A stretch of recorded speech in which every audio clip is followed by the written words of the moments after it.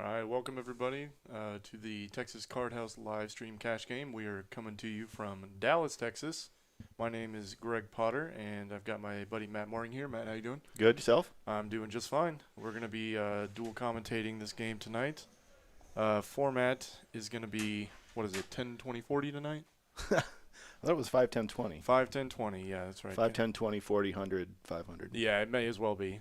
This game is going to play absolutely gigantic as far as I'm aware. There's no cap on it. Got quite a lineup for you tonight. A lot of local players, a lot of very strong players. A lot of people would like to get in there and mix it up.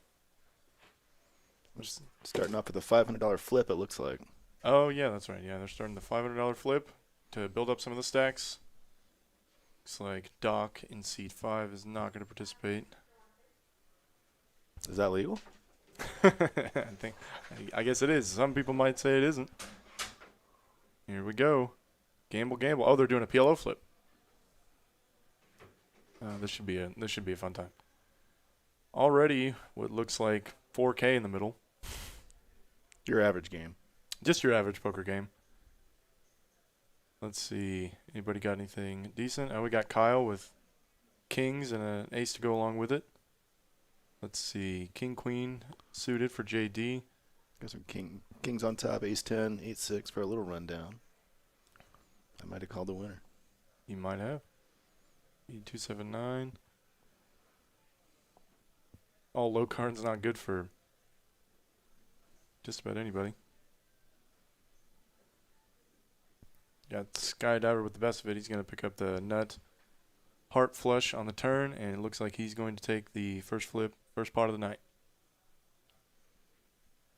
A lot of strong players in this game tonight. We got Will in there, who is a good tournament player, won the River Series a couple years ago. Kyle's a fantastic cash player. He's been a local player for a long time. We got Donkey in, was that seat 6? Yeah, seat 6. That guy likes to really bring the action to the game. I think he was pretty much running the game last week with our inaugural 5-10 show. Pretty much, yeah. He cleaned up pretty well in that game. Got involved in a lot of pots, pulled a lot of bluffs. Ran into aces once, but it was definitely good content. So there we see we got about 120,000 on this table already to start the game out with. That's about what it looks like. Not a bad start. Not a bad start. Big game playing here. This is pretty indicative. This is a little, again, larger than most of our games, but this is how our games here at TCH go. We tend to have big stacks at the table, a little different than the 100 big blind stacks you might be used to at your card house. Yeah, the games here are everything aside from 1-2 is either match the largest stack or is straight up uncapped, so you can buy in for pretty much whatever you'd like. And a lot of times you are playing deep set poker in these games. You're playing, up anywhere from 500 to 1,000 big blinds deep. A lot of cool meta dynamics that develop as a result. Not going to be seeing a ton of straightforward poker, especially at this table, I'm sure. Well, this is the first hand. Let's find out. Let's see. Kyle under the gun here. Or is he the big blind? No, he's under the gun. And Kyle's the big blind. And like I said, we do have 3 blinds in this game, 5, 10, 20. And I'm sure there's going to be some $40 straddles coming out. I'm surprised they haven't done a mandatory straddle yet. Got Skydiver with ace queen. Going to 3-bet it. Perfectly fine and standard in the cutoff. Bryant looks like he's going to defend his button with the queen 9 suited.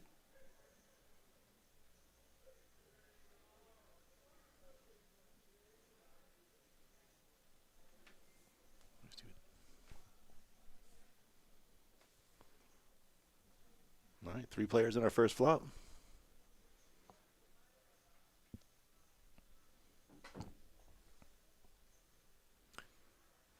Skydiver going to flop the best of it here on a relatively dry board. Already has a large range of advantage. In fact, he's probably just going to go bet fold fold a lot of the time. Got a backdoor flush draw for Brant. Not going to see a turn card with it though.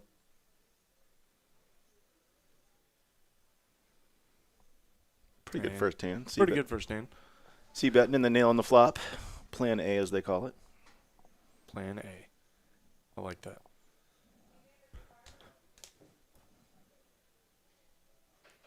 Rousing first hand, that one was. I'm certain the action's going to pick up a little bit as we go. Probably the most straightforward hand we're going to see tonight. I actually was about to say something very similar. That is probably going to be the most straightforward hand we're going to see tonight. These players really like to get in there, mix it up. They all also have a lot of history together. They play here in these games a lot. I've played with a lot of these guys, and you're going to see some big leveling wars between these people. They're certainly not going to be sticking to any sort of game theory optimal play here. You know, I'm going to be honest, I'm actually surprised he hasn't folded that hand. He usually loves to play those low connector hands. Maybe not this time. Maybe not from early position. Shies away from the earliest position. It's more of a 3-bet hand than an opening hand, I guess. Yeah, no, I agree. It's pretty vulnerable. You pretty much have to fold to anything else, any aggression you face. John Ryan going to limp in here with 3 deuce. I like it. Try and see a cheap flop. Will's not going to let that happen, though. He's got ace-king suited. And he does bump it. Yep. Looks like he bumped it to 125 or so. That's correct. Doc going to defend the biggest blind with a suited jack.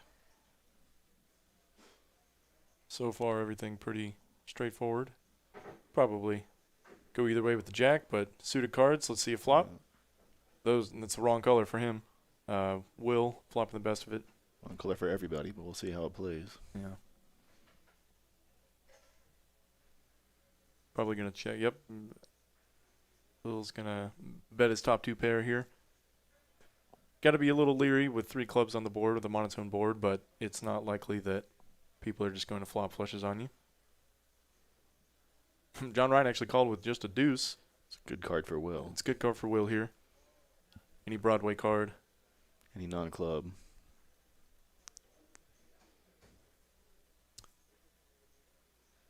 And actually, it's a great card for Will because he gets a lot of value from a lot of worse aces. One that he was already dominating, but now a lot of 2 pairs are going to pay him off. Wonder if John Ryan is going to think Will here is going to be making a move on him some portion of the time. Doesn't look like it. Folds the deuce. Gets out of the way. A non-believer at first, but he believed it. He believed by the end of it. That's definitely a hand. Just with that, I'm not sure how many turn cards he can actually continue with 3 deuce there, unless he's putting Will on exactly a stone bluff. Probably just 2 of them, I imagine. Probably just 2, yeah, 2 or a 3. Maybe just 1, yeah. Yeah. Not a lot to be seen so far. But at this table, people will definitely put their money in light, as they say. Oh, absolutely. In fact, I'm certain we'll see a lot of that. The flops have been kind of playing themselves thus far. That's one of the things different about this game, like with the deep stacks, different than the shorter stack poker. A lot of us at play is the play gets a lot deeper too. They do set up bluffs, do set up turn and river bluffs. Exactly. It's not just where people are looking to get all their money in on the turn, on the flop.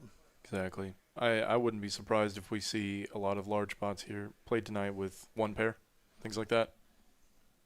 As mentioned earlier, these guys have played a lot together. They've got a lot of history, and they're probably going to be looking to make some moves on live stream. There's some big smack talking rights at the end of this. Oh, I'm certain there is. I think that probably means more than the money at some point. Absolutely, because they see these guys so regularly that it's going to be a lot of fun to talk about it after the fact. Oh, we got some exposed cards here from Doc, making a tight fold with the 10-7 offsuit. 3-bet from Jacks, and going to be called by Queen Jack suited. Brant drawing 2 straights and a queen here. Flop comes all low. Definitely a lot better for the 3-betters range. It's not often that Brant's going to call with tons of 7s, 5s, and deuces that aren't exactly pocket 7s, pocket 5s, and pocket 2s. JD makes pretty standard continuation bet here. There's also very dry board. Full rainbow. Wow. And playing back. Playing back. He's going to see a turn card, and I do not fault this float here at all. This board should whiff a lot of JD's range as well. Now, will he play off the 5? The 5. Trying to think of who that's actually better for. Probably still Brant on average.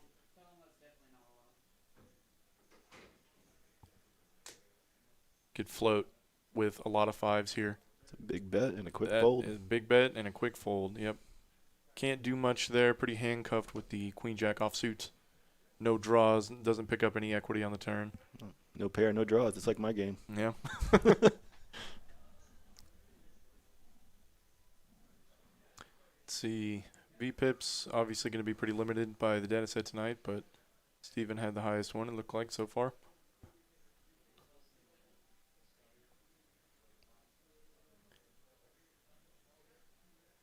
For those of you in the Texas area, we've got a very large tournament coming up next month. It's going to be a 500K guaranteed. Going to be probably one of the largest tournaments we've ever seen in the state of Texas, if not the largest.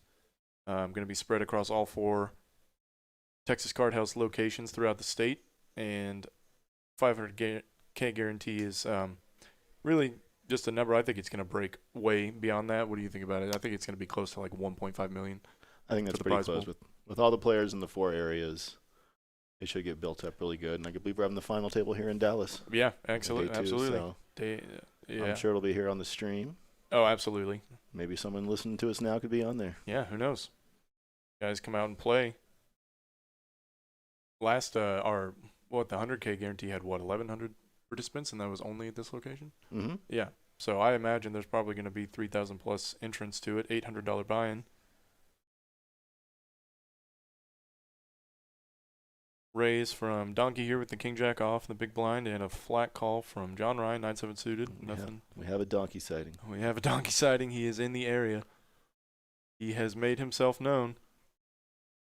Goes ahead and checks the gutter ball to the 10 to Broadway. John Ryan's going to bet with backdoor straight and flush draw.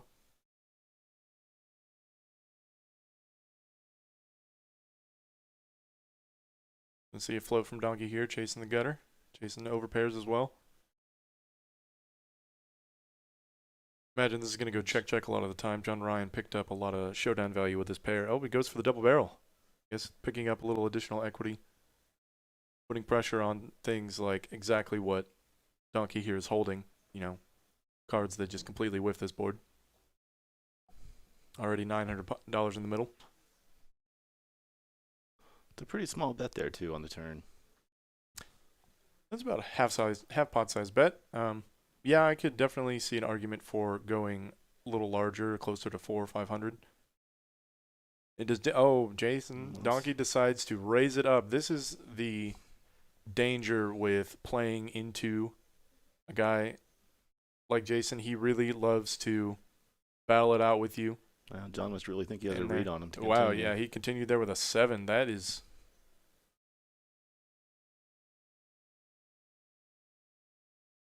River pretty much bricks out for the most part. I still think this card is better for John Ryan a lot of the time. I think Donkey here is going to go for a pretty large bluff size, probably close to 2,500. Oh, he decides to check it. Decides to go ahead and give it up here. Check and check. Check back. Going to get shown the bad news. Got called with a check raise with a 7. Yeah, nothing. Excellent. Well, played it really well, though. Yeah, I think so. The aggressor on the flop and got a little lucky and stuck with his initial reads. Yeah, absolutely. Stacking chips. Well played, John Ryan. Does anybody else get that action? Yeah, certainly not. There's not a lot of players that will get called down that light, but the danger with a player like Jason Donkey here is whenever he has it, he pretty much gets paid every single time. You cannot lay a hand down to him. You can't fold to him, especially for instances just like this one. Like he was willing to put $1,200 in the middle on a 4-outer. You can't fold to that guy. And so whenever he does have it, he's going to put you to the test. And he often likes to go for your whole stack when he does, because he's self-aware. That's the other thing, is like people might look at his play and think he's crazy or something, but Jason's perfectly self-aware of exactly what his image is. Very much a method to his madness. Absolutely. Setting up plays with plays down the road and whatnot. Yeah. Very meta game. Absolutely. And he's got gamble in him, so. There's a little bit. I think there's a little bit of gamble involved. Absolutely. Brant runs it up, ace-jack suited. Probably not going to see too much action.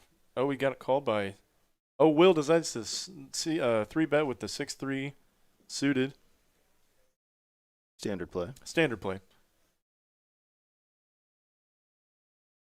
Oh, we're going to see a 4-bet from 4-bet Brant and and a a fold. snap fold from Will.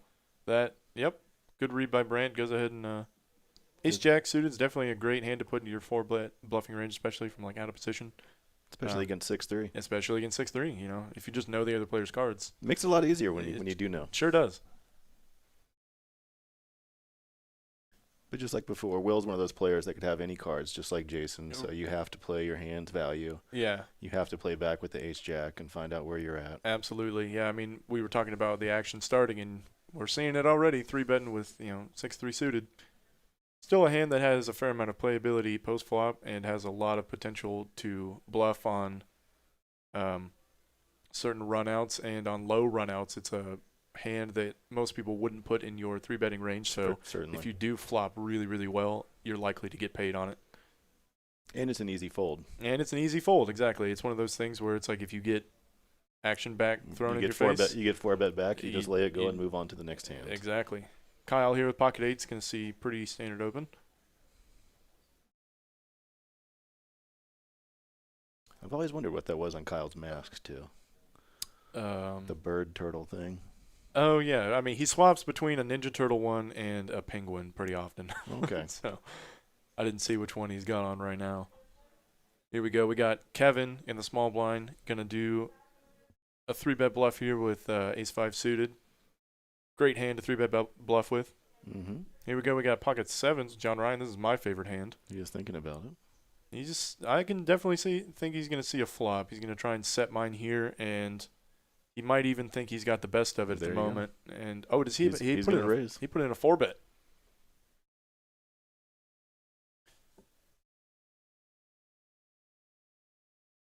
It is a little risky, I think, to 4-bet with a pocket pair like this because you don't hold any blockers to strong hands. And here's a great example of here comes Skydiver showing up with it with the 2 queens. But even this hand is in a pretty tough spot because, I mean, he can't fold, but he has to debate between either calling or 5-betting, and it's probably not likely that you're going to have a 5-bet range. Kyle folds in a game like this. A lot of strong hands in this hand. Yeah, Kyle gets out of the way, easy fold, I think, with the pocket eights, despite it pretty much dominating. Once the call, the 4-bet too.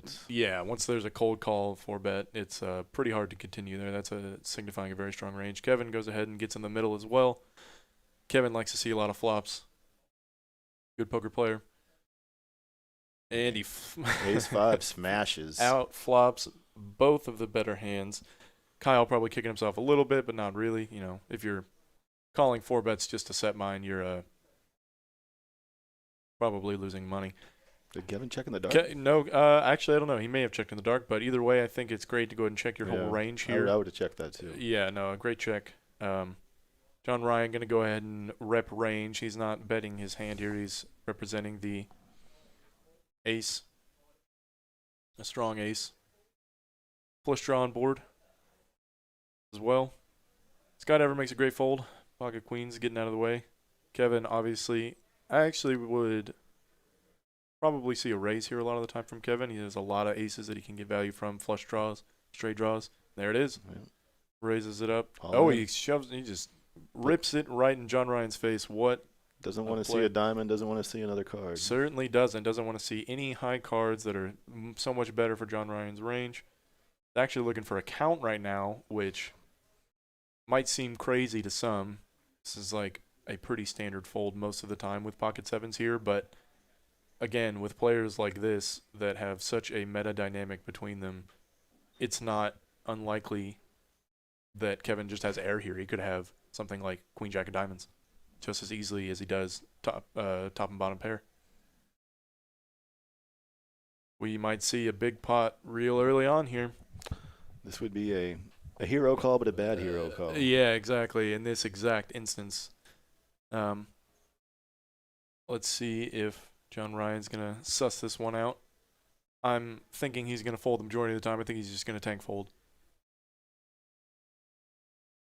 Got to maintain your image in these kind of games. You can't just snap fold your hand.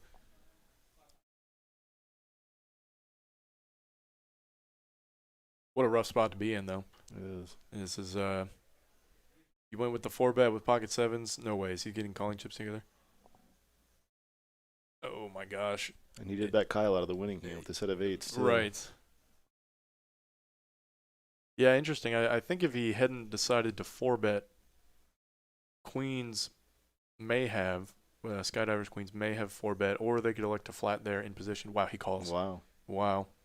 What a call. This is, you really got to have a good read or something on Kevin here. Yeah, you must really put him on the diamonds or something. Yeah, I mean, this is a pretty wet board in terms of draws. You know, there's a lot of straight draws, a lot of diamond draws. I think Kevin would be much more weighted to a diamond draw if he decided to bluff in this exact way.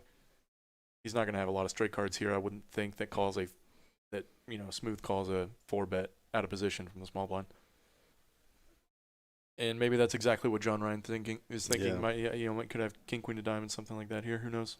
Because maybe think he's overplaying ace king or ace queen. Oh, that too. Yeah. Something like that. That's why he put him on the diamonds. Oh man, Kyle probably just kicking himself, binking quads with the case 8 on the turn, and ace. John Ryan's gonna be showing the bad news here, losing a. Oh, they're running it twice. Same result. Same result. Kevin scooping a massive pot here, roughly a 13K pot, gonna profit 6.8K. You guys see it. We have action here in Dallas, Texas. Plenty to be found. Come join us here. Not a bad first orbit. Not a bad first orbit. What is that, the fourth hand? Something. Yeah, fourth hand, and people already getting stacks in. No need to warm up. No need to warm up. Not at all. These guys are going to be coming after each other pretty hard here. And look, I can already see Kyle sitting there talking to Doc. Guess what I folded? Guess what I folded? Nobody cares. Yeah, nobody cares what you folded. I folded quads. No one cares. Should have seen a flop then. Yeah, he's got the penguin mask on right now. I think it's just a penguin. It's cute. I like the masks in poker. Oh, yeah. You know what? I think they add to the outlaw effect. It makes everybody look a little bit. A little dirtier. Yeah. No, it's nice. I always love seeing the creativity people have gone with these masks. You know, the ones that there are some that are straight up unsettling though, like ones that have like pictures of their face on the mask, but it's way too large for what it normally is. Those creep me out. It's their only redeeming quality, I think. Yeah, exactly. Kevin gonna take a minute here to have to stack these chips up. Let's see. It looks like most people are sitting roughly 10K deep. I wonder if they capped it. I'm thinking they capped it. Some people came in at 15 or so. Oh, did they? Okay, I didn't see these. Oh, yeah. Okay. Well, Kevin just doubled up. So, let's see. Donkey gonna open it up with the Queen 9 offsuit and the cutoff. Perfectly reasonable. I imagine we might see a 3-bet here from Skydiver. This is a great hand to do it with, but flat calling is also perfectly reasonable. Brant gonna get right out of the way. Oh, he called. No way. He's calling with 7 deuce. Wants to see a flop. Brings the gamble. Brings the gamble. I think this is a lot of time. He just wants to try and outplay the other two so he can show down 7 deuce. It's a fine feeling. One of the good feelings in poker. It's a good one when you get a good bluff through. Getting a bluff through, seeing aces in your hand, those things still just feel good at the table. Give you that light heartbeat. Board pairs on the flop. Checks through, and the turn's going to be a queen. This is going to be an action card. It's going to cost Donkey a lot of money here. He's definitely willing to call down when he flops just about anything at all. Pot 965.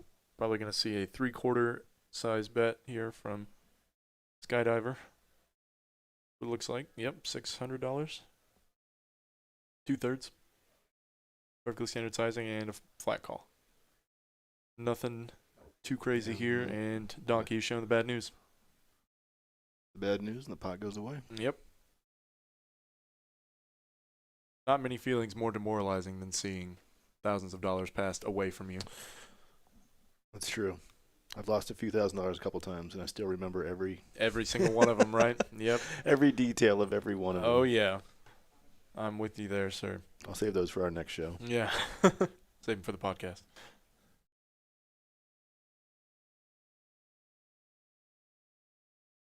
What else we got going on in Dallas right now? But, well, everything's opening up. Clubs and bars. Still got the best poker. Still TCH. We're here every night. We are here every single night. Yeah, we're actually about to move to 24/7. Most of the time we've been open 24/7 anyways, as we don't typically close if we have 2 tables or more. And I actually don't even know the last day that we closed here, despite having that. I think there was one day where we closed for like 3 hours. Yeah, I've been in several major poker markets, and the Dallas market is about as hot as any of them. About as good as it gets. I actually think Dallas and Texas in general is going to become the new poker mecca, sort of. These card rooms are popping up everywhere, and with COVID having shut down a lot of Vegas, I think a lot of players are going to be moving here. We're already seeing it a little bit. I've met a lot of California players here, met a lot of California dealers here as well. California and Vegas poker dealers. Yeah, I'm going to Vegas in 2 weeks, and it's still plexiglass there and shorthanded, and it's not near as enjoyable as playing in Texas. Sure, of course not. And the play isn't near as fun either. Yeah, we really like to gamble it up here in Texas. Nobody folds. They like to gamble. Everybody's really friendly here. If you come to Texas and play poker, you're going to have a great time. You're going to have a good time. Skydiver flopping the nuts here. That's a good time. That's a good time. Again, especially when your opponent, JD, has top pair, top kicker. Going to be a slam dunk C-bet from JD. With Skydiver holding the 10 of clubs, I think he's probably just going to call a lot of the time here. This early, this deep, I think it's probably going to be a call. Yeah, I agree. 35. Nope, looks like he's grabbing raising chips. Yep, he decides to raise it up. Looks to be about 1,600. Very polarized bet, but I like the size. JD's going to call a lot of the time here. There's really no reason for him to fold just yet. He can't exactly fold to one raise on a board that is this wet. There's so many straight draws out there, all the flush draw in the world. It doesn't. He doesn't hold a club in his hand, so it's a lot likely that his opponent could have something like a flush draw here as well. An ace on the turn would be a pretty action card. That is not a card that is really good for JD. He might actually find a fold here a lot of the time. So many straight draws just got there. And even a non-straight made hand. Exactly. Even a non-straight main hand now is 2 pair. You know, if he decided to raise with something like king queen with the king of clubs, that now has top 2. Although we haven't seen many hands, Skydiver's been playing his hands pretty much face up. Yeah. Pretty much for value. Looks like Skydiver's going to be all in here. He's going to just overbet the pot. Wow. I think JD has an easy fold a lot of the time here, but I do like the sizing from Skydiver here on the turn. He knows that that card's not going to be good for JD a large portion of the time, and he would love to use that same exact sizing with all of his bluffs. And betting that big makes it look really bluff heavy. He might get called light. It does. Well played by both players, I think. In case he has the clubs or chasing something else too. Exactly. It makes it hard. Yeah, it makes him hard for him to realize all of his equity if he has some.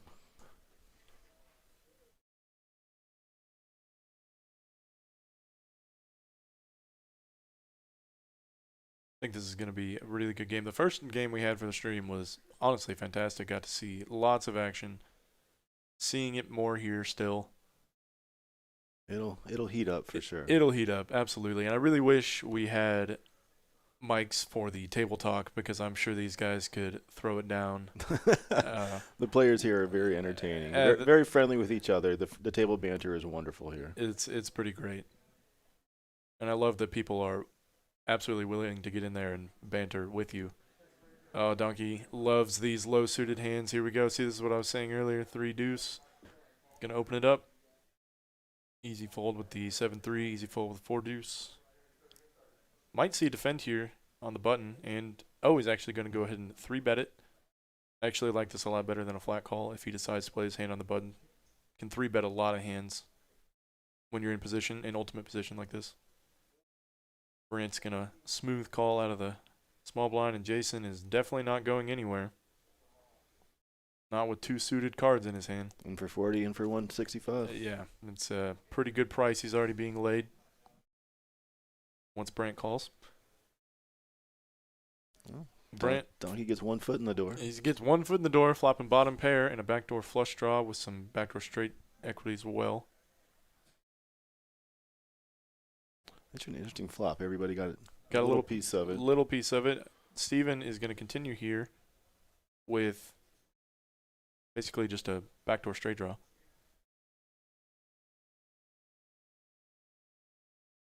Repping range here. Once again, these lower pair boards are usually a lot better for a 3-better's range when facing 2 callers. However, betting into 2 people is always speculative, but we're going to see a lot of action in this game, so I assume it's going to happen quite often. And Steven picks up the best of it on the turn. It's probably going to go... I would actually think this would go... Fortune favors the bold. Oh, it sure does. At least in this exact instance. Your draws don't hit if you don't bet them. Here we go. Steven's actually going to go and continue betting with 1,000 into 1,300. Good size. He has the best hand a lot of the time here. We might actually see a raise here from Jason. I would not put that outside of his wheelhouse. It would certainly put Steven's exact hand in a very tough spot. Oh, he's going to let it go, though. Discipline fold. Discipline fold from Donkey. Not usually 2 words that I hear together is discipline fold and Donkey. Wonder what cards he would have gotten a call if he pairs up, double pairs. Yeah. Hits trips maybe. And there are a lot of river cards that he could turn into a bluff there, like anything that completes, that puts out the 4-liner to the straight or anything like that. A lot of good river cards to bluff, but I think that the fact that the turn wasn't a spade probably leaned him a lot closer to a fold.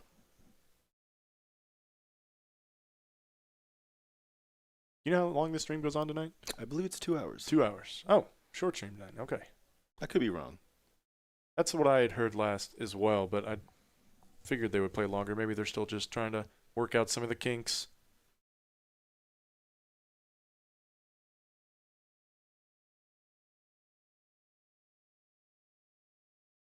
See, I think they're doing 5, 10, 20, and I'm certain there's a $40 straddle since Donkey's just going to call here, and the average raise size has been to... Just 2 open limps for him in a row. Yeah. He likes to do that a lot. He likes to try and see flops cheap, a lot of flops cheap. And we're going to see a 3-bet here with a suited ace in the cutoff from Steven here. I like this play. Got to throw some low suited aces in there to balance with your stronger suited hands. Definitely hit the lock. Had a couple of them work out. Yeah, so far he certainly has. He had the ace-5. No, that was someone else with the ace-5. Yeah, that was Kevin. That was Kevin with the ace-5. Kevin, I think, let's see, where is he at? He's in +3. This could go either way, I think, between a call and a fold. And he does go ahead and fold. He's out of position with non-suited cards. Not as much post-flop playability. Oh, man. I mean, Steven doesn't have much on this board except for an over and a backdoor diamond draw. He's continued on his bet so far. We'll see if he does it now. I'm thinking he might lean towards it. The overall range advantage is still his on this dry of a board with queen up there. And he does go ahead and decide to bet. Skydiver, obviously, with the effective nuts, just loving his life right now. Speaking of good feelings in poker. Exactly. When you got a set on a dry board and someone's barreling into you, great. And he Hollywoods for just long enough. Just long enough to consider it. He's like, okay. I like just a flat call here. There's not a lot of point in raising on a board like this. It's what's called a very static board. And then let your opponent get a little piece of it. Exactly. You want him to catch up a little bit. You fold out all the worst hands and only get called by better. And if you're playing poker just to look into cooler people, that's probably not going to work out for you a lot. And we're going to see a fold a lot of the time here. Yep. Yeah, that 8 is definitely better for Skydiver. Not just for his exact hand when he boated up, but a lot of time the second card pairing is much better. Almost an action killer for him. Yeah, a little bit. But he'll take it. Yeah, he would probably love to see any diamond. In fact, if there was a diamond on the turn there, I think Steven would have bet, and he probably would have gone bet raise a good portion of the time.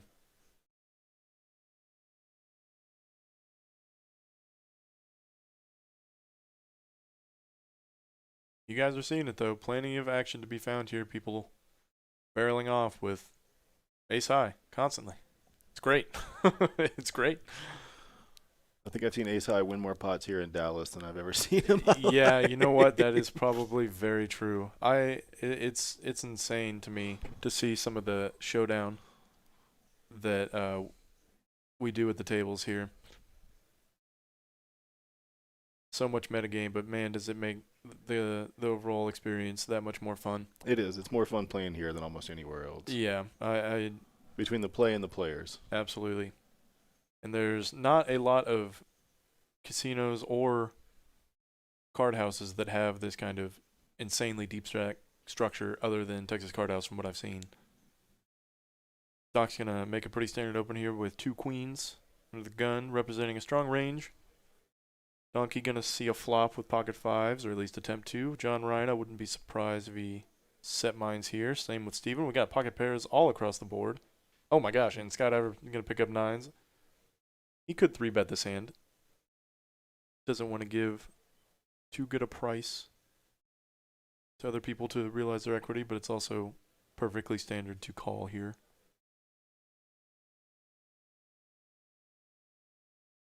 And I think JD, if he plays this hand, I think he's actually going to 3-bet it. Yeah, he's going to be 3-better fold for this hand. It's not always great to flat a suited gapper in the worst position in poker, the small blind.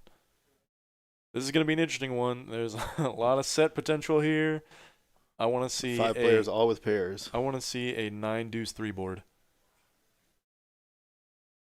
Well, there's the 3. Get the 3s in. Oh, this is such a on its surface, this is an excellent flop for Doc, and we're going to see a continuation bet a lot of the time here with multiple players in the pot. I think he's probably going to size up something like 600-700. Yeah, this is like looking down a graveyard, though. Look Yeah. at all these players waiting for you to put your money in. 100%. Man. Oh, man. Can't be too excited to have 5 people go to this flop.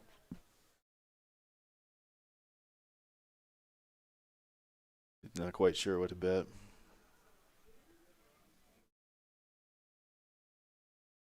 Kind of crazy that we're seeing 5 pocket pairs go all around right Only now. one set. I thought for sure we are going to have 2 sets. Oh, I was at thinking least. so. With this many pairs out there, I bet on the turn it's going to set up somebody who folds here on the flop. That was a big bet, too. How much did he bet? A full pot size bet. I actually kind of like this when there are a ton of cards that dramatically reduce the value of your hand. Well, you're gonna find out who's got it. That's Yeah, for sure. that's definitely for sure. I mean, the thing is he can do a big bet like this a lot of the time, and then people have to fold. Yeah, things. it's hard to play back and make a semi-bluff stab at it because it's so big. Absolutely, yeah, because if you do get raised with a bet that large, you can just snap fold your hand a lot of the time, and it's not really profitable for bluffs to do that much when facing such a large bet. Just going to see a flat call from Steven once again. Good to oh my god. Oh, that's a good turn for him. That's a good turn for him, all right. Lock That's it up. The case 3 on the turn. No potential for queens to win, and this is a deceptively good card as well for Doc, who looks like he's just going to ship it here and get snapped off. Yeah, I think that's a call too. Yeah, yeah, I would certainly say so. Yeah. Oh no, yeah, that's actually. He sees the news. Yeah, sees the bad news. Seeing the 3 pair on the board though is like normally a very safe card for an overpair like this, but this is nuts. Queens getting cracked by old pocket 3s. Yeah, there was no reason to run it twice there. There's no way Doc can win this spot. There you go. More pots for Steven. More pots for Steven. Just binking quads. That's all you got to do, guys. Life is good. Life is good. Life is good when you find the run good. Doc rebuying. He's coming back in. He's got to get those chips back. Can't let him go that easy. If you guys are listening on the stream and giving us a check out, go ahead and give us a quick like. Get some more viewers here for the Texas Card House live stream. I think this particular stream is going to blow up a lot here in the next couple of months, and these are going to be some of the biggest stream games around. The bike isn't doing any sort of streaming right now, as far as I'm aware. So this is pretty much where you're going to be getting your high stakes poker content. So once again, give us a like, give us a shout, go ahead and comment in the comment section. Yeah, I do think the Hustler is going to be doing live streams from their casino. Oh, are they? I'm not sure what Live with the Bike is doing, but TCH, we've got streams coming from Dallas twice a week and Austin 3 times a week, and we're probably going to do special tournaments and whatnot. Cool. So there's going to be definitely more coming from TCH Live. Oh, absolutely. And so far, with this being such a pretty, early stream, looks like they're having some trouble getting a chip runner up to the main table. Doc, I'm certain, wants to get right back into the mix after getting stacked so spectacularly by the quads. Wants a chance to win some of that back. You can't leave after losing the quads. Oh, you certainly can't. No, you got to get back in there and battle it out. And with as action heavy as this game is going to be, I would love to have money on the table in this game. Yeah, and he doesn't even want to miss one hand, which is perfectly reasonable. Especially, and that was nothing but a cooler. It's gonna. Yeah, happen. oh, absolutely. There was nothing wrong with his play in that instance. That just sometimes you run into the nuts, and if you don't every now and then, you're probably not going for thin enough value. So,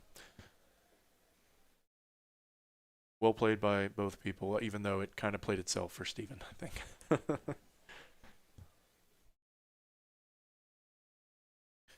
Oh, he's sitting out and waiting I think for he's chips. Gonna go ahead and sit out, and this is I was kind of wondering how they were gonna, do the chip running for a table like this, because obviously the chip runners are gonna be focusing on the main floor. A lot of the time, we don't have many chip runners just yet, and it looks like it's going to be a little bit of a wait, and there's also not a lot of communication probably coming off this table. It's all pretty centered on the stage, I would think. Oh, good to sit out his blinds and come in behind the button. Win-win. Win-win. See, Skydiver going to open it up. Yeah, there's definitely a $40 straddle. We're playing 5, 10, 20, 40. Opening with the suited ace. Suited ace here, pretty fine and standard. JD looks like he's going to defend his button with the one gapper here. Maybe not. Nope, maybe not. Doesn't look too happy to see those two cards. Thinking twice about it. Thinking twice.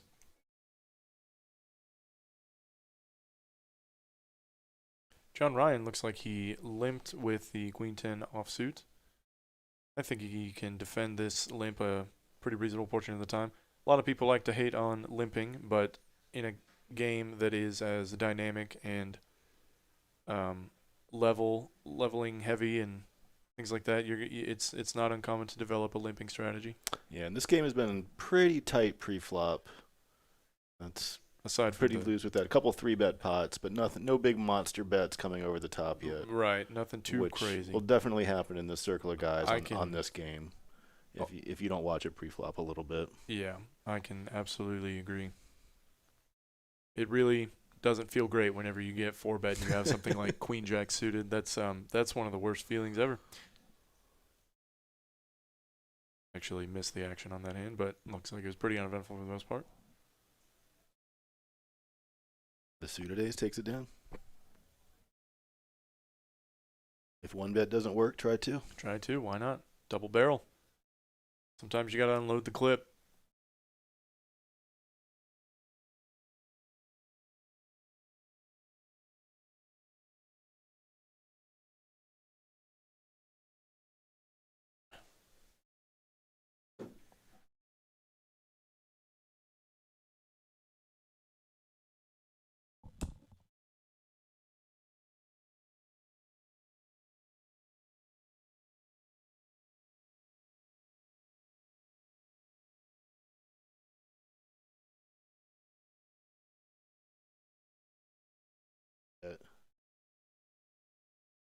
No real wacky hands hitting out of left field with bizarre raises. As long as we can get the cards to the right people. Yeah. I mean, the 6-3 suited was definitely out there, but we didn't get much action for it. Yeah, that was setting up for something nice. Oh, absolutely. For a typical TCH play. Yep. I'm sure we'll see one of them hit. Oh, yeah, I'm certain we will. Over the left field wall. I kind of want it to be donkey. I really do. He's so good for the game. He's so great for the game, and I love the fact that Jason's also a pretty good guy. So like I've also said this. He's like completely self-aware. He knows what he's doing, and it's just great action for the game. And a lot of times, it like we mentioned earlier, gets him paid. Yep. He wins big pots and loses big pots and acts like a total gentleman. Absolutely. The entire time. He's just there to play for the fun and has fun with it. We are getting some action here now. Kevin finally picking up a real premium. Going to 4-bet with 2 kings. 8-5 suited got right out of the way into the muck where it belongs. And JD definitely don't mind a fold here. You could see a flop, I think, being this deep in position against 2 players. With the ace-3? With ace-3, yeah, especially so. if it's suited. Obviously, I think if he had opened up or decided to 3-bet with ace-3 off, then that's an easy fold. I think versus the players, yes. Yeah. Because you're going to see Donkey open up. You're going to see people playing him. Gives those speculative hands a lot of room to breathe. Sure. And Donkey makes a great fold. King-Jack. Kevin picking up a small one with the Cowboys there.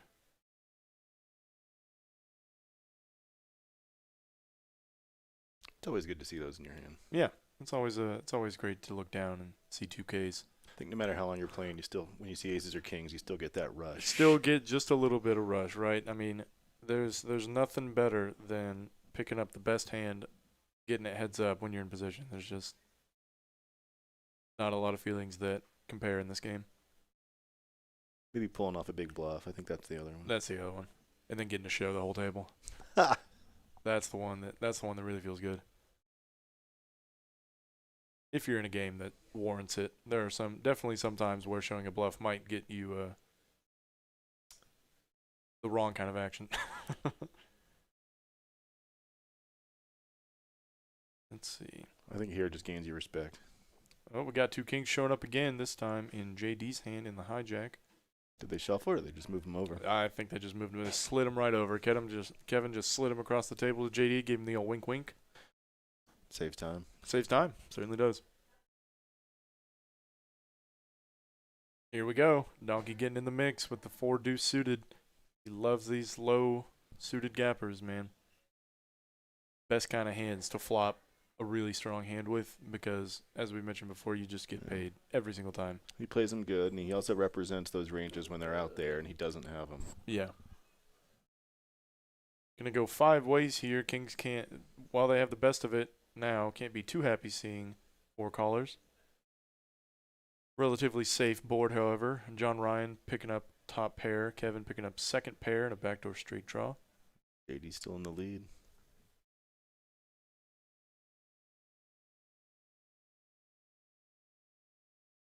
Two overs gonna see. We see a donk lead here. We did from John Ryan with top pair. This is a reasonable board. Low boards are pretty reasonable to do what's called donk leading, where you lead into the pre-flop aggressor. Because it's more often that you're going to have lower cards in your hand than guy that opens. In this case, it looks like he's about to value himself a little bit, but we'll see what the turn brings us. And Kevin comes along for the ride with second pair. Turn does not help anybody. Nobody's happy to see that card. Freezes JD. Sure does. Doesn't help anybody else. He's going to check through a lot of the time. JD may actually elect to bet this. He decides to check. I think it's a good betting spot after the check. Yeah, it's a good bet. There's not a lot of ace highs that your opponents are going to float there except exactly ace X of clubs. Kevin moves from worst to first. Worst to first, picking up 3 8s on the river. I don't think he's going to get a lot of action, though, with the backdoor flush coming through. Especially with the ace out there. It's just an unfortunate run out for it, but it's not often that somebody's going to have hearts here, so we might still see a light call. I think John Ryan's probably going to get out of the way, and we may see a call here from JD holding a king of heart blocker in his hand. Might actually even see you raise. That would be fun. That would put Kevin in a pretty tough spot. JD is in a tough spot with the kings. Yeah. It's definitely a callable hand and situation. There we go, checking his hand for a heart, and he elects on just a call. Gonna get showed. Bad news. Worst to first. Here we go. King's cracked. Not holding up this time. So he may have missed a raise there on the flop. Yeah, you could. against there. There's definitely an argument for raising when someone donks into you. However, that kind of line looks insanely strong, and so you may not get as much value as you might if you just flat call.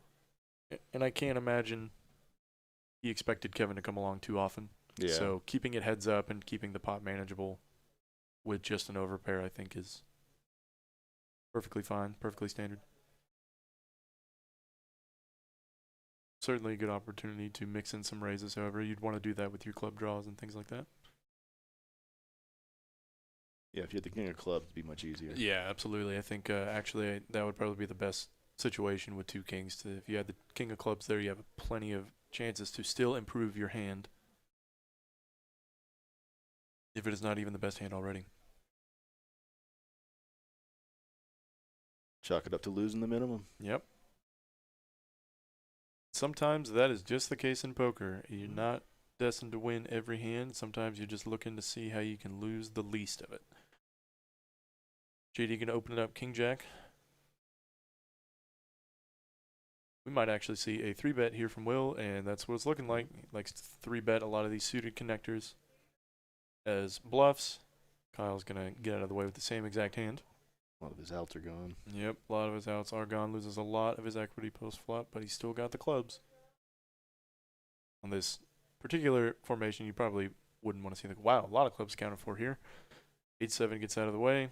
Probably still just going to see a call here from JD, but JD, I think, knows that Will is a capable player. We might see a 4-bet. Just a call. Put some clubs out there. Do it for us, Kevin. Heads up, just the king. No clubs, but probably this is going to be interesting. I think Will's going to c-bet this flop a lot. This flop is great for his range. Definitely favors his range. Yeah, if not his exact hand. Goes for a standard down bet to 1/3 size pot. It's a very difficult call with the king. Difficult call, but I think against a particular player like Will, you can float and see one turn card. Will might barrel on a lot of cards here. 10's actually probably better for JD a lot of the time. I think this is going to go check, check.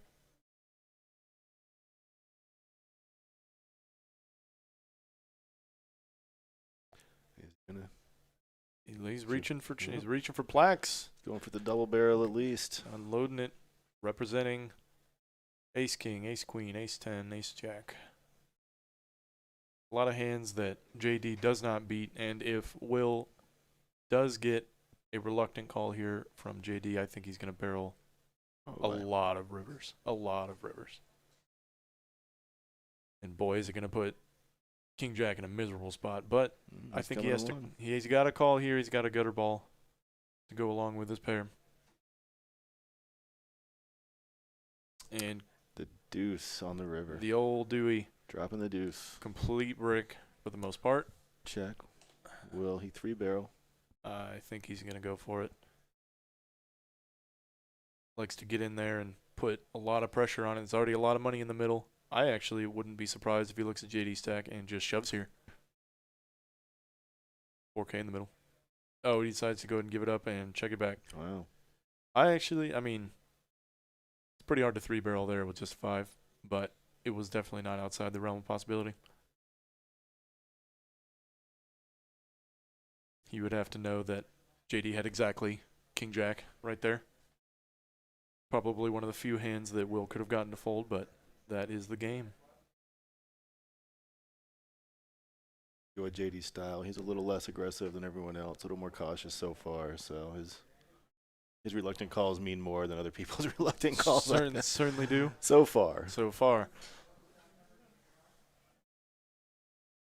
But at a game like this, where things are very volatile, sometimes a perfectly viable strategy is to just sit back, play strong hands, and bluff catch.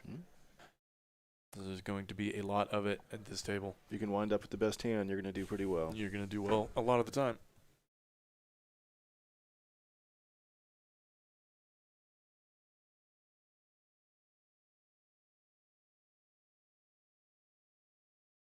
Pretty cold decked cards here. Donkey's going to limp in, calling the $50 straddle with a connector. Looks like in the button raise. button raise from Kevin, perfectly fine and standard. Kevin's an aggressive player. He's going to defend his button a lot of the time, especially against a limper. One gappers are well within his range there. It's a very playable, fun hand too. Yeah, exactly. Jack 9's fun to play. Hits a lot of flops.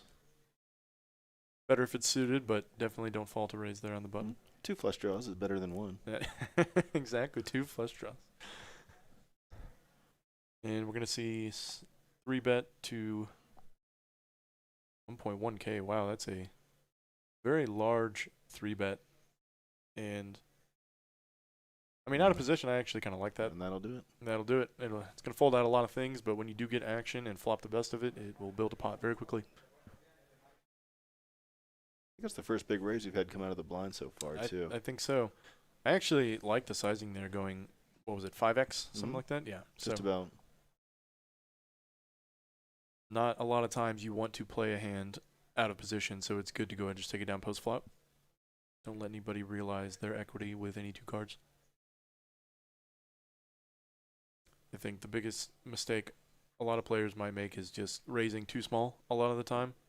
Especially in these big cash games. Absolutely. When you're deep stacked, you don't want to give opponents a good price to see a lot of flops, because the one time that you do could be the one time you get stacked for a lot of money. Especially with players like Donkey at the table and other people who like to see a lot of flops with suited gappers and things. Yeah, it's hard to put people on good hands, particular hands here. They can really have any 2 cards. For the most part. Yeah, these guys are playing all sorts of meta game here. See him play these trashy cards, and you think it might be easy, but it's hard when you're facing those bets, and you need to put them on a hand. Absolutely. Let's see, you're going to see a limp from Donkey here with the ace-deuce suited. It's good to put some stronger hands like this in a limping range, so you don't have to fold all the raises all the time.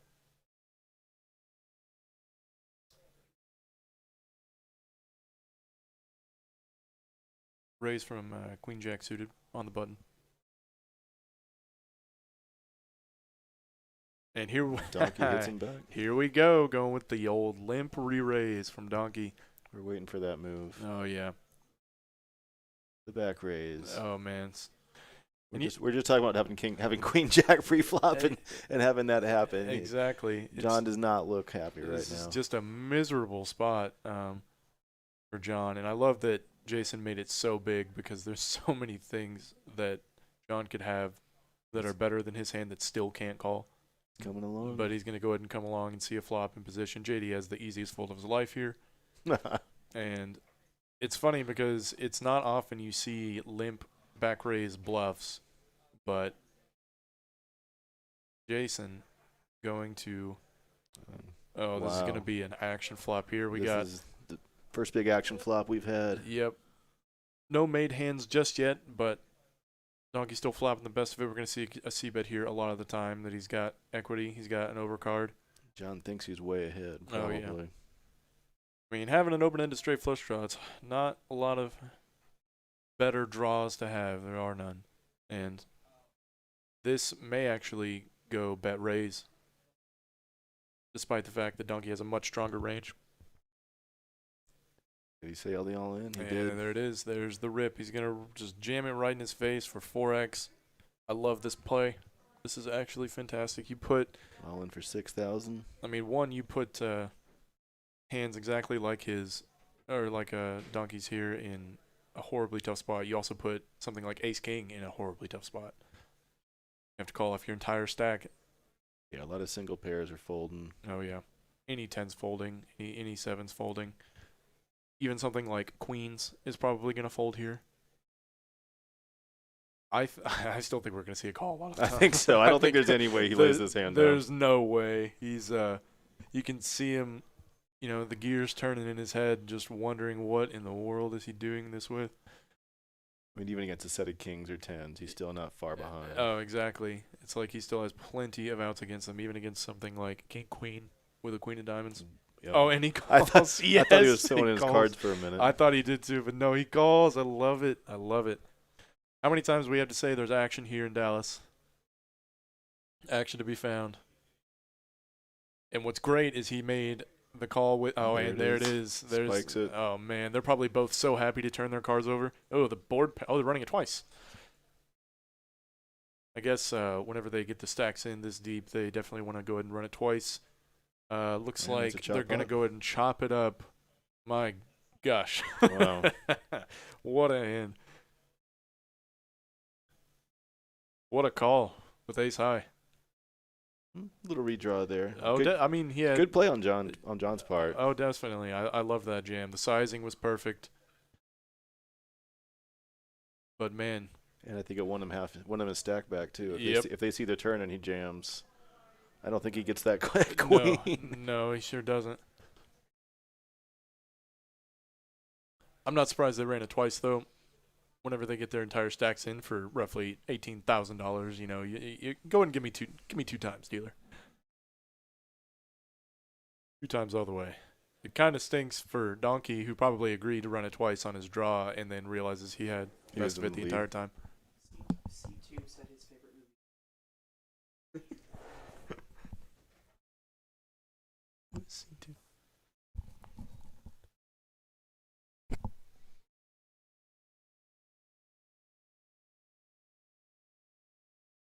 I think that's the biggest pot we've had so far. That is definitely the largest one we've seen.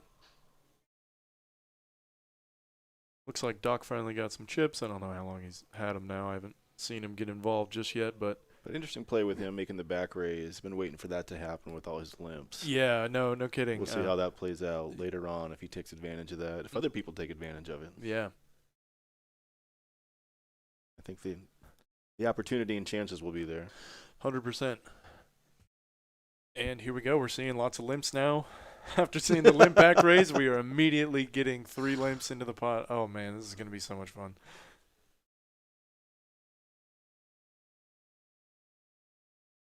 Once a limping dynamic sort of develops here, it's sometimes good to just hop on the bandwagon and go with it, especially with hands like these guys have, you know, suited kings, suited Broadway cards, things like that you normally wouldn't want to raise and then face a 3-bet. But once you limp and 3 people limp behind you and then you face a raise, you're getting just amazing odds to realize all the equity that these cards have, despite it maybe not being the best a lot of the time. Doc gonna flop second pair on a paired board. Pretty dry for the most part. No spade draws. We'll see if somebody makes a play at it. Yep. And this is actually, what is Skydiver? That's what he's doing, making a play at it. Making a play. I mean, you want to continue on boards like this with a lot of your range if you're the pre-flop aggressor, because it's not likely anybody has anything. And, King 4 actually just goes ahead and folds. Yeah. See? And even whenever they flop a pair, as long as it's not trips, you might just get one over on your opponent. Skydiver moving up. Skydiver moving up. Looking at the VPIPs here, some people may be playing a little tight. We also have a very tiny sample size, so haven't had a lot of chances to get in the middle, but I'm sure that will change. Hasn't been really set up for action yet. Yeah, not just yet. And the one hand with everyone was dealt pairs, and yeah, the hands were the 2 diamond hands going at it. Man, I love that call there by Jason. That was great. He was never laying that down. Oh no, I knew he wasn't, but it was just fun to see him actually follow through on it. Looks like they're doing another 500 flip. Yeah, another $500 flip here. Another big thing we do at Texas Card House is we like to do things like this that wouldn't normally fly at something like a casino. It's a pretty open structure for a lot of things, like flips and doing double board bomb pots and running it multiple times. You get a lot of freedom at the poker table. Like to have fun here. Yeah, we like to have fun here. That's really the crux of it, is that we want to provide a great poker playing experience for everybody, and doing things like this is a lot of fun for a lot of people, and for you guys watching the stream. Stuff like this is awesome. Doc, once again, not getting involved. It's okay. You don't have to participate either. You're probably going to face some peer pressure a lot of the time. People are going to make fun of you, but that's the worst part.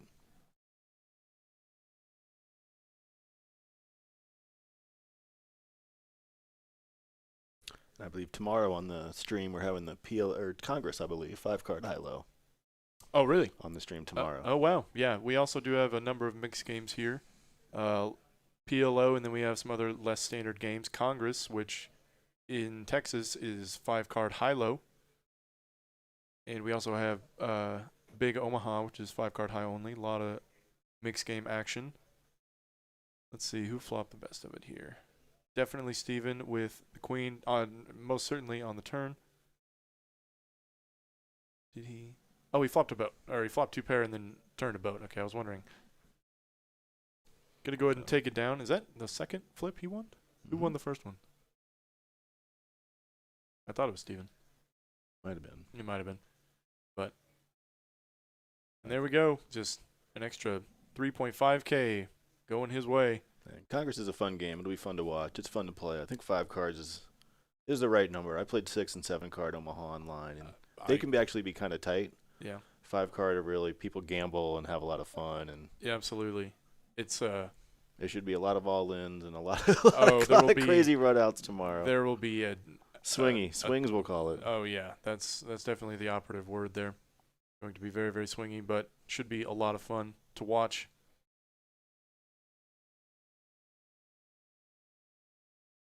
Unfortunate for people only tuning in for no limit action, but it's definitely a good time either way.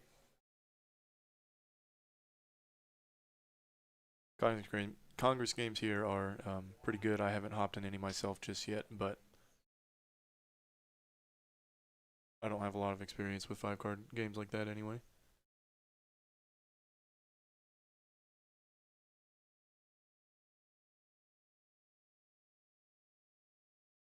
And once again, we are starting to see a limping sort of meta develop here. People are just going to try and get in the middle with any 2 cards, and I love it. It has changed since we started with one or 2 people kind of sneaking in. Now a lot of people are limping in with the bigger third blind brings that on. Absolutely, and it's Wasn't really expecting that dynamic of it, but that's what it's turning into. no, me neither, but everyone's wanting to get in there and battle. Got a raise on the button with 9-3 suited.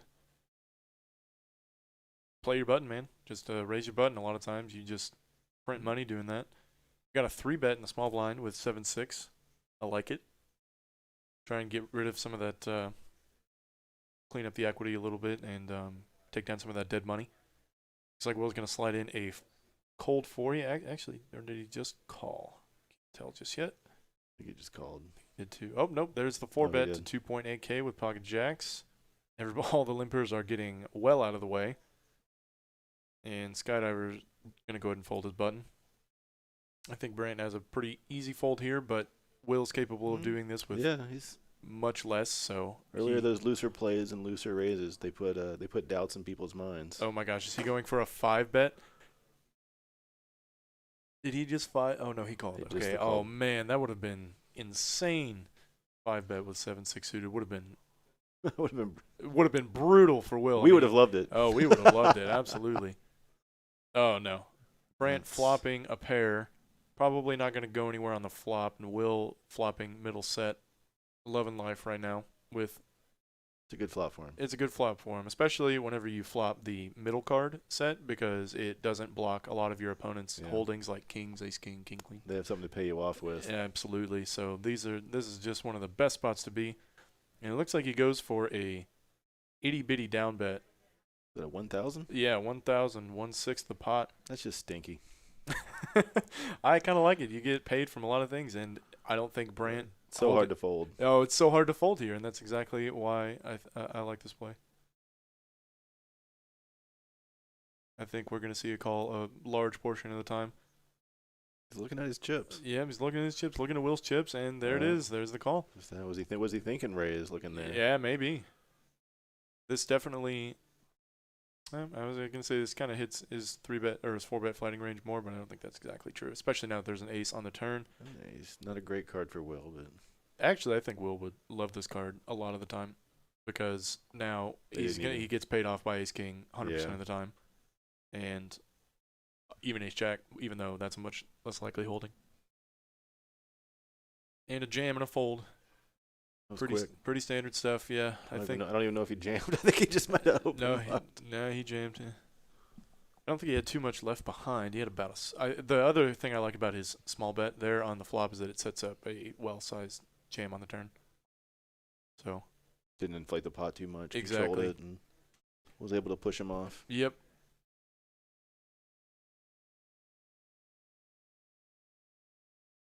Oh. Easy fold there with the 7, I think.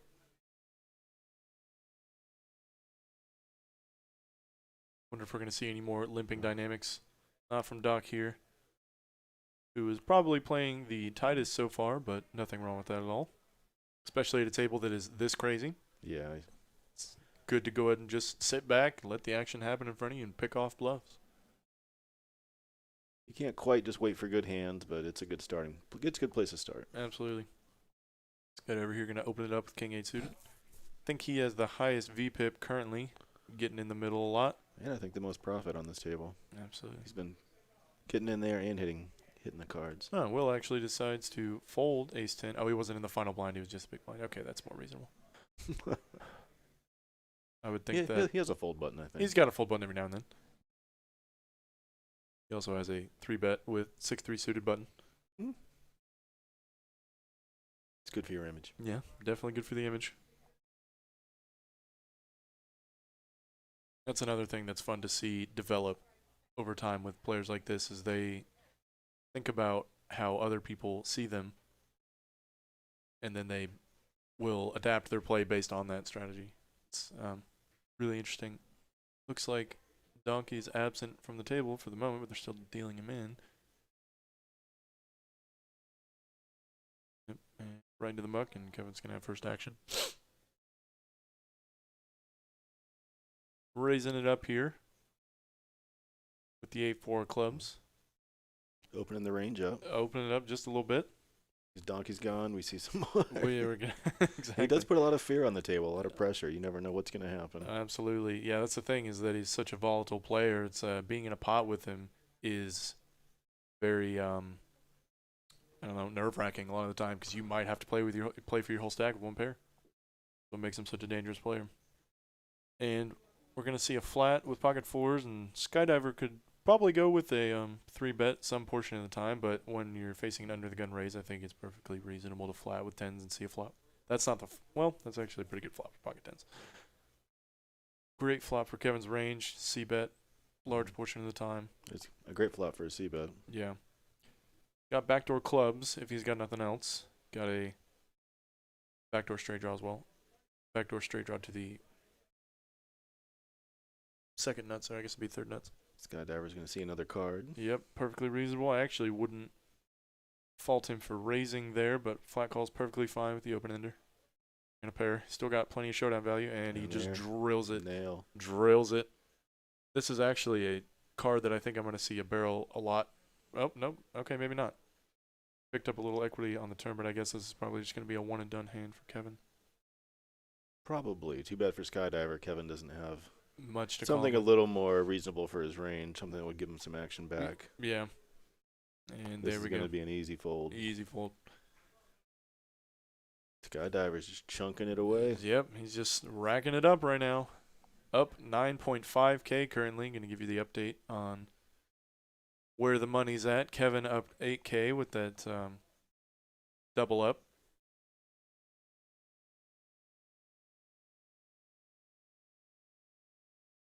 Lots of money flying around on this table. That's for certain. Mainly, kind of. Only one re-entry yet, though. Oh yeah, that's true. miraculous. I'm not too surprised.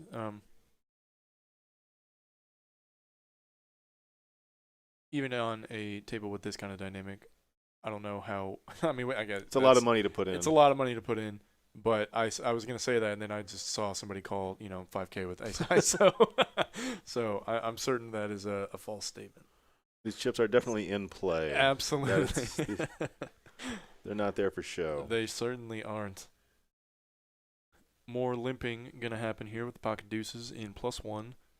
Raise it up with the snowman here in the hijack. John Ryan, I think, gonna set mine a lot of the time, and here it is. It's always fun hitting a set of deuces. Nobody ever sees that coming. No deuce to be found.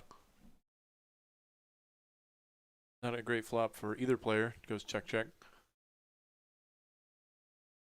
John Ryan may actually elect to lead here. Yeah, it's Oh, I love it. There it is. can represent the best made hand, and of course has that draw coming back. Exactly. And I also like Brent's flat here as well. Can't fold to just one bet. Folding there, you're folding probably too much. Might go for the double barrel below this. I think is a spot where Brent is going to have to fold if John Ryan makes it like 700. No, it makes it pretty tiny. A lot of things got there, straights, That's true. He could be good. flushes. He might take this exact play with like something like ace 10. Trying to eke out some thin value from worse. But unfortunately, it does also give your opponent a really good price to call. But this is also still a rough spot with pocket eights. You don't beat a lot. And does he decide to raise? Yes, Wow, that's a raise there. that's a big raise. That is a big raise to 1,500.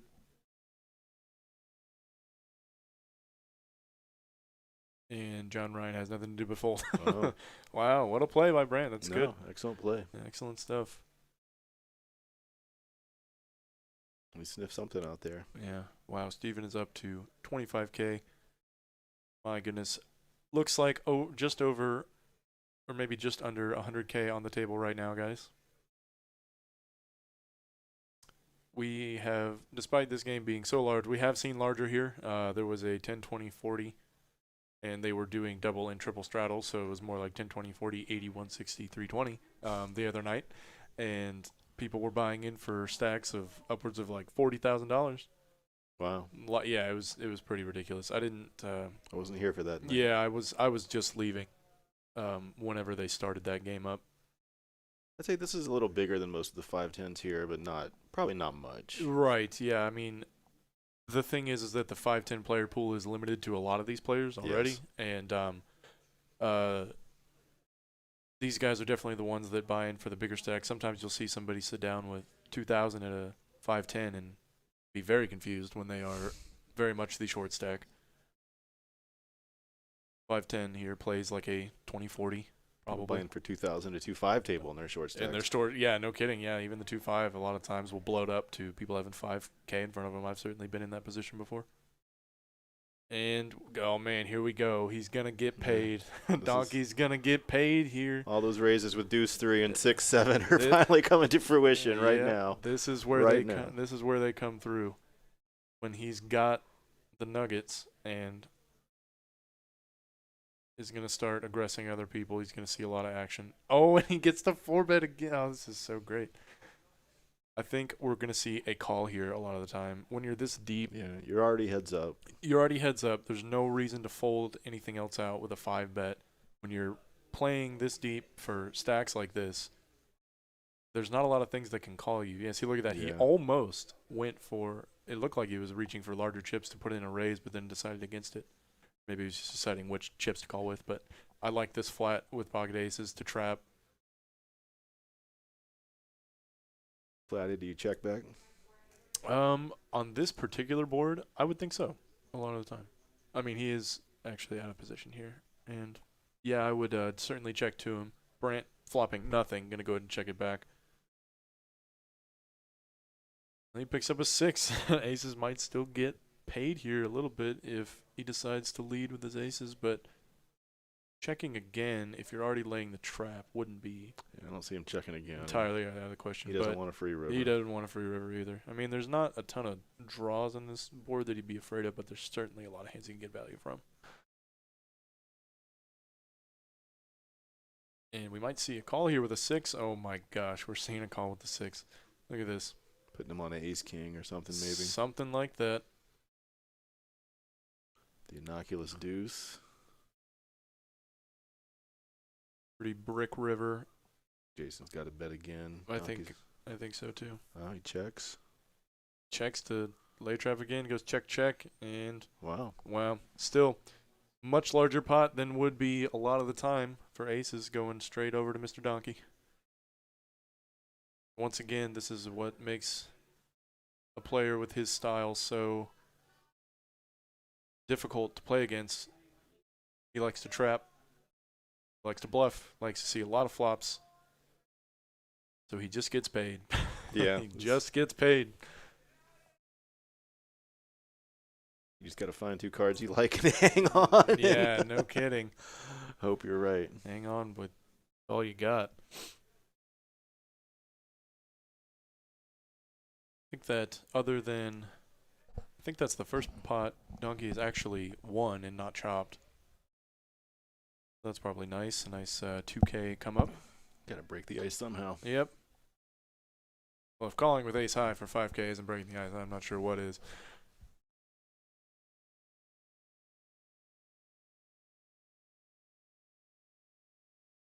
God, we haven't seen much of him tonight. I haven't seen much from Kyle. The only time he's really gotten involved is when he had to fold quads. And it's normally not a good idea, folding quads. Yeah, you don't want to do that very often. We'll talk to him about that later. Yeah, we'll be sure to really tell him what we think about it. Open it up with the ace-10 suited. Perfectly reasonable. Donkey, love once again. Oh, did he just raise with that? Yeah, I think he raised. He's going to make it big. Oh, man. See, I like this. I like the sizing here. I love these sizings from the small blind whenever they're so large like this. You got to make them scary from the small blind. You want people to fold. Exactly. Seeing a flop out of positions. Not ideal. No, definitely not. Kyle still, I don't think, going anywhere with a strong suited Broadway ace. He's got 2 thoughts in his mind. Folding isn't one of them. Folding definitely is not one of them. I think we're going to see a call. Oh, Oh, wow. wow. He Holy did fold. moly. Oh, my goodness. That was actually unexpected, but he did just see Donkey scoop it down with pocket like we aces. just said, you never know if he's got deuce 3 or pocket aces or something in between. You never know.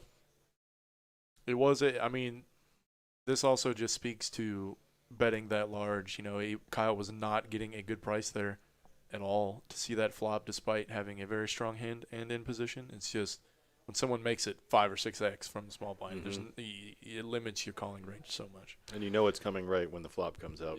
Pretty much. Exactly. And ace-10, say an ace does flop on the board, Yeah, it's still... How do you feel then, facing a $2,000 bet or whatever it's going to be? You don't feel good, that's for sure.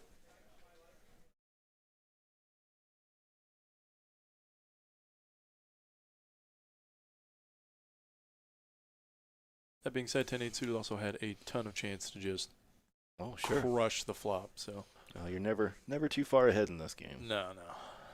Very rare. Did I just see ace-queen fold? That can't be right. That was a queen 4, wasn't it? Maybe it looked like our graphics were wrong there for a moment. So you raise with the pocket 4s and a call with my favorite hand, pocket 7s. Why 7s? Won a bunch of money in a short period of time with pocket 7s. There you go. That's all you need. That's all you need for it. And the worst hand flopping the best. So she goes in the game of poker. Steven probably going to check this whole range to the pre-flop aggressor. I think it's a good idea. And JD with showdown value going to check it back. Steven a little remiss, I'm sure, that he didn't bet. Makes up for it. Certainly does. And Kevin actually decides to take the lead here on the turn, which is perfectly reasonable. A lot of the time when you're in the small blind like that, you're going to check all of your top pairs and stuff to someone else, so it's good to develop a leading range on the turn. And we're going to see just a flat call from 10-8. This is not a great card for Steven, despite still having the best pair. He is now counterfeited on the river, and we might actually see this go check-check. Could go for a thin value bet with his 10.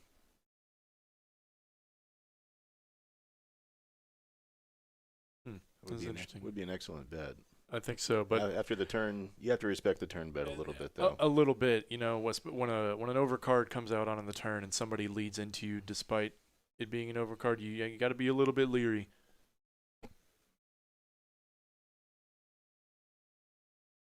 I guess I think it was a good check on the river, though. I don't think he's folding that hand. But. No, I agree. And if you do bet and get raised, it's just absolutely miserable. You know, you can't do anything but bluff catch, and I don't know how often even a player like Kevin is going to construct a turn bet, check river, check raise river range. You know, not a lot of things that make sense to do that.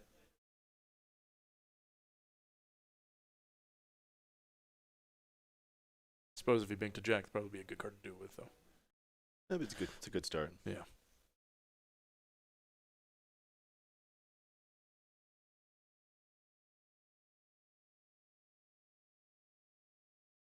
One side of the table is doing all the playing here tonight. That's kind of what it's looking like. Gotta talk to the dealer about that. Yeah. Spread it out a little bit. Come on, Kevin. Work your magic for us, buddy. Give us some good content.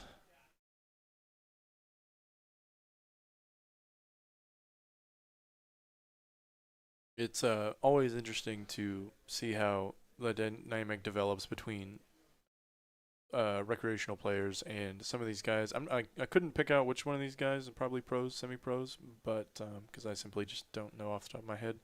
But it's always fun to see how that kind of dynamic develops when they're facing players that are maybe doing things that are outside the norm and how they get to respond to that.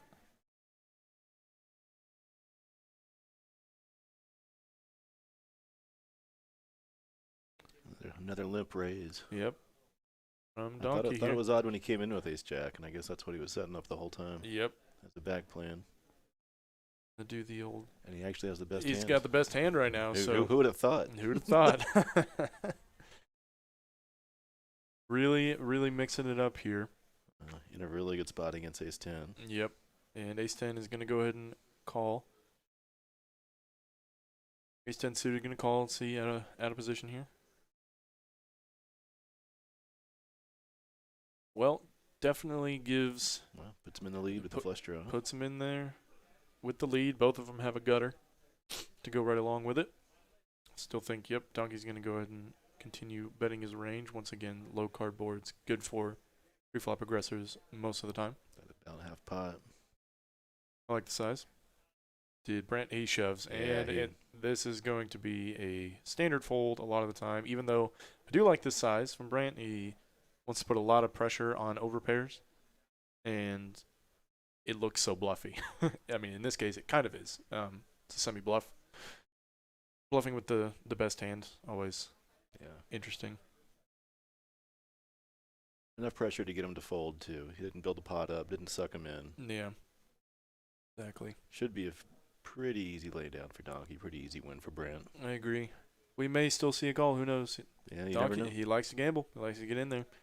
And the sizing on this does weight a lot of Brant's range towards bluffs. Like, you can put a lot more bluffs in your range whenever you make big bets like this and remove all playability from your opponent.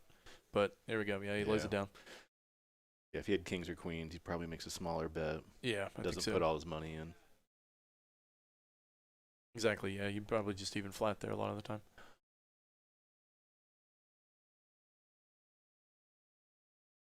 Game is livening up, though, if it wasn't already. It's about like you'd ask for out of a poker game. Yeah, no kidding. This is about as good as it gets, yeah. Big back raises, limp raises. 4 bets with, suited connectors. We still haven't seen those classic monster pots on the board with 4 people involved, those online pots. Right, exactly. We haven't seen too many crazy pots where you're going to see 20K in the middle, but the night is young. The night is young, and I'm certain we will see plenty of them as it goes along.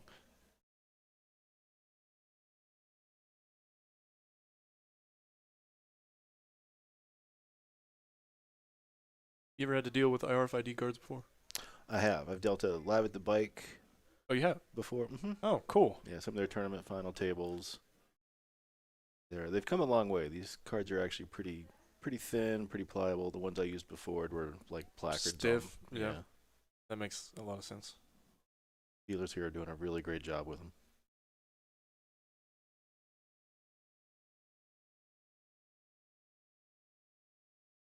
Once again, coming to you from the booth, this is Greg Potter here and Matt Mooring. Hello, hello. Giving a little refresher in case you guys didn't catch us at the beginning of the stream. Skydiver with kings. Kings. And the big blind. Coming around the table. He's got to look at everybody. Yeah. Whole table's in. How big is this going to raise? Right. That's the only question. I would actually like to see a massive raise here. because it's going to look like a squeeze play with all the dead money. It's about 850, 860. Yeah, that's what it looks like. And boy, oh, I love it. It wouldn't even be out of the question to go to something like 1,000. Yeah. You would also want to do this with a ton of bluffs, so it's a good sizing. Yeah. And with people like Jason, It's scary. Scary to look down there with a bluff hand. Yeah, exactly. But if you can pull it off, More power to you. And he's gonna see a flop. 2 suited cards. Let's gamble. Let's get in there. Bringing the action. I think if there's ever like a TCH nuts hand, I think it's going to be King 4 suited. Yeah, I yeah. see it rolled over a lot here Do you really? to win some big pots. That's funny. I did hear about, I think it was Will that actually got 5-bet jammed on with something like King 4 suited. And it's always just interesting to see and the bluff got shown, of course. And it's always just interesting to see what these guys are going to do. Steven going to see the flop. With pocket tens, nothing much to do there. 4-betting doesn't serve a lot of purpose, I don't think. Wow, we're going to see this flop 5 ways. 5 ways with kings. Yeah, I'm not sure how much kings enjoy seeing a 5-way. Has he folded his mind yet? Yeah, exactly. And actually, even though he does have the lion's share of he's way in the lead. He's way in the lead, but there's still a lot of potential for someone. It's still a flip whether or not he wins this hand against 4 other players. Wow, and Ryan hits the He's gin card. just going to spike his 7s right there in the middle. This was a very similar situation to what I was talking about. This is why 7s is my favorite hand, is because I stacked a overpair with the flop and a set. Well played. Yeah. Yeah, whenever you just flop sets, yeah. Game's real difficult whenever that happens. Skydiver going to go ahead and continue here. Once again, pretty innocuous board. A lot of draws out there, though, so I like. Actually, I would have preferred to see a little size up, but since this pot's already so large, a small bet into 5 players is probably more optimal. A small $1,400 bet. Yeah, small $1,400. Just, your casual. Keep it real. Keep it real. Keeping it humble. John Ryan deciding whether or not to flat or raise, but with 3 other people in the pot, I think we're going to see this go as a raise a lot of the time. You could do this with 10-9. You could do this with any 2 spades over pairs.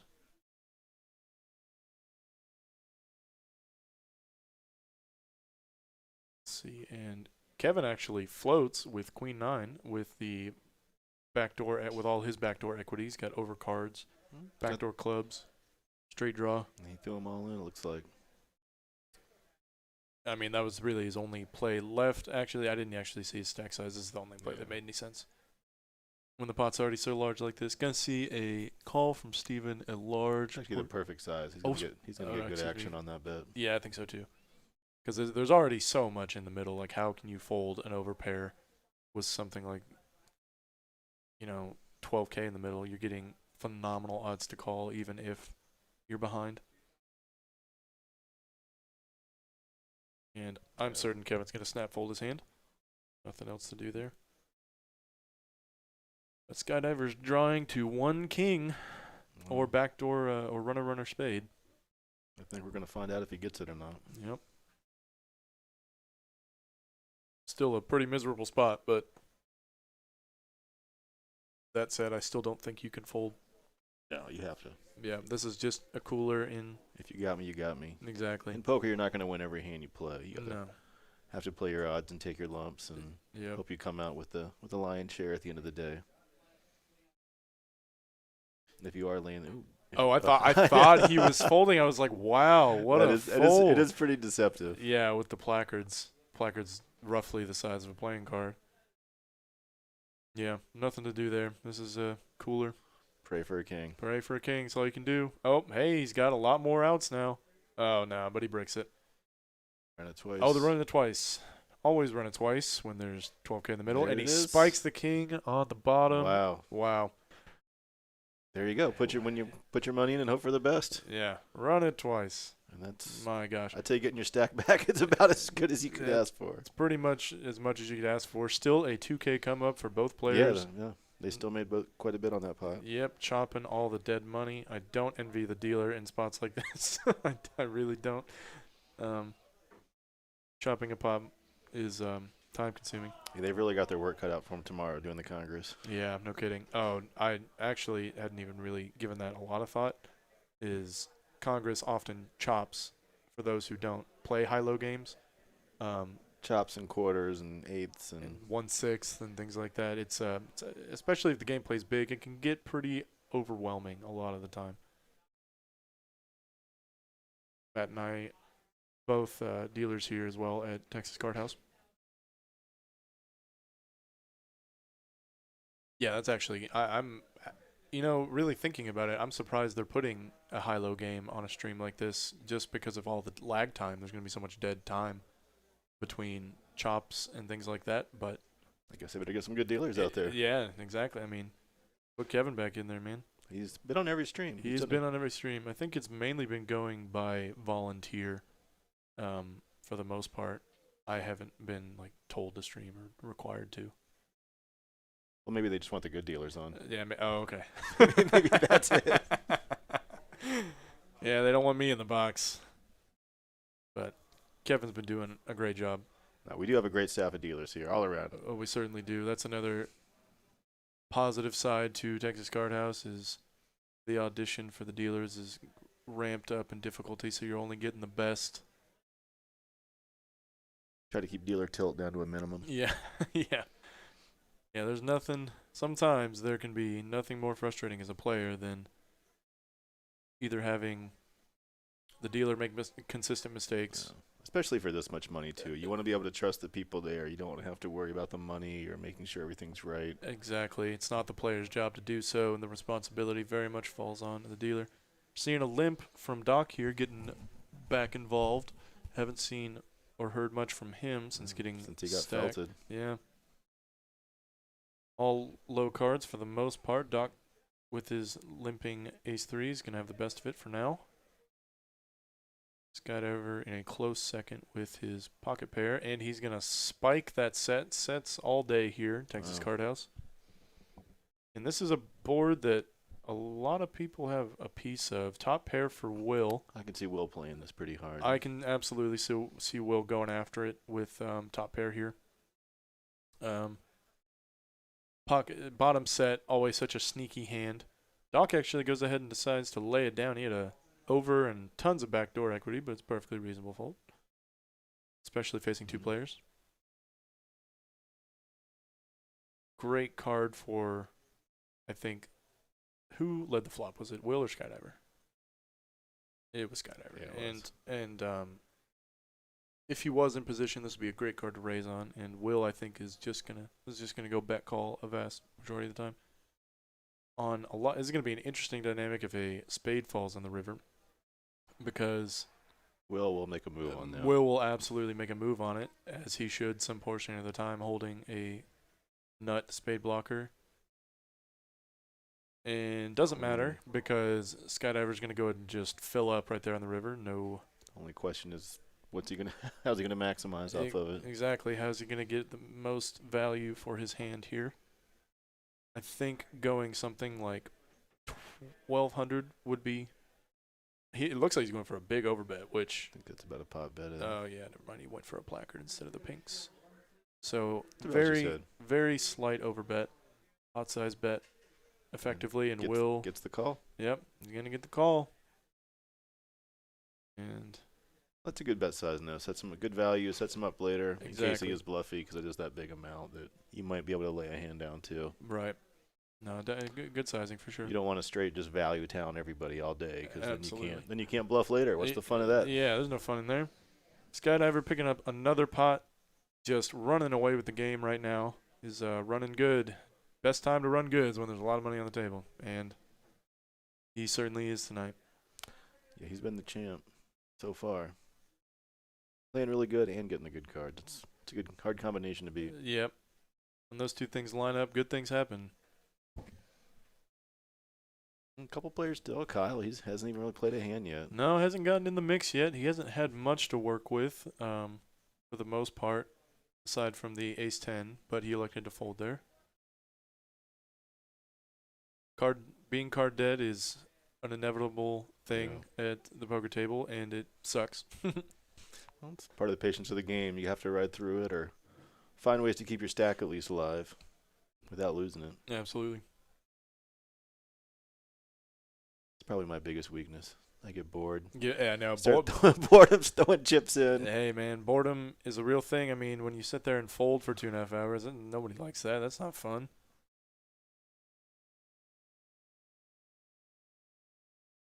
Oh, here we go. Kyle's going to get in the middle with 2 kings. Kings, once again, pass around the table. It's actually interesting. Every time that someone has had kings, someone else has had a king in their hand. Interesting. He's going to 3-bet. We may just see a fold here from Steven, but Steven and Kyle have known each other a long time. They played at WinStar together a lot. A lot of meta dynamic going to develop between the two. A lot of history.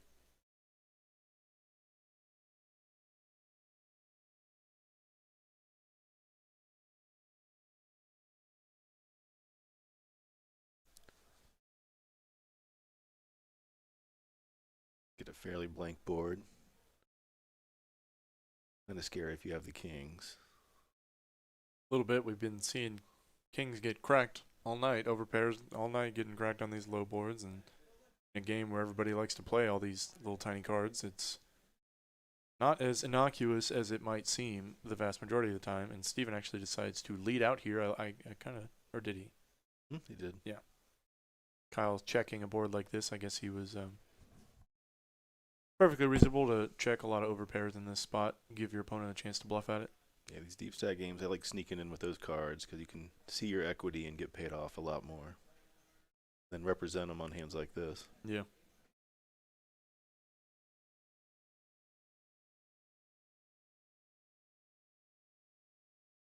Steven just cold-blooded.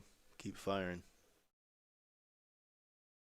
This is a stone bluff, but I like it. It puts Kyle's exact hand in a relatively difficult spot. You're not loving seeing this much action with a He's definitely not loving it.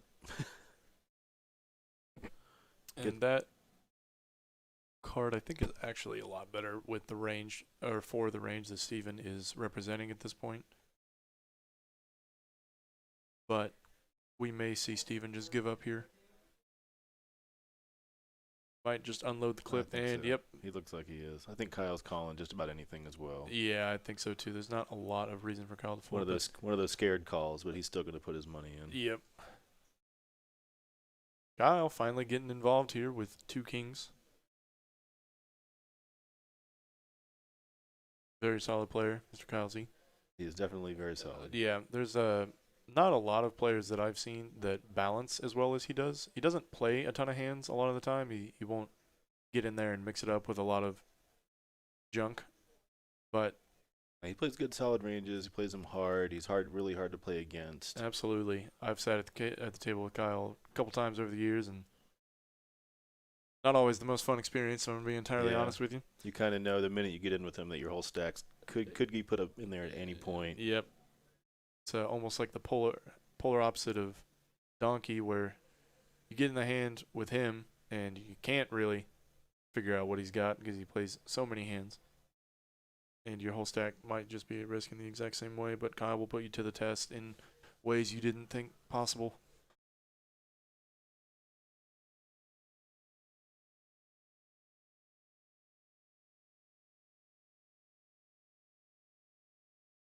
Yeah, he's a lot more traditional, like tight aggressive style.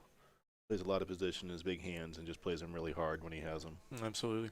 Which is very effective. He's a very effective player.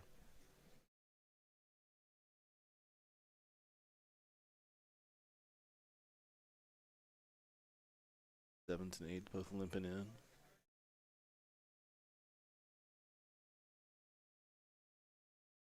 Skydiver making a move, 6-4. I think that's the most out of line we've seen him come in yet. Yeah, pretty much.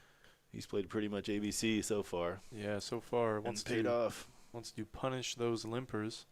Kyle getting another big one.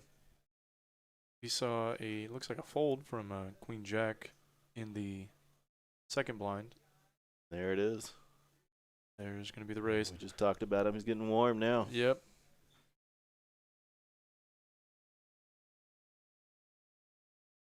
Not much anybody else is excited about facing Kyle in that big bet. Yeah, and fortunately, he currently has a pretty tight image at the table, I would imagine. Kyle? Yeah.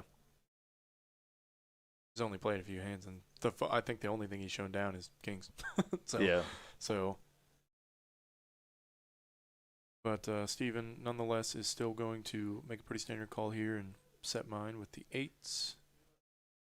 Currently with the best hand. You know, playing 2 hands in a row is always suspicious. Nobody ever gets 2 good hands in a row. Right. Never. That never happens at the poker table. You must be bluffing. A lot of people in the chat tonight. We got 588 of y'all watching the stream.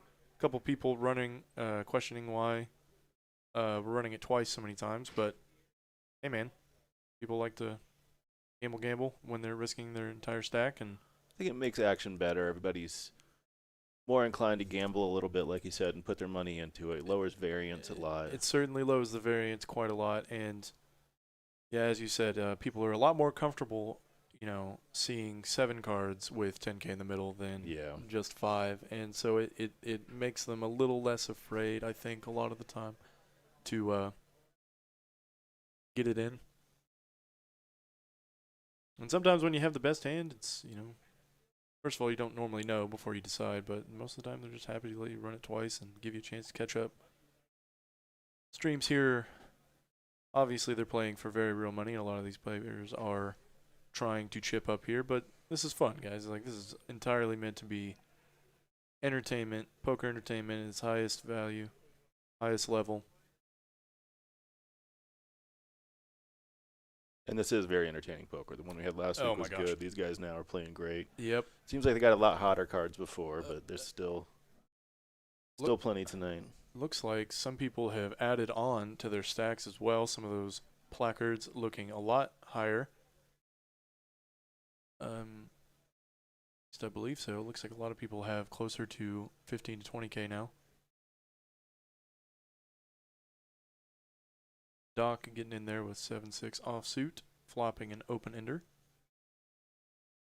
Played a whole lot, so he comes out firing. Yeah, he just checks. He's gonna just check here. A lot of the time he may just check here with the intent of check raising, and on a dry board like this, I would like it a lot. And he probably, like Kyle, has a very tight image at the table, and would get a lot of respect for that raise. But he goes ahead and just calls. Still plenty of equity. That equity is now cut in half, though, with the king coming on the turn. Gonna go check and give in a free card. And Doc does not improve. This is likely gonna go check, bet, fold. Might even go check, and look at that. Check. Pair of 4s. Yep, 7 high is not gonna do it, unfortunately.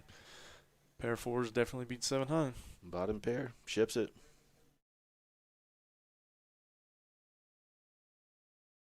This is a good example. People aren't just sitting around waiting for aces and kings, playing ranges all over the place, playing to their maximum.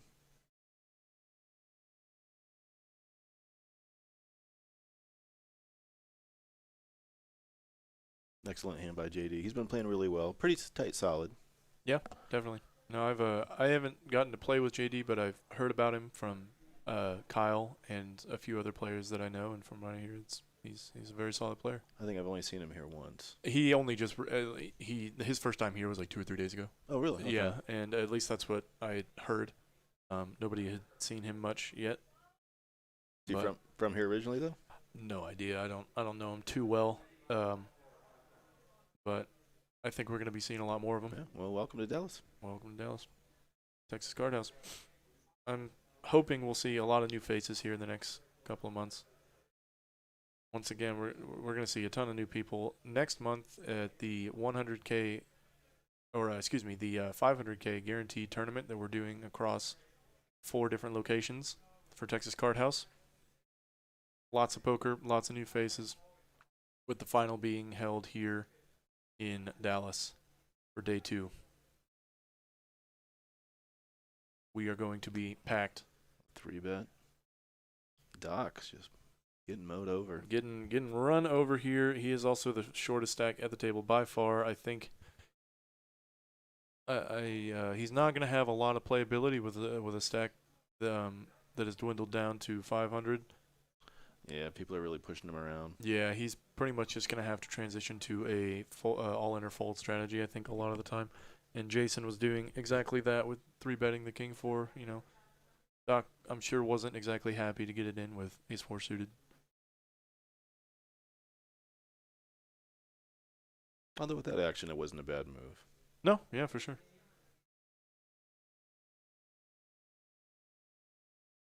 I've lost with better hands, that's for sure. That is for sure.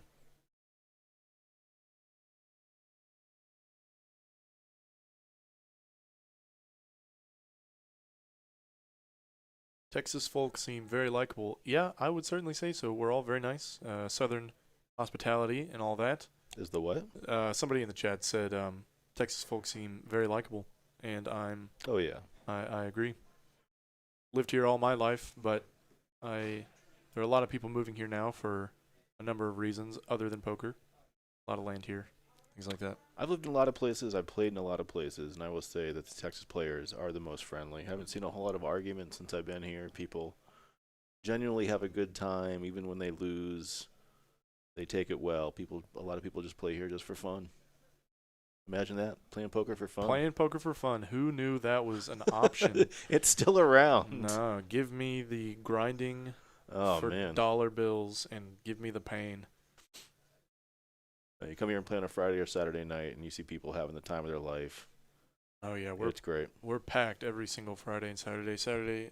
Friday night especially. We have 20 full tables and a wait list a lot of the time, and you can hear all kinds of stuff happening. Not many $17 pots getting pushed around either. Certainly not. Yeah, even the 1-2s. It's not uncommon for people to walk away with $2,000, which is insane. That doesn't happen anywhere else. Donkey gonna flop open ended here after defending the big blind with Jack 9 offsuit. John Ryan can't really do much here. Great hand, great spot. Great hand, great spot. And takes it down. Skydiver still with the highest aggression here, getting in the middle. Doc with the lowest, followed closely by Kyle Z.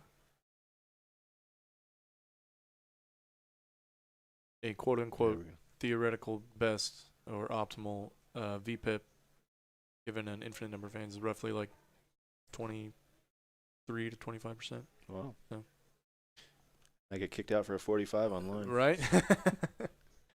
Doesn't seem fair. Yeah. That would be a great live dynamic if we could kick out low VPIPs on live tables. I actually have seen that happen at times. I know people have voted on it. Let's get this guy out of here. Let's get him out of here. He ain't bringing the action. Yeah, it's I honestly wouldn't be surprised if that developed at some point. Like, this guy's not playing any hands. Get him off the stream. But, hey, man, it's their 2 cards. They can do with them what they want. That's my opinion on it. That's true. You can't force people to play this type of money. Certainly can't. But you can. They're going to play it with ace-king offsuit, that's for sure. Going to 3-bet here from the big blind from Kevin. Pretty fine and standard. I think we're going to see 2 calls. Maybe 3. Maybe. No. Can't imagine Skydiver here is call much with the Jack-3 suited. JD's probably going to call a lot in position, and once that happens, I can't imagine seeing Donkey going anywhere, getting pretty insane pot odds. He's done. He's been really in line, playing really tight pre-flop, but this is a pretty standard call. Yeah, I think so.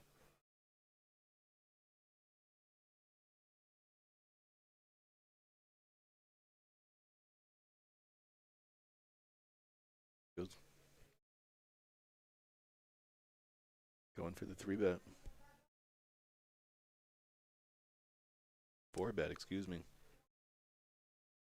Yeah, someone in the comments just asked how much money is on the table here. 140K seems like a pretty good estimate. I would venture it might even eke up a little bit more than that. Mostly split between 8 players. Doc's looking a little short at the moment, but deep stacks here in Texas, man. A lot of money. A lot of money comes through this place. Oh, we see a 4-bet from JD. Oh, that's, Yeah. I like it. I like it. These low-suited aces work well in a 4-bet bluff range. 4-bet, and it got the third player out. And Got it- Donkey out. Exactly. Cleaned up the equity, and it really cleaned up the equity. Got him out of there with what is now the best hand. And this is going to be interesting. Ace King has got the 2 overs. And Kevin not 5-betting puts him in pretty polarized range. Ace King's a high possibility. It's a good spot for JD to continue. Absolutely, I agree. And he's got plenty of backdoor equity with the hearts. Got an overpair. No good in this case, but a lot of the time it certainly helps. And we do see a float with the Ace King. You can float a lot of cards on these middle paired boards. It's not likely that this is going to interact a lot with their ranges. Mostly going to be playing overcards and such this way. Kevin going to check it back over to JD, who picks up a gutter ball to go along with his hand. Bricks on the hard draw, though. He almost has to bet here. I think so. The only way he wins this hand is if he goes for the double barrel. Reach for chips. Reaching for a lot of chips. And he's actually going for... Pretty small bet comparative to the pot. That's what I was thinking. 25% bet. He does still have a good almost pot size bet on the river. Yep. He's definitely setting up for a jam if I think he elects to. This sizing, though, sort of looks like a blocker bet, trying to get Kevin off of things like exactly what he has, like Ace King, 2 overs and stuff like that. Doesn't want to risk too much. And now Kevin showing up with the best on the end. Let's see what JD decides to do here if he's going to try and blow him off of it.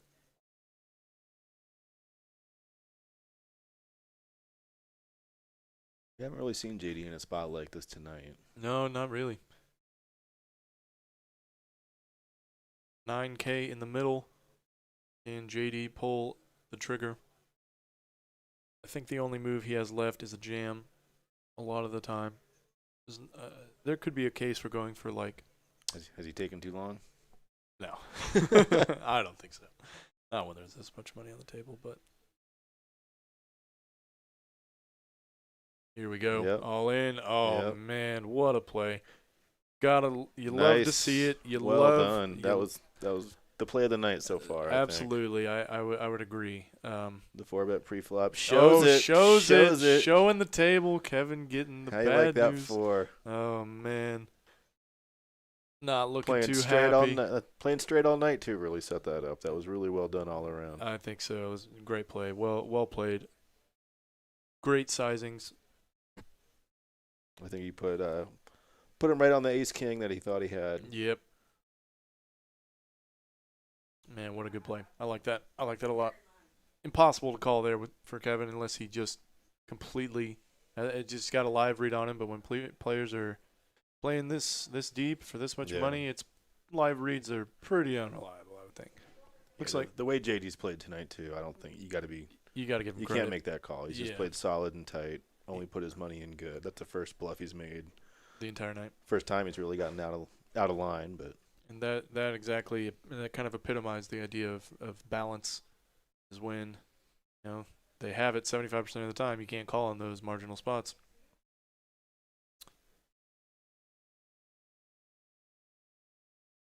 We have a double straddle all the way up to 80. People are going to start limping a lot here, I think. we're giving Doc his money. But he's got to start thinking about just going all in. That's what I'm thinking. Even with the King 7 suited there, you're basically going into tournament mode, right in the bubble, limp fold, or shove fold. Especially if you're calling 40 and you only got 500 behind. Yeah. There's you don't have any playability post flop because the SPR is going to be so low. Your stacks most likely, even if you do call, are going to be a fraction of what's in the middle, so you have to flop something or fold. I'm not sure what the delay is. If they're making Doc put his money in. Maybe it kind of looked like he was wanting to call, but he put his money in and then took it back out. No, I think they've just moved on. I'm starting to think so. Jason Donkey here gonna open it up on the button with Queen 10 offsuit. Perfectly fine standard. Kevin getting out of the way. Nothing to do with Jack 4. And this is going to be interesting. Going to see a call from Skydiver here. Wow. And now Brant picking up the best of it pre-flop. Likely 3-betting. That's exactly what he does. You want to start building a pot when you're this deep, when you have such a strong hand, and looks like Donkey's going to make the call in position. I think this is going to go fold a lot of the time from Skydiver. Grant's well in the lead, more than he probably thinks he is. Oh, absolutely. Because with both, oh wow, we're going to see a call here from Skydiver. That's of course, this is perfectly reasonable when you're getting this good of odds. It kind of sucks though when your, one of your opponents has the exact same hand as you. Definitely takes your outs down. It certainly does. Back to Brant in seat 1. Follows up his bet with continuation bet.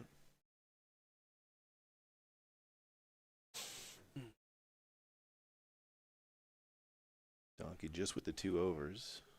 And he looks like he's about to call. He does. Gamble, gamble. There's also a ton of hands that Brent could have that could whip this flop, and calling here, I think, Donkey has the intention of bluffing a lot of turns and rivers. This deep and this much play, you're going to see a lot of that on the flop. Yep. Nobody's going to be folding too many hands. Equities are going to switch so much on the turn. There's so many implied odds you can get by making a hand. And Donkey picked up a little bit on the turn and picking up a gutter ball. Brant, I think, is going to slow down a lot of the time here, but maybe not in this case. Just straight rips it. Wow. There's nothing to do for Jason other than fold. He might chase this gutter though. Let's see it. Oh no. Yeah, he does not look happy. Does not look happy. I kind of love this shove though. It's yeah, that was really. I wasn't expecting it. I wasn't. I was not either. Just decides to take it down right there and not give him another cards. Yep, and you know what? Sometimes that's what you got to do, especially when there's $3,000 in the middle. That's. Yeah. I don't think anyone's gonna be sorry for taking down $3,000 right there. If I could win 3,000 every pot, I think I'd probably take it. Yeah, I'd take the ones they give me.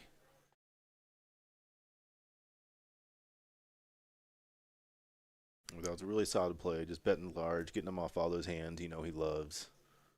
Before 6-7 could really realize all its equity and get there. Mm-hmm. I think if Jason had 6-7, he might have called. He might. 8 outs instead of 4 is probably a call. Yeah.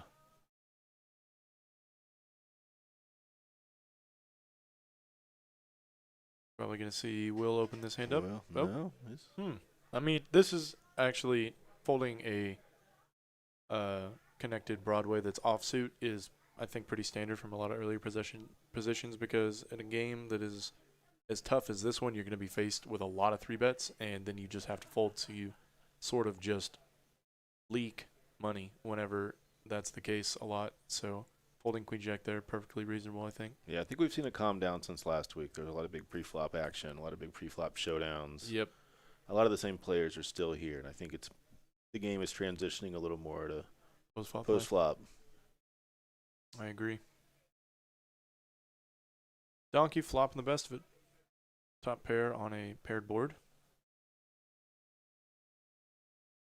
Gonna go ahead and check. Perfectly fine. Got to put some of these stronger hands in a checking range.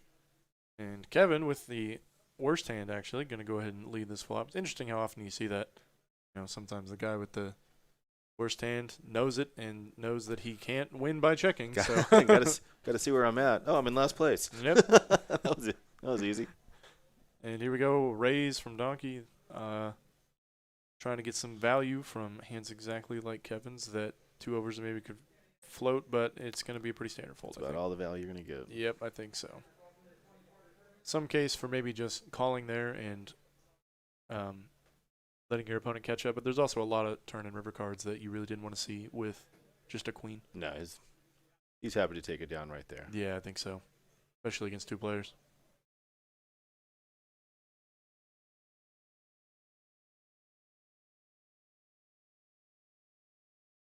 $5, $10, $20, $40, no 80 bet out there. Will's not going to go for the double straddle. It's okay, we don't need to double straddle every hand. Perfectly reasonable. Well, Queen 4, he's on the cooler tonight. Yeah. But staying out of trouble. That's definitely a plus. Kyle with the 8s again. Maybe he'll float quads again. We'll see. Doc with King Jack suited. I think he's just gonna stick it in here. I can't imagine he has any other options for the most part. Got calling chips Certainly does. in his hand. There- Nope. Nope. He's stacking them. stoning He's Let's shoving do it. it. Let's get it in. Been waiting all night for it. So Yep. there it is. And even despite, like, say if it folds all the way back down to Kyle, as tight as Doc has been all night, it wouldn't even be out of question for Kyle to fold the 8s again here. Oh, no. And, well, Kyle's certainly going to fold 8s this time. I don't know. This could develop an interesting dynamic because Skydiver could look like he's trying to isolate the all-in this spot. I feel like we're going to see a really large 4-bet.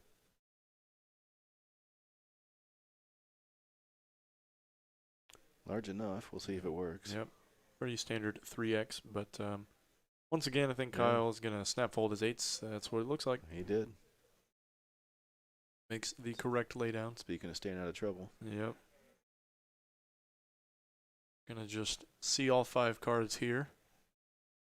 Not looking great for Doc here in seat 5. Oh, and they're doing a tournament showdown, letting everybody get some good sweat equity. I like flipping the cards up. I think I it's do more too. fun for everybody. It absolutely is. It's like we get to see all the cards. Why don't the players at the table? Oh, picked up a gutter. Nope, still doesn't matter. Ace is going to scoop. Oh, looks like they're running it 2 times. Give him a chance, right? Okay, no chance on that board unless he hits a runner straight. And no hope. No. Unfortunate for Doc. Played the best he could with what he had. Nothing unreasonable there. But just sometimes you just run right into it. Yeah, he just got the buzzsaw tonight. Yep. See if he comes back in or we get somebody else in that seat. I'm thinking he's probably done for the night if he didn't want to reload on such Yeah. a short stack. He didn't have that I'm coming back walk. No, exactly. Yeah, you can usually pick out the people that are kind of done for the night. Yeah, I wonder who they're going to get in there to fill it, because I can't imagine they're going to let that seat stay open. I'm certain there's a waiting list. Oh, I'm sure. Yeah. That seat will not stay empty for long, I don't think.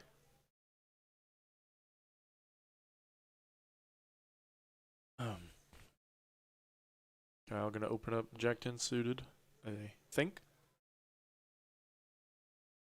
I think you're right. I think I'm right as well.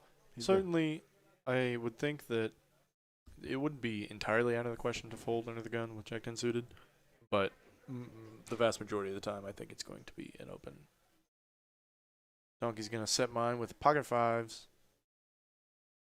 I think with the way this pre-flop's been going too, there hasn't been a crazy amount of 3-bets and 4-bets. Yeah. We haven't seen a 5-bet yet, despite the fact that multiple people have picked up aces and kings. But once again, in playing this deep, it's pretty difficult to develop an actual 5-betting range. So Yeah. it's kind of like, all right, well, if I don't have the nuts, I'm not calling you. You're going to see aces versus kings in those situations on 5-bets and whatnot. Once again, getting a low card board. Seeing a lot of those tonight. Kyle's going to go ahead and c-bet with 2 overs and a backdoor flush draw. Donkey over pair. Backdoor straight draw. Going to go ahead and flatten C-turn. I don't think it would be entirely out of the question. Oh, never mind. Donkey actually decided to raise with his overpair, which I actually like a lot. Because this is a hand that very much needs a lot of protection, and he still has backdoor equity. Will gets right out of the way. And Kyle goes ahead and floats. And everybody knows he loves those hands too. Exactly. You've been calling it since he first sat down. Deuce 3, Deuce 3. Yep. And So if you're everybody else and he's making moves, that has to be what you're thinking. exactly. And this is exactly what I've alluded to a lot of the night with Donkey, because he's getting called here by Jack High, or he was on the flop.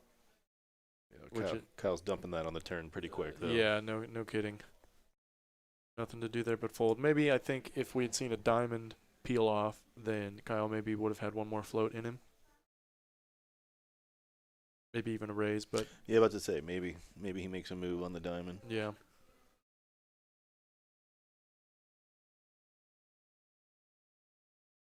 two hard guys to predict what they're going to do. Oh, very certainly. As I mentioned earlier, they're kind of polar opposites in a way where it's hard to put them on a hand. One, because one of them plays a ton of hands. Oh, we got Taco coming in. At least I think that's Taco. Looks like him. Yeah. What did he get, like aces like 6 times? Something ridiculous Crazy last time. week. Yep, and he had Jason barreling into him, 5-bet shoving with 6-5 suited. That just helps him sell some chips. Why not? Yeah, that looks like Taco.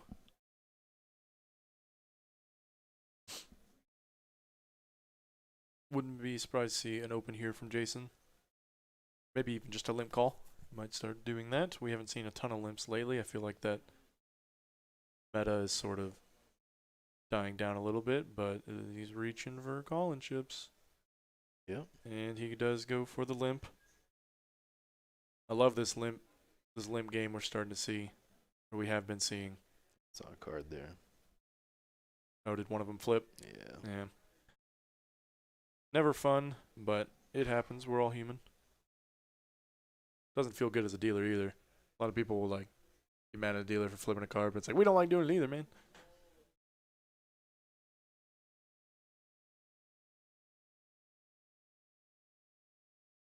Sometimes it saves you money. Sometimes. Going 3 ways here. All these hands are right clustered together too. Yep. Not a ton to be seen here. I think this is likely going to check through. Steven may elect to bet here. He does. Steven's been opening up on the turn, or on the flop, excuse me, pretty light. And here we go. On a couple hands. And this continues to go. Yep, goes for the C bet. Stronger than has been in the past. He's got a pair. So, Kyle, very easy fold. Donkey, very easy fold. No value to be found. And they seem to be staying away from him too. Yep. We'll see if Taco can come in here and get things going a little bit. Oh, I think he will. He's good for some action. He certainly is. And, you know, he just got on the stream. He probably wants to get involved just for the sake of it. I think he rather enjoyed himself a lot the last time. Did he come out ahead with all those gifts? Say that again? Did he come out ahead with all those gifts? I think so. I think Taco had a pretty good session on the live stream last time. If you get aces 6 times, he should be. I would hope so, you know. Unless your run bad is really catching up with you.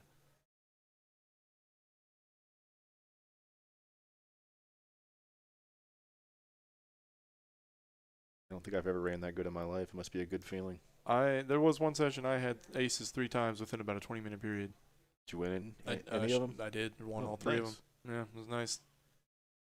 Has not happened since, however. In fact, I haven't seen aces in a while that has gotten action, so had kings 4 times the other day and lost 3 out of 4 of them, so you love to see it. And it looks still like people are adding on more of those placards. I think Will picked up a couple. Yeah.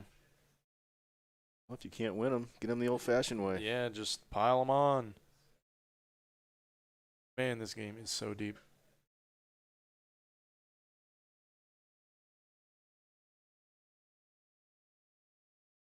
Good raise, putting Kevin to the test. Certainly so. I think we're still going to see a call the vast majority of the time from Kevin here. He still likes to get in the middle.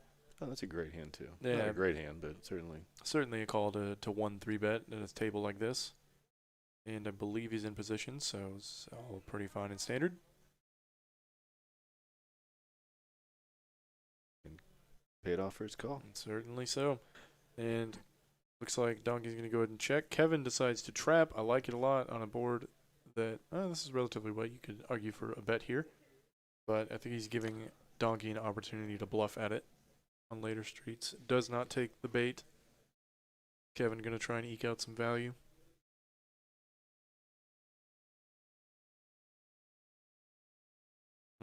Oh, looks like we are going to see a call. We might even see a raise. I was just saying, call doesn't make too much sense. Call doesn't make a lot of sense at all. If you are going to go ahead and take ace-3 and play it here, you're going to want to raise a lot of the time. And this is, I think we're still going to see a call from Kevin. And I don't know if this one's going to get through on him if Jason does decide to barrel. unless a heart or another straight card comes. That's probably not going to be one that does it.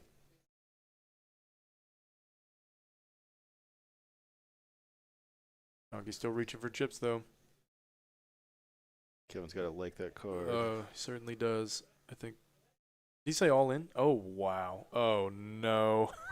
This was the one play that Jason had to get Kevin off of his hand. When all else fails. When all else fails. Go all in. Jam it in their face. This is I miserable. I love it. This is miserable. Oh, my goodness. Because I will say, as played, like, think about what you would do with something like King 10 here. I think this is exactly how you might play it from Jason's perspective. Anything, any better king? Yeah. King 10, anything better than King 9? Oh man, what a brutal spot! What is? So you're going to see in these deeper games, you're going to see a lot more river plays like this, a lot less on the flop.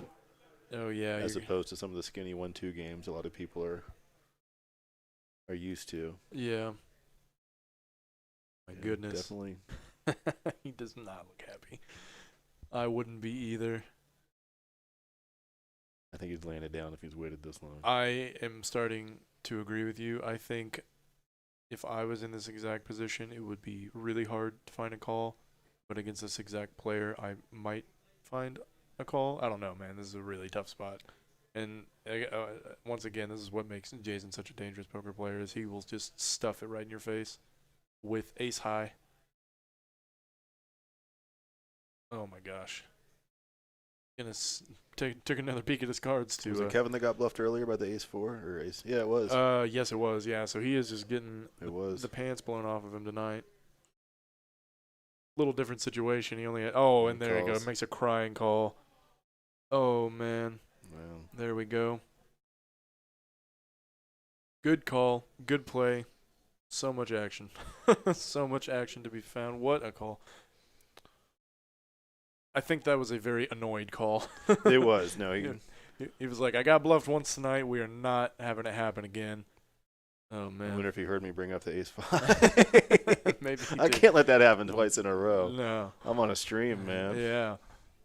I have a reputation.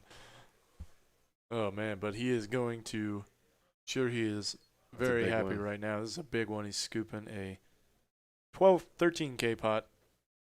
Going to see a profit of 6.4 thousand. Stacks are flying in this deep stacked 5, 10, 20, 40, 80, 160 game. Actually, we haven't seen the 80 or 160 too much yet. Yeah, I've seen 80 a few times, but 160 I think is probably not gonna happen too much. I think you normally see those like once, and then someone goes all in and takes it down. Yeah, and then it's like, well, that was fun. Let's not do it again.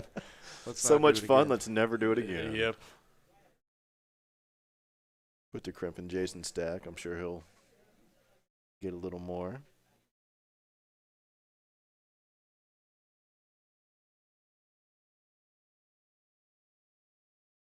Skydiver still here. V-pipping the most. It's all starting to round out a little bit now between the players. I wonder if that was just a player call on his part, or I'm actually if he's always calling with that King 9 there. I think it was very player dependent. I'm certain that Kevin and Jason have probably played some hands together. They probably certainly have some history. They know a little bit about each other's tendencies, and I think there are certainly players that Kevin would fold that hand to. He'd snap fold a lot of the time. So, man, what a call. Good call. Good play. Love to see it. You love to see it. I can't imagine Donkey's going anywhere just yet. Probably going to reload. Looks like, yep, he might be. Okay. Looked like he's about to pull out his wallet and just throw some bills down. Oh, he didn't. He might have just called for a chip runner. That may have been what he was doing when he was turning back, but we shall see. He's not quite the short stack warrior. Nope. No. That is certainly not how Donkey likes to play. He usually enjoys covering the entire table if he can. This is not a game where he will likely be able to do so, but I wouldn't be surprised to see him throw down 15K here.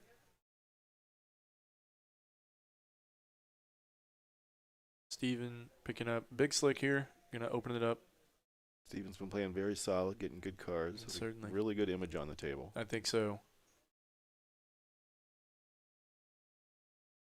Skydiver not going anywhere with a suited ace.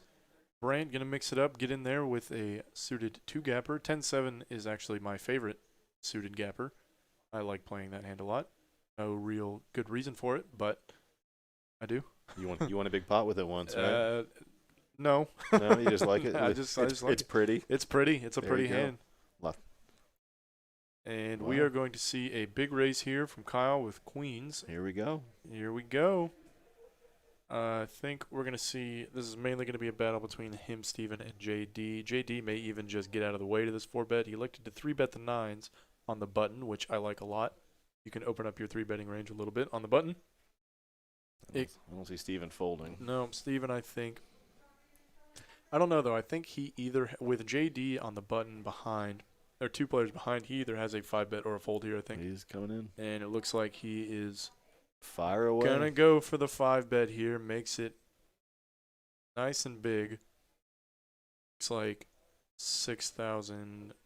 6,125, something like that. Yeah, 6.1K. This might be our first mega pot all in. Yep. And Kyle also in a miserable spot. I think we're just gonna see him jam it in.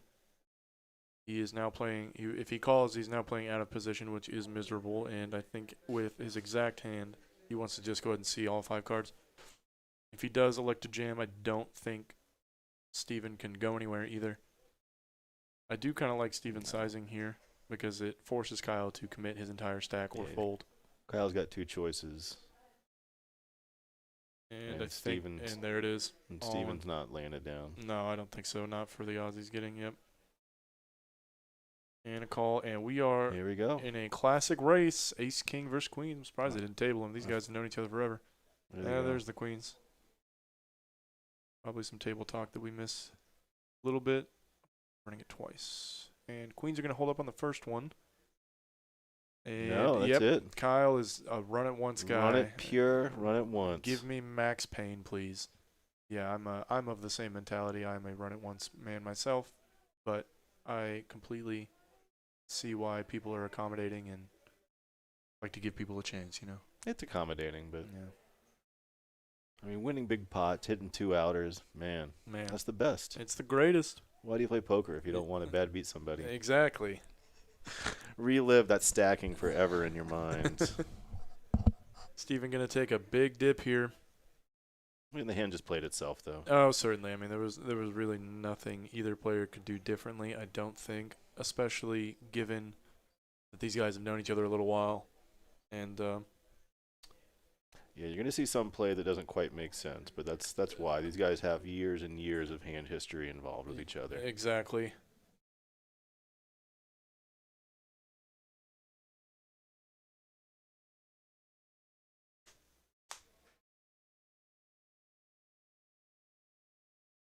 Gonna take a moment here for Kevin to get all these chips lined up. Someone on the chat just asked how we get on this stream. You can email us right at the address on the bottom of the screen and get on the list and call the number and get on.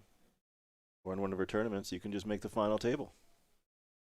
That sounds like the easy way to go about it, right? Yeah, just make a final table. Just make a final table. You can make the final table once again of the tournament next month, big tournament. Our 500K would be a good start. That would definitely be a good one to make your How'd you, Texas Card House live stream how'd you like debut to be on. online winning 200,000? Oh yeah, Dress nice. dress nice, exactly. Yeah, man, that tournament's gonna be absolutely insane. You gonna fire at it? I don't think so. No. I think I'm actually going to be in Vegas for the first couple days. And Oh, then right. and then I come back right when they're in the middle of it. But that would be a good one to go for. Yeah, I think I may fire a bullet or two at that one. There's kind of no reason not to. Gonna be a good one. Gonna be a big one. The dealer change, you got Bryce stepping in the box. Oh, is that who it is? I couldn't tell at first glance. We'll see what that pod does for Kyle. He's got some chips now. Yep, he's got a little more playability post flop. He's not exactly a wild man, but No. he is definitely not shy either. No, not at all. He gets in there with really creative 3-bets, which really hasn't been happening a lot pre-flop. No, he hasn't. To be fair, he also hasn't had a ton to work with. He hasn't.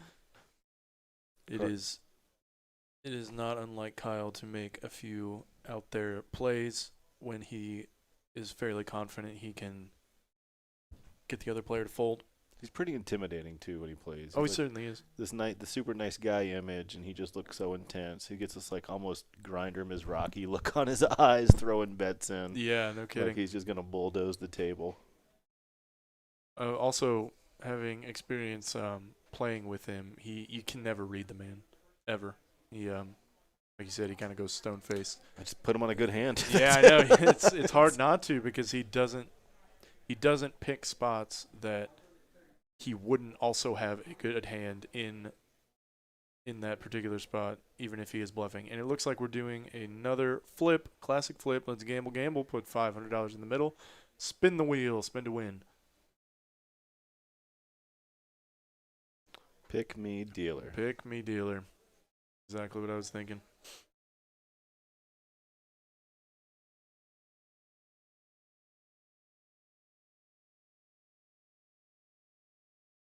I like them mixing it up a little bit with these flips. Kind of breaks up the monotony a little bit. It breaks up. Yeah, they're certainly. I can't imagine these players are going to do much double board bomb potting. That's not really their style. But a PLO $500 flip certainly is.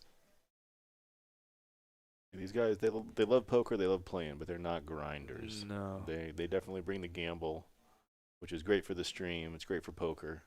I would actually say I think a few of them are grinders. Kyle is arguably a grinder, even Yeah. though he does have a day job. I think all of these guys do have some kind of other income, which is good.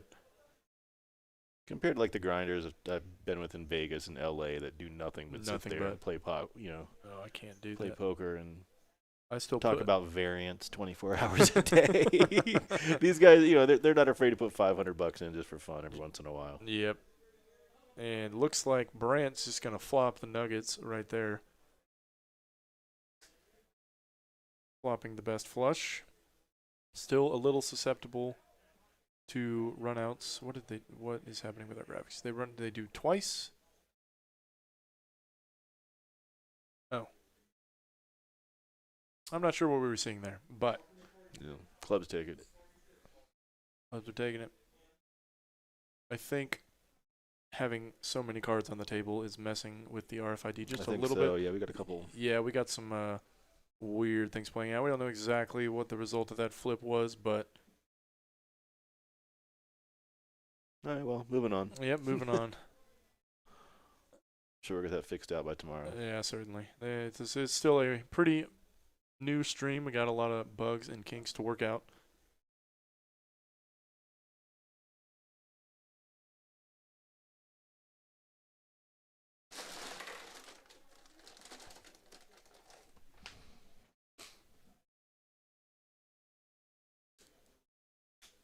Kyle now, after his double up, going to be the big winner of the evening so far. Surprised it's not Kevin. The stacks may have been a little different.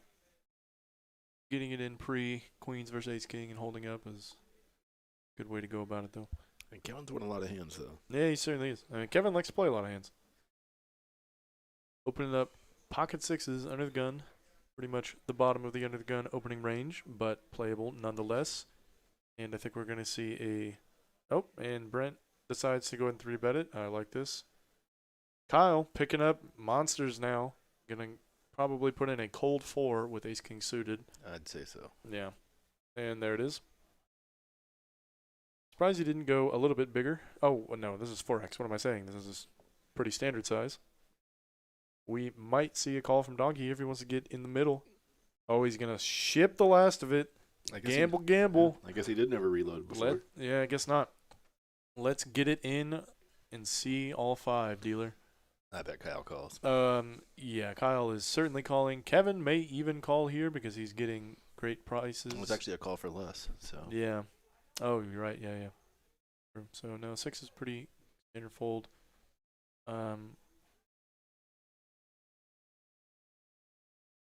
Gonna be interesting if Brant decides to call. Looks like he did. His chips are in. I think so. Yep. Gonna go ahead and see a flop with a suited king. When you decide to 3-bet bluff, it's not always a bad idea to go and just see the board when you're this deep. And Kyle gonna take it. Pretty much nothing to do for Brant except for fold. This is probably just gonna go bet fold the vast majority of the time. Donkey drawing very slim. What does he bet? 175. I think so. I think that. I mean, when you're betting into a dry side pot, Yeah. I don't hate it. I mean, right now he's just trying to squeak out value Sure. from anything. Because the majority of the time Brent's just going to be calling because he's being handed a phenomenal price, and this is another exact reason to do so. Brent floats with king high. Now 0 chance to win the pot, and Kyle actually checks, which is reasonable when the flush comes in. Check. And I think this is going to be a bet fold.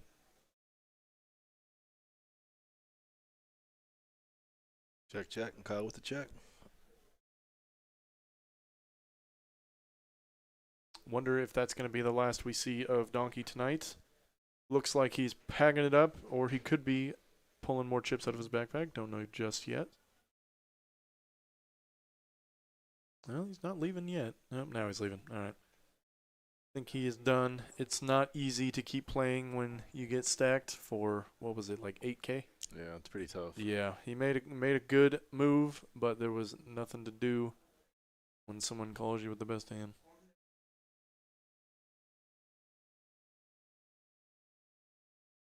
Yeah, I'm surprised he didn't come back in though. He's usually there for the long haul in the fight. Absolutely. He likes he'll come for those chips again. Exactly. He's not usually one to take it and walk away immediately. He likes to try and get it back, but That's another good thing about him. He loves playing poker. yeah, That's why those guys are here, because they love the game. certainly.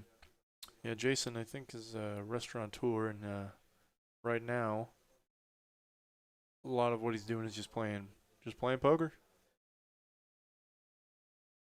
Yeah, it's a tough year for the restaurant biz unless you're delivering. Certainly so, and even with the delivery and everything, I can't imagine the profits are even remotely the same.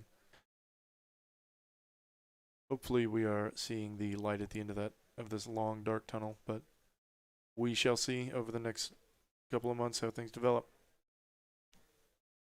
Back to the poker, we're going to see a raise. 4-3 suited on the button. I like it. You have position. You only got to get through 3 people. He's got those chip courage now. Doesn't have to wait for aces and queens no more. Nah, not at all. Chip leader, 4-3, looks pretty good. And I actually like the floats here, but from John Ryan and Kevin, who defend their blinds. Kyle's range is going to be insanely wide on the button, as we are seeing. And John Ryan checks his top pair to him. Kyle's going to c-bet. Just a cold c-bet. Not a lot of cards that are going to improve him here. But this is exactly what Kyle would do if he had a jack in his hand. We might see a triple barrel here. Did the jack fold? Jacks, I guess it did. Interesting. I guess when you got top pair and a weak kicker, it's pretty hard to continue a lot of the time.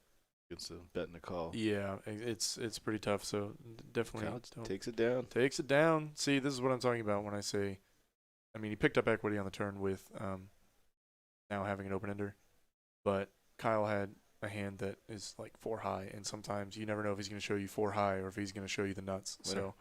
Wonder how much having seat 6 gone opens his range up a little bit too. Certainly, yeah, because he's probably going to play more hands when he knows he's not going to get 3 buff. 3 bet by 3 dudes. Yeah, 3 bet to oblivion. So, despite Donkey being a ton of action for the table, I can't imagine that Kyle is too sad to see him go. There's the $80 straddle We are playing 5, 10, 20, 40, 80 There we at go. this game. Get it going. Get it going. JD getting a little card dead. Haven't heard much from him in a while.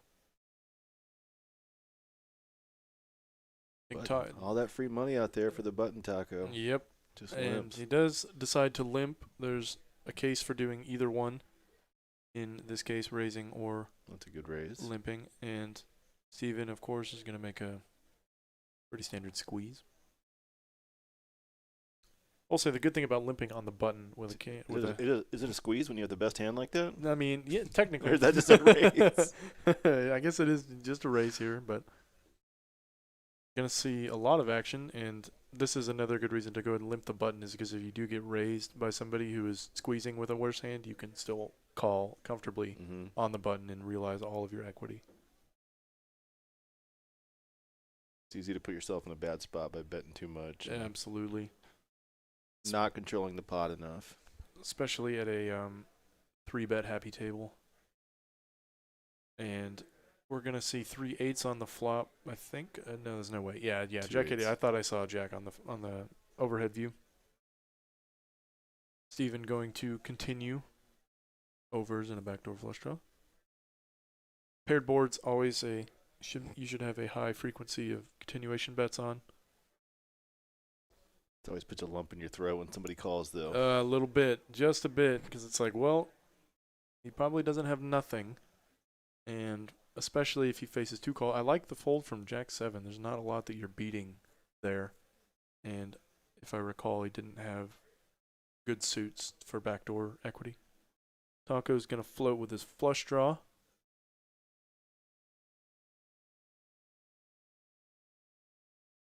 I think Steven's going to slow down a lot of the time here when he faces 2 calls, unless he improves to something like an ace. They're an all-in? Oh, it's just his change. No. Or a diamond. We might see him go for it again. No, I think no. It's a great card for him. Yeah, it really is. He might go into check call mode. Yeah, I think he knows he's behind currently, percentage-wise, but and it also actually, the check's really good because he can call a raise. Exactly. He can call a bet, but calling a raise with that hand is not a different matter. Yeah, it's not ideal. So if someone say had an 8 here, and when they got 2 people on the turn, they don't want to give them all the chances to improve, they would probably raise an ace queen. It's not something you can defend a lot of the time. My gosh, someone's putting down stacks. Who is that? Somebody's taking Jason's seat. Hearts brick out. Skydiver once again with the best of it. Running good, this guy. Running good. Gonna pick up another fairly. Again, he's just been playing rock solid and getting good cards. Yeah. I think we saw him really open up once and lost a hand, but that's been it.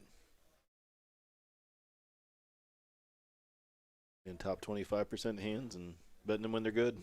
Exactly, that's the way to do it. That's how you print money in this game. Goes for a small bet here. I actually like this a lot after the turn checks through. He's likely be the only one with a jack in this situation. Trying to figure out who we got as a replacement in the 6th seat. Some guy sitting down with 50K. That's what it's certainly the biggest stack at the table now. Came to play, baby. I like it. Yeah, this is what we were talking about. A lot of money in Dallas, and welcome to Texas. Yeah, most of it flows right through this building. It's funny, when I'm in Vegas, I'll be playing 5-10 with like a $1,500 cap. It's going to seem so small. I've been thinking the same thing. After this. I planned on doing a little bit of travel this year to play, and it's going to feel – the games are going to feel so honestly tiny. I might not even play while I'm there. I might sit down and say these are nothing compared to my backyard. Right. So what am I doing wasting my time here? Right. I actually have still never even been to Vegas, which is a crime for as long as I've been playing poker, but – so if I go, I'm definitely still going to play, but I won't be uncomfortable hopping in like a 5-10 or even a 10-20 in Vegas. I don't know what the caps are there, but people are intimidated and scared because there's lots of pros there. But it's really the same game you play everywhere else. Just go there and, play your best. See which play your best. Man, a lot of times those games are tighter, and you can take advantage of that. That's certainly true. You should go when the World Series starts again. You should. I think every poker player should go experience the World Series. Oh, right. It's a rite of passage for many. I'll never forget walking into like the huge halls, just seeing 200 poker tables lined up perfectly. It's if you're a degenerate like me, it's just beautiful. Quite a sight. Quite a sight. Like I said, it's one of those few times in poker where everyone is just having a really good time. My gosh, let's see if our name placards are gonna update here. Find out where Mystery Man is. Yep, mystery big bucks. See, JD's gonna open it up with the ace-10 suited. Probably going to see a call from Taco, and that's what we see. Bill T gonna see a flop with a suited gapper, and Kevin's gonna come along for the ride on the button. He did come to play. I guess Bill is our mystery man. Steven, I think, getting a great price to set mine, goes ahead and calls, and now there's nothing for Skydiver to do except see a flop with Jack 10. And Now his deuces would just demolish these other cards. yeah. Nothing's even close to him on the board for board coverage. Yeah, no kidding. Actually, And there it is. There it is. Just spikes it. Just spikes it instantly, no waiting. Oh, you gotta love when you flop a set in a pot Just with. check it into 8 people. Yeah, unfortunately, this is gonna check through though. Nobody has a big enough piece of Screaming it. for a queen or king or something. Yeah. Oh, another. Oh no, That's- Skydiver's gonna get a piece taken off of him That's now. perfect for the deuces. Yeah, and once again goes ahead and checks. There's no point in leading into 6 other people. That just looks so enormously strong. This is a great spot, I think, to check and call. There's not a lot of draws or anything else. Whenever you raise here, you're limited entirely to boats and jacks. And you want, I think what we're going to see is a call and then an overbet on the river a lot of the time. Kevin did not want to fold his hand there.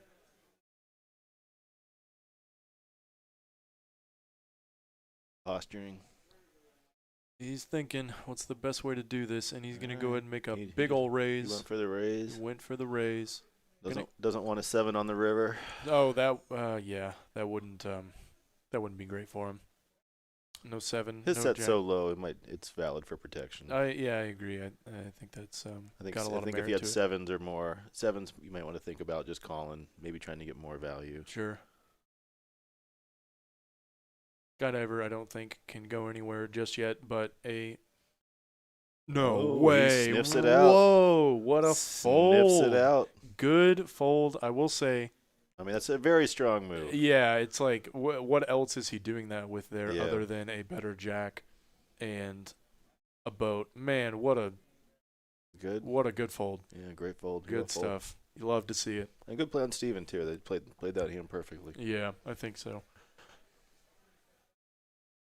One of those close spots where those are the interesting spots in poker, I feel like, where it's like you could go either way between 2 decisions. You're essentially indifferent between doing it, and sometimes one is the better option, sometimes the other is, and He seemed to sniff that out pretty quick. yeah, He- no kidding. His instincts kicked in to know he was bad. Yeah, Pretty good at reading body languages and people thinking, and he was very quick to lay those down. yeah. I've at least expected a longer tank if he was going to tank fold, and the vast majority of players I think would call and get value owned there. Yeah, another 1,500 on the river or something Yeah. like that. Because I mean, if you do elect to call there, are you going to fold to, Not the same size bet you can't fold to. Yeah. Bill T going to jump right into the action and open it up with a suited wheel hand. John Ryan going to go and defend the button. I actually kind of like the defense here with King 9. Probably the very stone bottom of defending range there, but it's nice to see flops when you've got position. Skydiver, not happy about the last hand, coming in with the 5-3.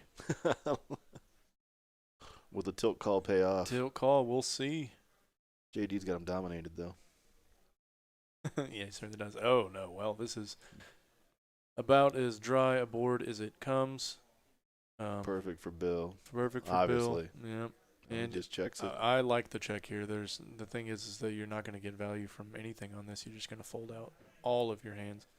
And people may not put you on an ace if you check back there. So I think it's a good check. But can't let the turn possibly check through again. Got to go for some value. Makes it fairly large, 350. You might do this with something like pocket nines or a queen, hoping somebody has any piece of the board, but I think he's going to get 3 folds, which is exactly what happens. Yeah, nobody else had anything to fight back with. Yep, there's... Nobody's going to argue with a guy with 50K in front of him. Yeah, that's the other thing. That was a great first hand for Bill. Comes out and just shows a little dominance, takes it down. Yeah, you know, when you flop trips on a dry board, it's a great way to start.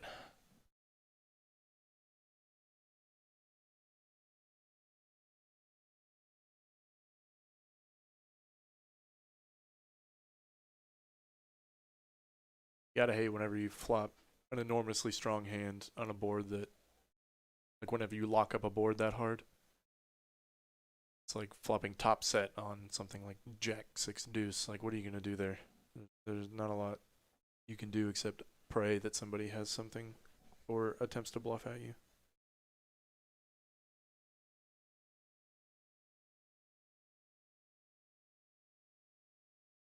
Kevin gonna open up another suited wheel hand.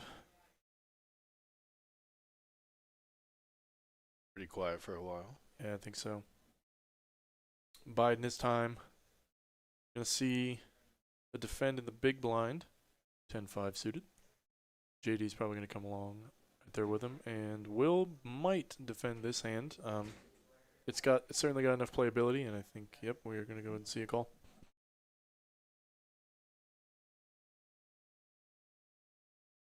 Kevin's still ahead at the moment.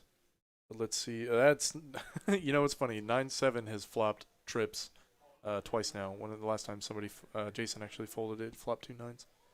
Checks it, hoping for the continuation bet. Yep, ain't gonna come though. Once again, oh man, he just fills up on the river. And this is one of those spots I was just talking about where you lock up the board so hard there's no value to be gained, and I wouldn't be surprised if he checks again here. But it looks like he's going to go for some value. Going to start building a pot. Hopefully somebody will call him with ace high. He's got a pretty aggressive image a lot of the time, so. But This is where those images pay through, but like you said, nobody else had anything. yeah, nothing to do.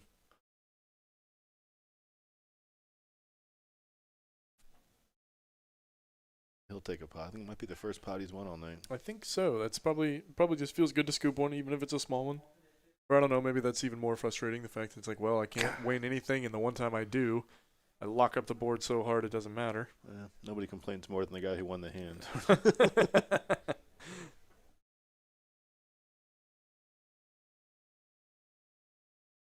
I like Will, though. He just looks so calm, looks so composed. Yeah, no, and I've played against Will a few times. Doesn't bother him at all. No, he's a pretty solid player. I mean, he won the River Series in 2018 at WinStar.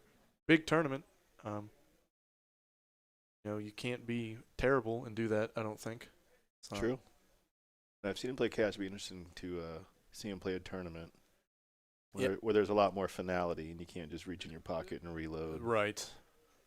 Puts more fear in you, but it puts more fear in everybody. Exactly. It changes the game a lot. Oh, it certainly does. And I mean, it gets to a point in the tournaments where you don't even have post-flop play. It's all just shove or jam because everybody's sitting there with 15 bigs. A little bit more of a limp dynamic developing with Taco limping with Jack 9. Bill going to raise it up in +2. Will, I think, is probably going to defend here a lot of the time. Yep. Eat check. Kyle with the 4-3. Looking to play. I kind of like it. I mean, it's any 2 cards. Pretty much whenever you're getting afforded that price, whenever there's a bunch of limpers behind you, what are they going to do? Fold, and then you have very easy decisions whenever they decide to limp, raise, like Donkey was doing earlier. Well, he is. The heat check. Gaze.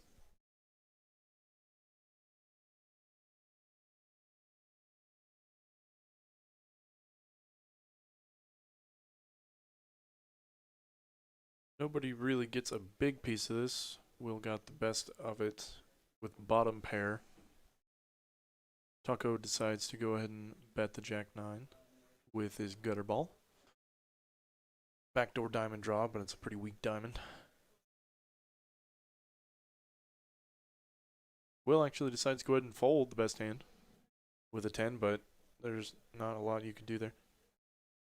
I think our graphics were wrong there because it said Will at queen 10, and That's what I thought at he first. would I never thought fold that hand there. So I thought they said he flopped 2 pair at first. yeah, still working out the kinks. It happens. Yeah, Kevin's only up 7.2K. I guess he just doubled the one time and hasn't seen much since. I really want to see 20 placards get put in the middle, if I'm entirely honest. You want to see Bill go all in for 50K? I want to see it. I want to see it happen. I think it's going to happen at least once. You don't put down 50K to cover a table like this without using that leverage that you're creating for yourself. In fact, I think it would be a poor decision not to.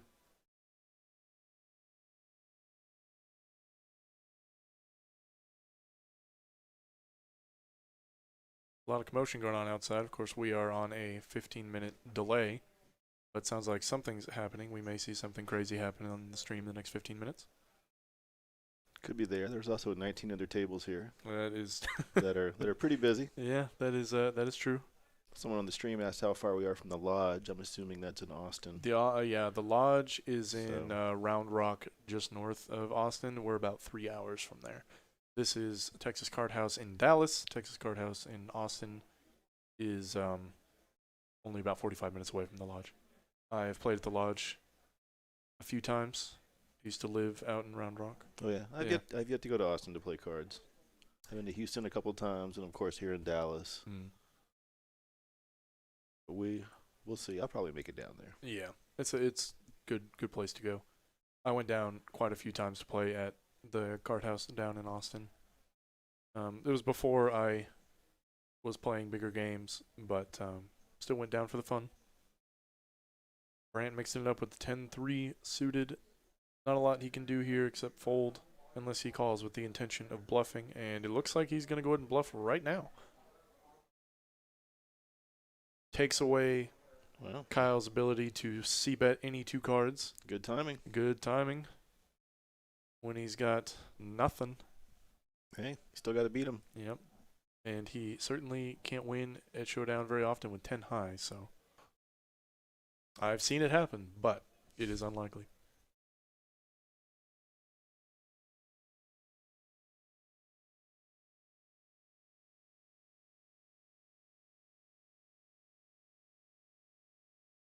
Got a few more listeners in the chat climbing up there. We're now at just over 650.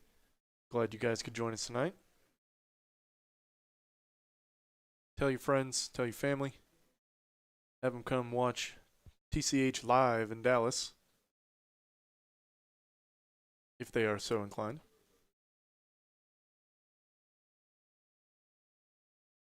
Then you should come up from Round Rock. Come up from wherever you are. Some places they don't even have poker right now. Yeah, exactly. That's another big reason why I think poker is just going to turn into the new hub for the game, because there are tons of places that just don't have it, and they're not like you mentioned earlier. You know, most places still have screens up, or if they're opening tables at all, and it's just an uncomfortable environment to play the game. Granted, it's perfectly well warranted given the situation, but it is what it is. But here in Dallas, we still got full ring tables. They're going. And they are going. JD's going to go ahead and take it down with the 10-8 suiting on the button. I think all the shutdowns have been really good for poker. People have gone back to online for something to do and really sparked the fever for it. But I think a lot of people really want to play live. Yeah, I mean, and this is a great place to come play.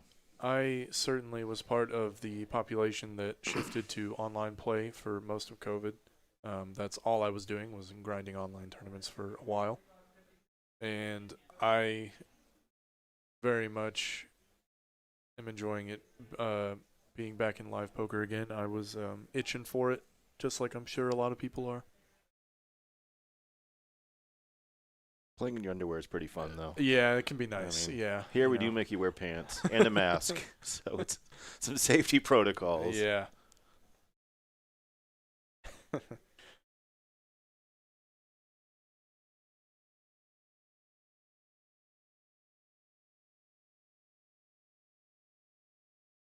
to be a battle here. I think so. Standard raise versus into a dominated hand. JD may even look to, yeah, he's going to go in 3-bet here. This is definitely a hand that you can put any 3-bet range. At a table like this, Taco goes in, makes a good fold with ace-10. A lot of people might be tempted to see a flop with a hand like that. But Bill, he brought the stacks. He's ready to put them in. Oh my gosh, here we go. We're going with Queen deuce suited. getting in there with the Classic defending hand. yeah, perfect. The Kiwi Dewey. Never heard that? Never heard the Kiwi Dewey? I've never heard Kiwi Dewey. Yeah. I like it. And then Kevin actually kind of in a weird spot with King Jack here. I think a lot of the time it is good to go ahead and let it go. Potential 4-bet bluff candidate, but against 3 other opponents, I don't think it wise. Yeah, it's a lot of players to get through. Yeah, and it doesn't have a lot of good playability post-flop. You could argue with a call, or argue for a call if it was suited, but it was not, so pretty much have to flop well or nothing. And unfortunately, he would have flopped the best hand here, but made the correct play pre-flop. Nobody really getting a piece of it except for JD with Still pretty scary to call continuation bets with the Queen Jack. We saw that earlier. Oh, absolutely. With Derek making a big call, or Kevin making a big call, but wasn't very happy about it with his Queen 9.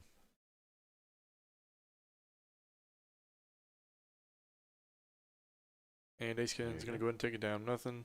Bet and a bet. Bet and a bet. Shows the nuts. Ace-10. It's funny whenever you show a hand like that and you're like, yeah, well, you showed the best hand. It's only a bluff if somebody calls. Exactly.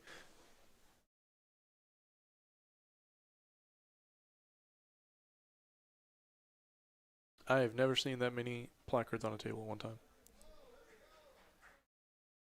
Well, Bill brought most of them. Yeah. Even at the well, that's not true. I heard another player here. Have you met Dong yet? The guy that Oh yes. yeah, he'll buy in at the 10, 20, 40 for 40K. Yeah, there's a couple players that buy in for Gigantic stacks. 20 placards easy. Yeah. Queen 10, I think we're going to see an open here. We'll definitely find those crazy games like that here. Oh, most certainly. Yeah, there's nothing like the games here. Brant going to go ahead and pick it up with the birds. 3-bet to 500. I like the sizing here. 4x. Bill looks like he's just going to make a flat call with King Jack in the big blind. And I can't imagine Skydiver's going to fold here too often. He's got a great call in hand. Good, yeah, good post-flop playability and flops pretty well, and he's getting a good price. So, yep, there he goes. He goes and makes the call. Brant, loving life.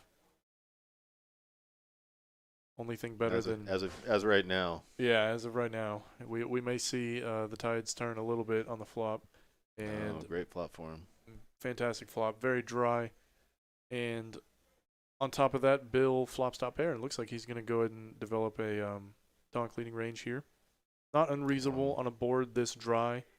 However, there's not a ton of hands that he could be doing this, but Brant's probably just loving it. Skydiver getting well out of the way. Brant can push him off that hand now. Does he? Oh, Bilty bet really large. He bet pretty big, like yeah, almost a full pot size bet here, which I definitely don't fault. There's a lot of turn cards you don't want to see with that hand. Give it some protection. That is a turn card you're certainly not unhappy to see, and he's going to continue the aggression here, betting half pot. Pretty standard sizing, but he's going to get some bad news. Brant could go, I think, either way. Most of the time he's just going to call, but could go either way between a call and a raise there. Brant hasn't put any big bets in yet. Big pots. He definitely likes controlling the pot a little bit and staying out of trouble, I think. Yeah, and Bill decides to go ahead and bet queen. The queen is probably a slightly better card for him because a lot of the time he's going to be taking this exact line with queen jack, and it's not likely that Brant is going to have a lot of floats with a queen in them. So I really like this continuation here. Horrible against aces, but Yeah, I mean, it's a death sentence against aces because of those threes. But always going for the raise. Brant. Here we go, Brant. There you go. Stick something in there. That's a big Yep. raise too. Really intimidating with those black cards. My goodness, was that 10K? Wow. that's serious. Yeah, it is a serious bet right there. Oh, he goes and makes it 9. I think Bill just has to fold here, but I do like the play by both of them so far. Bill went for thin value, and Brant is also still going for arguably thin value here when he decides to raise. Trying to get all the value in the world from hands exactly like what Bill is holding. Yeah, Bill played it pretty heads on, pretty full speed. I think so. Maybe could have played it a little softer to minimize your losses, but you know, I mean, it is what it is, right? I mean, a lot of the time when you take that line, you're still going to get Yeah. good value from worse. He's just running right into it here. it's easy because we know he has aces. Yeah, exactly. We can see the cards. Game's real easy when you can see the cards. A lot of people in the chat saying, like, Bill has all the jacks and queen, or all the jack, jack, and queen, queen here. I don't think that's entirely true, but it's certainly within his range. I think Brant being the 3 better. Did he just... And Oh, I thought he re-raised him. Man, No, that would just have a been call. a monster play. Wow, Just Brant. a call. Brant going to scoop a big one, Got I a think. $20,000 pot there, maybe. 26K, 25.9. That is the biggest pot of the night. I think all with one pair hands. Yeah, yeah, it's true. We haven't. I don't think we've seen a straight or a I don't- flush anything above a pair, 2 pair yet. Yeah, nothing that gets paid big anyways.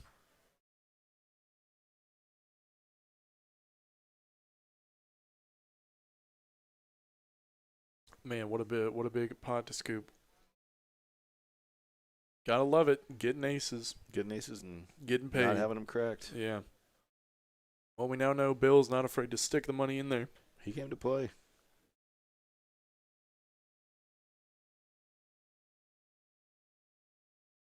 Said not too many people on this table are shy with their money, though. No, not at all. Definitely not. It's kind of hard to imagine them being shy with $20,000. Yeah, except people watching this might be thinking these guys are loose and crazy and easy to beat, but coming here and grinding away against these guys, you're just going to get whittled away, really. Absolutely. And I see some a little bit of criticism for the call with the jack there. To that same note, these players are playing at a very high level. You got to bluff catch sometimes, and unfortunately, you're going to run into it. It's just part of it. Maybe he had better hands to bluff catch there than with king jack, or maybe better spots to take, but I definitely don't fault a call there. Queen's a very scary card, and a lot of players at this table I think are capable of. Yeah, the threes Bluff out there take a lot of value away from the jacks, but Yeah. a lot of times that card on the river just misses everybody. Skydiver picking up a gutter ball, and JD going to take bottom pair. I think he's going to go ahead and bet his range here, though. I like it. Very dry board that Skydiver shouldn't connect with too terribly often. Looks like he's going to go ahead and call. I think this call, a lot of the time, is not just gambly. It's with a lot of intent to bluff turns and rivers. It's always... This game there's a lot of calling on the flop, just for the multitude of reasons. Yeah. Picking up draws, picking up outs, picking up the best hand, bluff Mhm. possibilities. Because then as the hand gets deeper, it's easier to do those things, especially bluff. Absolutely, because once the stack to pot ratio gets reduced that dramatically, it's easier to put people in tough spots. 3 is going to have the best of it here, and imagine it's probably just going to go check a lot of the time. JD might go for thin value, but probably not. He's happy to take his showdown value, cash it in. Win. You can win with a pair of threes. You'll take that any day. Yeah, absolutely. Any day of the week.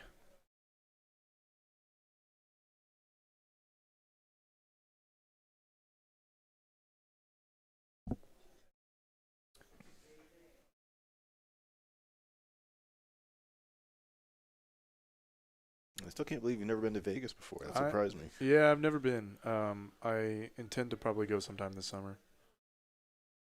Summer's a good time with the pool parties and whatnot. Yeah. Who knows what it'll be like this year? Yeah, I am curious because, I mean, It'll be bikinis and masks. yeah, bikinis and masks. Exactly. We'll see. You know, there are arguably better times to go, but I'm sure if I go once, it won't be the last time. It's overrated, but it's fun. Last time I was there in April or May, there were still plenty of pool parties, plenty of fun, even with all this going on. Yeah. Poker's not as fun, but whatever. Yeah, it is what it is. JD picking up AK right under the gun in the straddle, or after the straddle. And Bill's going to go ahead and defend his button with the 3 deuce.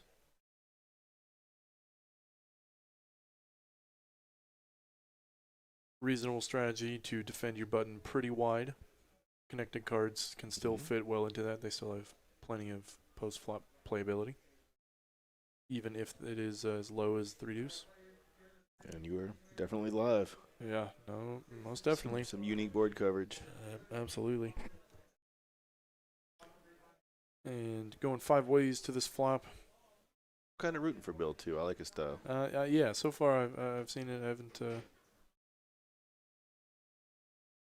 I'm rooting for any player, I'm not really rooting for any player, but I just want to see him get all those stacks in the middle. But he is no longer the chip leader. It is definitely Brandt with 40 grand in front of him. Wow. Yeah, that's insane.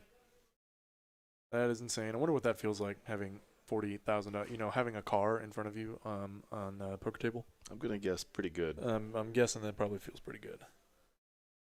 Not even like any car. That's a nice car. Skydiver picking up top pair, same as Steven. I think I might have had like a used Civic in front of me at one point on the poker table. I don't know about a new Tesla or anything like that. Yeah. Maybe a moped. Steven's going to go ahead and raise his top pair here. I like it. You can clean up the equity a little bit.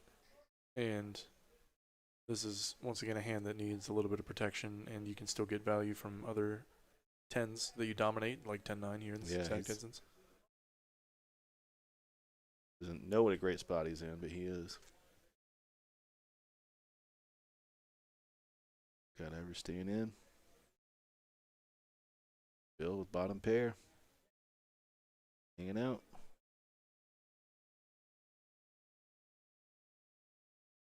Don't win chips by sitting on him. You sure don't. That's for sure. Yep.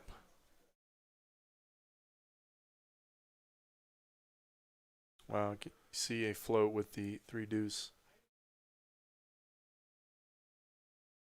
Wow, but he does actually. He moved up on the percentage-wise. Yeah, a a little great bit. draw. Use 3 or 4, hooks him up. Yep, picks up the gutter. See, guys, this is why you play deuce 3. For all the naysayers in the chat. Nobody puts you on it either. They certainly don't. I bet he's got deuce 3 offsuit. Yeah, no one thinks that at a poker table. It's not very often. Wow, it checks through. I mean, once you do see 2 callers on this board, you're not loving life, even with top pair. You get to free river to Free see if river. it'll happen. Oh boy, does it? It No. does not. Goes ahead and gives Steven the check mark. I think this is going to check through the vast majority of the time, unless I think if anyone is going to try and take a stab at it as a bluff, it's going to be Bill. Yep, there's check, and Bill is reaching for chips. Look at that, reaching for plaques. Got a 5.6 thousand pot. Yep, he's probably going to go 3/4 if he's going to pick something. He's got 33 out. That's what it's looking like, 33. I mean, it is a great bluff card. Ace itself, diamonds, flush. Exactly. Straights out there. Oh, I hadn't even noticed the diamond set up on the river. Yeah, this is a miserable spot for both Steven and Skydiver. I don't think Steven's going to fold, and he is, in fact, calling. Skydiver has nothing to do but get right out of the way. He would have to be tuned into some very high meta dynamics to make a call like this.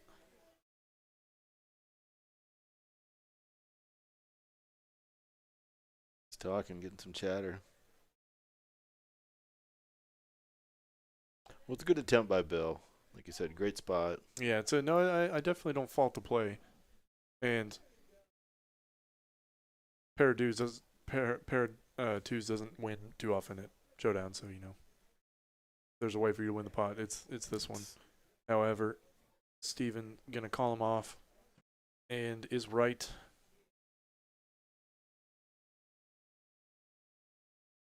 You don't sit down with 25K to not give action. It's giving it, that's for sure. He's certainly giving it. Steven very happy to. I think that just where I think Steven was calling even a bigger bet on the river there. I think so too. He pretty much snapped that off. I mean, it didn't make a ton of sense for Bill to have a flush there. Backdoor flush cards are always interesting. If it's not likely that people show up with them there. I think if he rolls over anything, he's probably got the eights there. Yeah.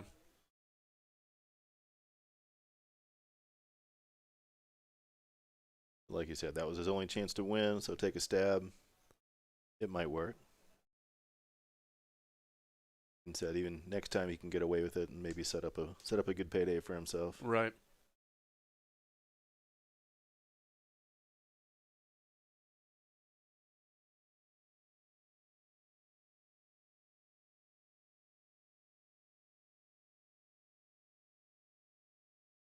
Let's see if we see 3 deuce make another play here.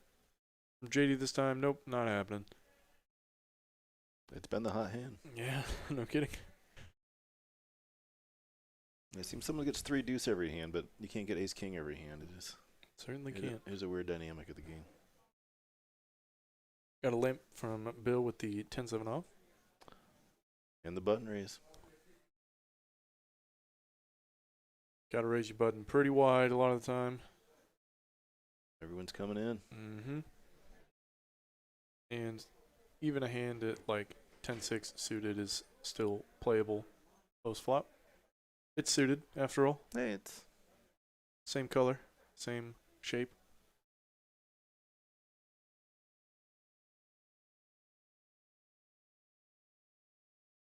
he's as in as anybody right now. So it should be interesting to play. Nobody's really got a piece of the board. Yeah, It's going to be all betting in position and reads here. Yeah, I think so. If Kevin decides to see bet, which he's gonna, there's almost no reason not to. Then I think our graphics are catching up. These are right. Flash there for a minute. Yeah, it looked like at first the board was paired, but It's a good bet. If someone raises, it's pretty hard to stick around. certainly. He's even got to be worried about the floating call here.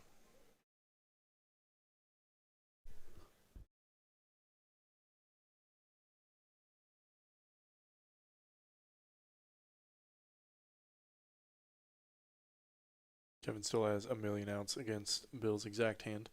And he's got the position and the betting motion. Absolutely. Check, check. Well, Bill now got the best of it with 10-7 high. Kind of curious to see what happens here. He's Got going to the go ahead good and just diamond. give it up, and Kevin certainly is not. This is exactly what he would do with a jack a lot of the time, so I kind of like this. Wow. Wow, he gets that one through. I think our graphics are not correct. I don't think Bill folds a 10 high flush there. Yeah, no, I can see on the board there were not 4 diamonds up there. On the board there weren't? Yeah, there were not. Okay. It showed it on our graphic, but it was there were definitely the queen on the end was a spade from what I could tell. Okay. That makes a lot of sense. 'Cause Yeah. That was a strange laydown. Yeah. But you haven't got Bill to lay down the best hand, though. That's pretty impressive. Pretty hard to do. It's been a pretty call-happy table. That was a really gutsy bet. Yeah. With 10 high. Yeah, I think even after the check on the turn, I think Bill's got a lead out there. Yeah, if he wants to win the pot, he's got to try leading there. And I mean, if he does, in that exact instance, he wins every time. Yeah. 'Cause you could probably bet about that same amount, about 300 out, and Yeah. you're gonna find out where you're at, and if Kevin's feeling feeling froggy, he'll make a move, but we haven't seen a whole lot of that yet. No, not yet.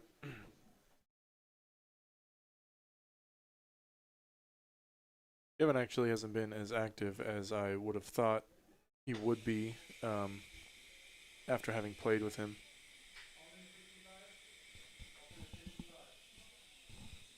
Sorry about the noise if you guys are hearing that in the background. Yeah, I don't recall seeing him at the table very much. Kevin? Yeah. Oh, I see him a lot. He's he hasn't been here lately, but he's pretty regular. He usually grinds 2-5 earlier in the day.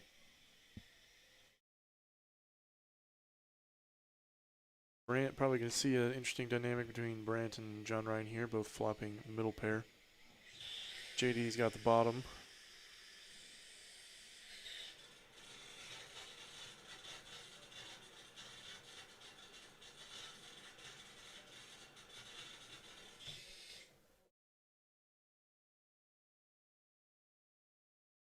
Ace on the turn helps nobody. It was a fairly wet board until that. That kind of took a lot of the spice out of it. I think so too. They both check, check. Standard check, check, and this is definitely going to be a check, check a lot of the time. 10 deuce actually got out of the way, and John Ryan's going to go ahead and take it down with a 10. Nothing for JD to do there with a 3. Just lose more money. Yeah, that's the one. Gigantic stacks here at this 5, 10, 20, 40 game.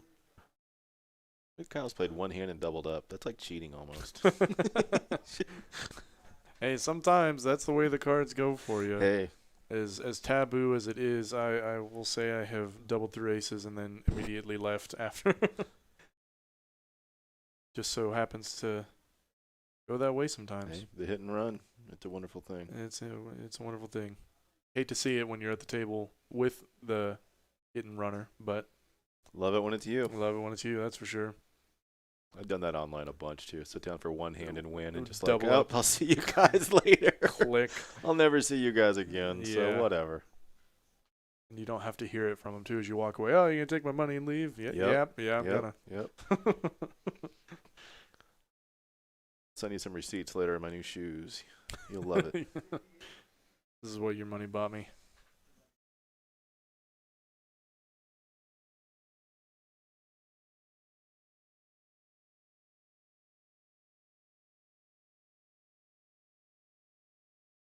Buddy just calling down.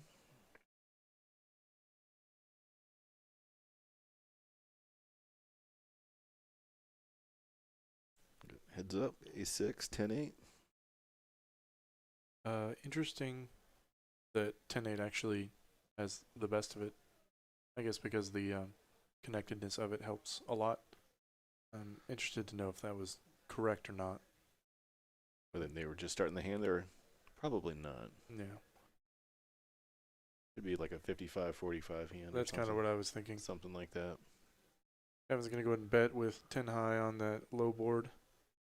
Turn is another low card, actually pretty good for Brant. I still think. Very good. He may double barrel at this one, but yeah, it's going to go check, check a lot of the time. We haven't seen a lot of double, triple barrel bluffs. No, we really haven't. It's it's really dangerous to do when stacks are this deep at a table like this. Yeah. Especially when you've got solid players that could shove it right back in your face. Sniff it out and make you fold with a quick raise. Yep. Kevin gonna go for it though. Brant hasn't folded yet. Kind of looks like he is not really believing Kevin here. His bet doesn't make a whole ton of sense, and he calls with the ace high. There it is. 10 high, getting showed ace high. Gotta love it. Again, the only way 10 high is going to win. Yep. Yeah, I really like the call there by Brant. It sucks when your opponent just binks a jack there on the river, but a lot of the time that's going to be a you've got bluff-heavy line. If they get there, you've got to pay them off. Yeah, I think so too. And sometimes you just got to pay them off. Can't fold your way into winning at poker. And here it's going to happen enough times where you'll get your money out with the best hand, and you'll come out on top. Absolutely. By playing correctly on the river.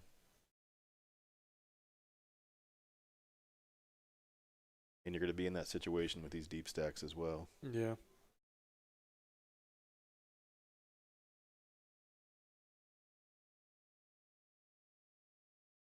Kyle with the straddle. Yeah, no restraddle this time. Kind of surprised. I figured Taco would be all about the restraddling. Yeah, he's been pretty chill since he sat down. Yeah, he hasn't really gotten involved a lot, which is surprising, but he is one of the shorter stacks at the table with $5,000, if you can believe that. So he probably doesn't want to get in there and mix it up too much with anything but more premium type holdings, or if he does with lighter stuff, he wants to be in position for it. Certainly not under the gun. Just spoiled after last week, just waiting for aces again. Yeah. I thought that happens every session. Doesn't happen all the time. Yeah, you're just required to get aces every time. That's how it works. Yeah. Not only that, but have somebody jam into you with 6-5. Skydiver, this should be.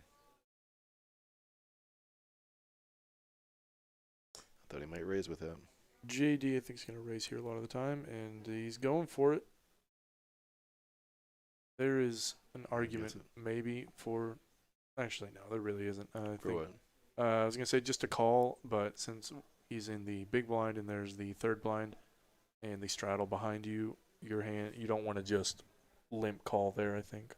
It's better to come in with the raise, and this is exactly why he goes in and takes it down right now. Plays poker for 2 seconds, makes $40 or $100. There you go. It's a good hourly. Yeah, it's pretty good hourly, yeah. I'll figure that out later. $100 every 5 seconds, yeah. Rack it up.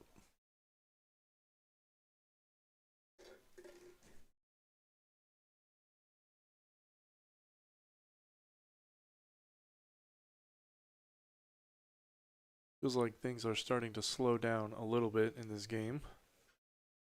We're not getting too spicy with big pots as much. Donkey's not in there to juice up the action. Yeah, it's been really good poker. It's been interesting to watch, but it hasn't really been the traditional fireworks. I think we got fireworks in the first. We certainly did. The 5-10. I think the cards helped, and the players were a little more juiced, maybe. Yeah. But this is actually, I mean, they're playing great poker. There's some great reads and some great plays going on. Like I said, poker's not, ESPN highlights of Ace King versus Queens all in pre-flop every hand. Right, and that gets old after a while. I think it's much more fun to see the nuanced sides of the game where people are making big plays with marginal hands.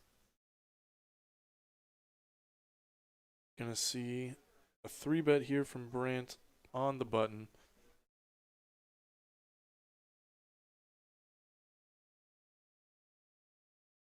I think this is a hand that most of the time is going to be just a flat call, but if you really want to disincentivize the blinds to not call you, then 3-betting is better to kind of isolate. And my gosh, when they're sitting $35,000 deep, it's really, you really can't fault them. And it looks like Bill's gonna set mine with the pocket fours, calling 1.8K. Big call. It's a pretty big call, but it might. I mean, if you hit it, the implied odds of when you hit it are just astronomical. You just get paid so much. Yeah, he's definitely got the implied odds behind it too. Yeah.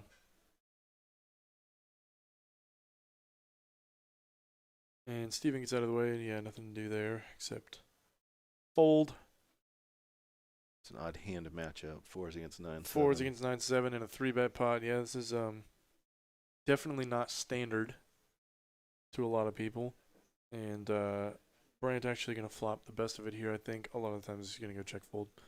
Not a lot of you can do. You're pretty handcuffed with a hand like pocket fours on a board like this. But Brandt checks it back. He's going to give Bill a chance to bluff at it. 3 doesn't change much. Board was already dry. It's really still dry. Bill slowed down since its first couple hands. Yep. I mean, I was wondering if he'd make a stab with 4s, but no, he's sticking into the river. He's hanging on. So close to a straight. So Bill. close. 4-card straight. 80%. It should count. It should count, right? For 80% of the pot, right? Something like that. That works. Yeah. That's how that game works. This could go a number of ways, but it looks like it went check, check Check, And check. Seven to the nine to the nuts. Nine's the nuts as played for a 6K pot. Wow. It's crazy. It's crazy to me. But boy, is it fun to watch. Brant going to pick up another pot, racking them up, taking them down. Yeah, he has just been the vacuum over there. Yeah. It was kind of Skydiver at first, and now it's shifted over from C9 to C1. I think Brayton is now fully doubled up. I think he only started with something like 20K. I don't think anybody started with more than 15, so I think he might have. Maybe a little more. Yeah, I thought. Unless he added on. Some players definitely added on midway. That's something we didn't see, but either way, he has definitely made a pretty penny tonight. Probably making more in an hour and a half than most people make in 6 months. So No, just thinking how long it'd take me to spend all that. yeah, I know, right? Probably not as long as you think. I was thinking pretty quick. So.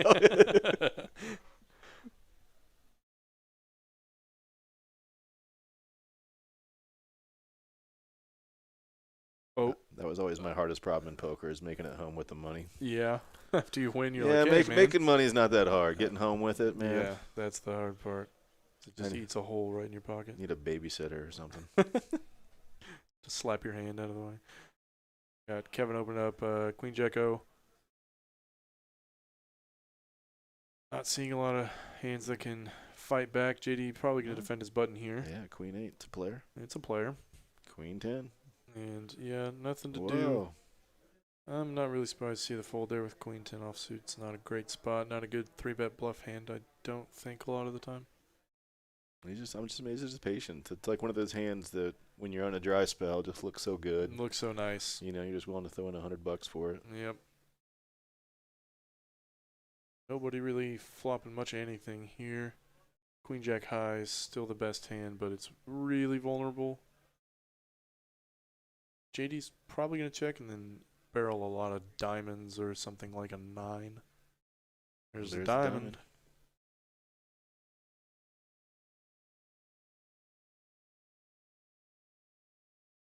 Kevin beats him to the punch. Yeah, once the flop checks through, I mean, I don't know, he's kind of, you would think maybe Kevin would be representing something like 10s here. Because It's almost worth a raise here after the check through flop. yeah, almost. But JD's just going to call and try and realize some of his equity. I think it's a spot where maybe a min raise or something real small that Yeah. might work. Oh, I didn't see that Bill actually picked up the best hand with a deuce. Oh, this is going to be a bit of a firework card, I think. Kevin, I think he's going to... Oh, he just checks it to he him. just checks. I was thinking he might barrel again. It wouldn't be a line that makes a ton of sense, and he has plenty of showdown value. So, in retrospect, I actually like the check there.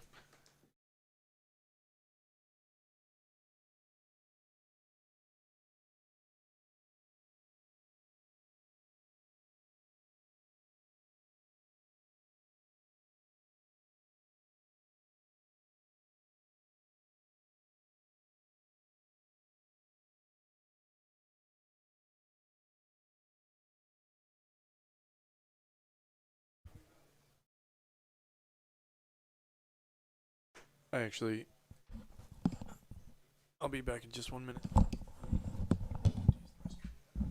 Take solo for a minute.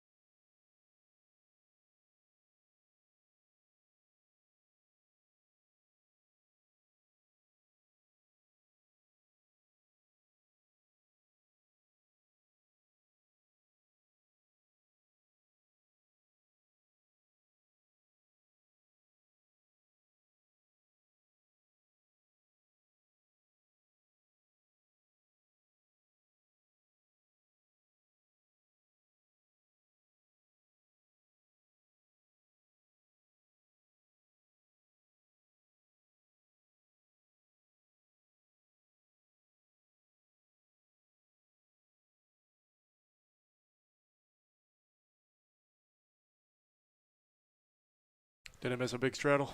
Yeah, shadowed 320 when there was wow. a jacks raised, and then there was a big 3-bet, and that was the end of the party. I was gonna say that was pretty much it. Yeah, everyone went home. Cops came, party dispersed. Yeah. Just took a peek outside. It is what is today? Wednesday? Tuesday. Tuesday. Today is a Tuesday night, weekday, and we have 20 tables with a wait list. Just re-emphasizing how much action there is to be found at Texas Card House in Dallas. Tuesday's a really fun, was it 225 turbo? I believe Tournament? no, today's the bounty tournament. That's what I said. 225 bounty. Yeah, okay. And that's a fun tournament. I've played that one a few times. It is. Players have a good time, and it's definitely one of the more popular ones. The bounty aspect, I think, adds a lot of interesting dynamics to it.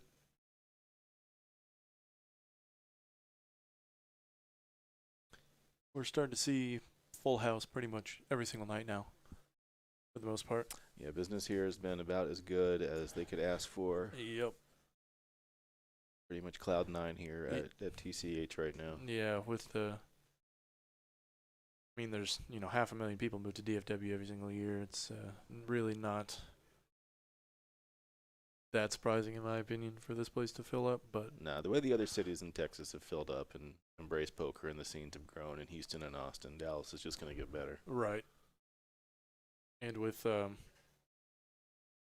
casinos close enough to us in the other states not really having their poker rooms open, I think that's helped enormously.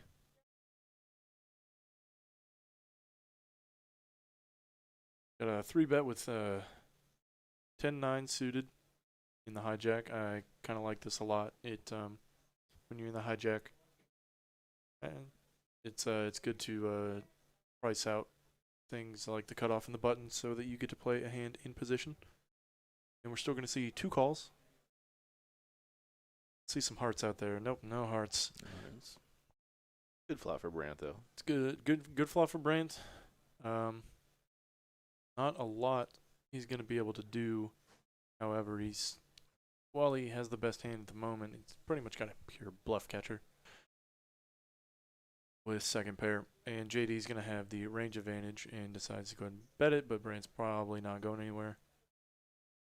To just one bet, not with 20 placards in front of him.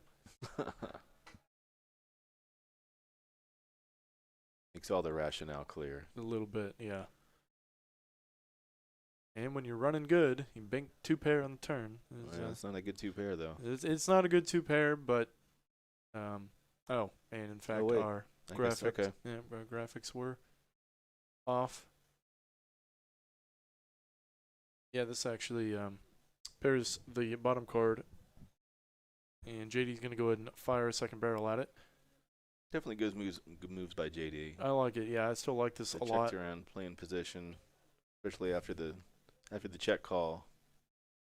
And great second fire. Yeah, and Brandt goes ahead and lays it down. A jack would have been if Brandon decided to float one more, and a jack peels off on the river. It's JD's just getting all the money there. Or he's getting paid off very substantially. Yeah.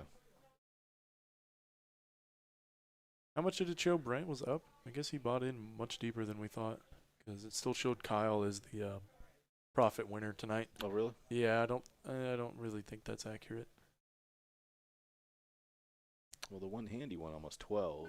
Yeah. Unless he got down, that I don't remember him really being down. Yeah. No, he hasn't been down much, but I think he's only had the one double up.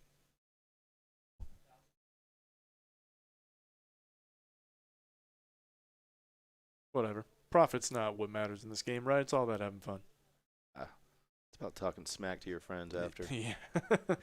I can definitely say that's probably at least a good portion of it, especially for these guys. Slow rolling your best friend and then reminding him about it. Oh, yeah. Forever.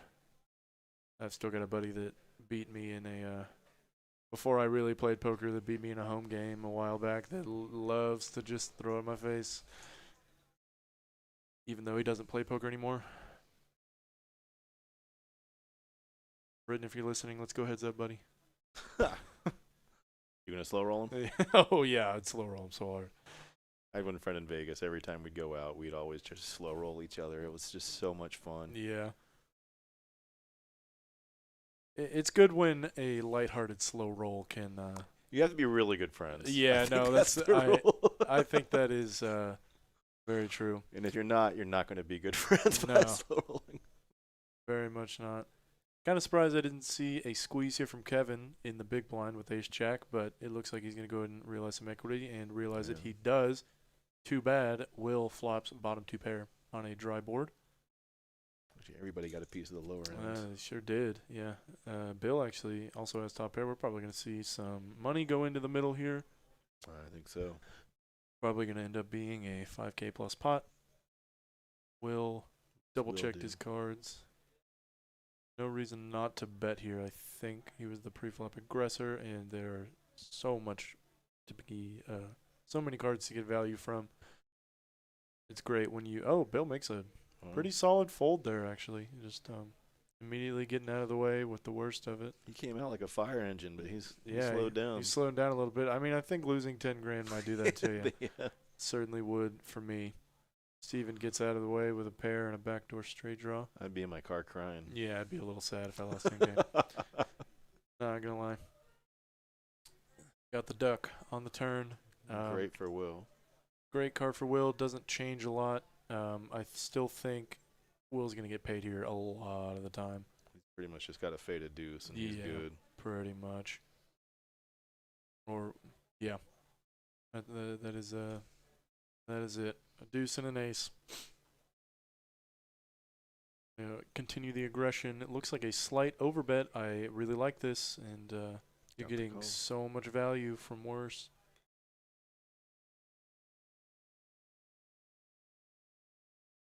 This card's going to kill his action, though. This may even go check, but I think Will's probably going to go for some dead value over here. I think we're going to see something like 1/3 pot bet. The flush draw is runner, so that's really helps Will in being aggressive here. Sure. He's going to be afraid of a queen. I don't think he is. Yeah. And he's not, and he does in fact go for what looks like about a 1/3 pot bet. Great bet size. This is a bet where if you do just get raised, you can pretty happily fold and you don't lose too much, even though it sucks and is frustrating. But the sizing also allows a lot of worse hands, exactly like Kevin's to call. So I think that was a great river size. Good play. A really good pot by Will. Yep.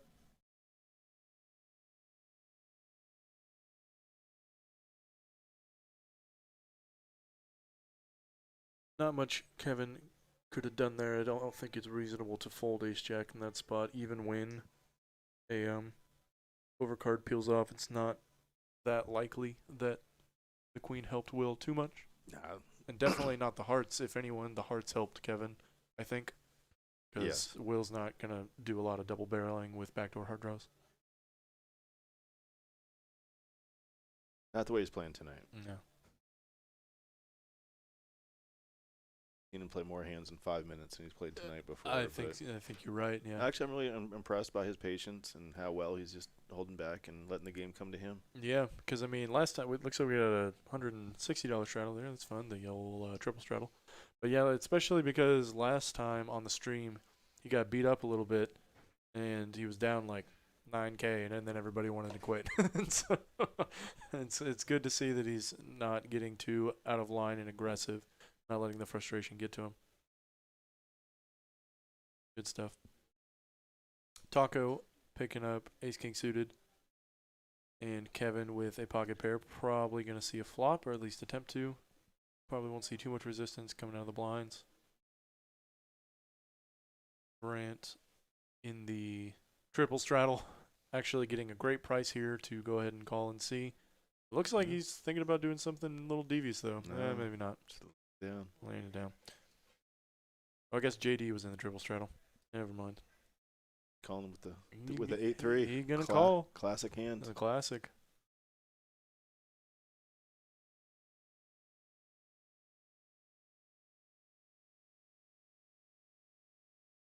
And ace king. Great for Taco. Yeah, great board for him. Gonna see a c-bet here a lot of the time. Doesn't have to be too big either.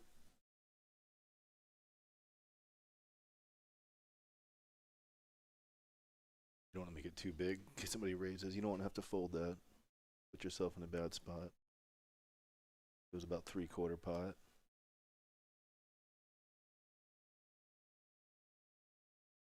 The right number.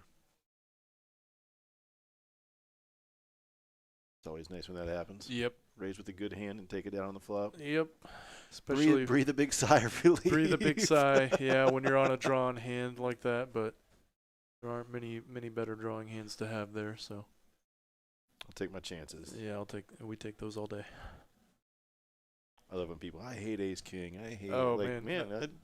Hand them over What here, do you- man. Slide them across the table. what game are you playing, man? Yeah. No, it's funny to hear a lot at 1-2 when people say, I hate ace king. That's just a drawing hand. I'm like, well, it's the best drawing hand. that's the best part about it, and it has so much removal to other strong hands. But it does kind of suck when your ace king gets cracked when you get it all in and all that. But that's just part of the game, man. It is. Part of the game. Part of the game is accepting losses and just seeing them for what they are.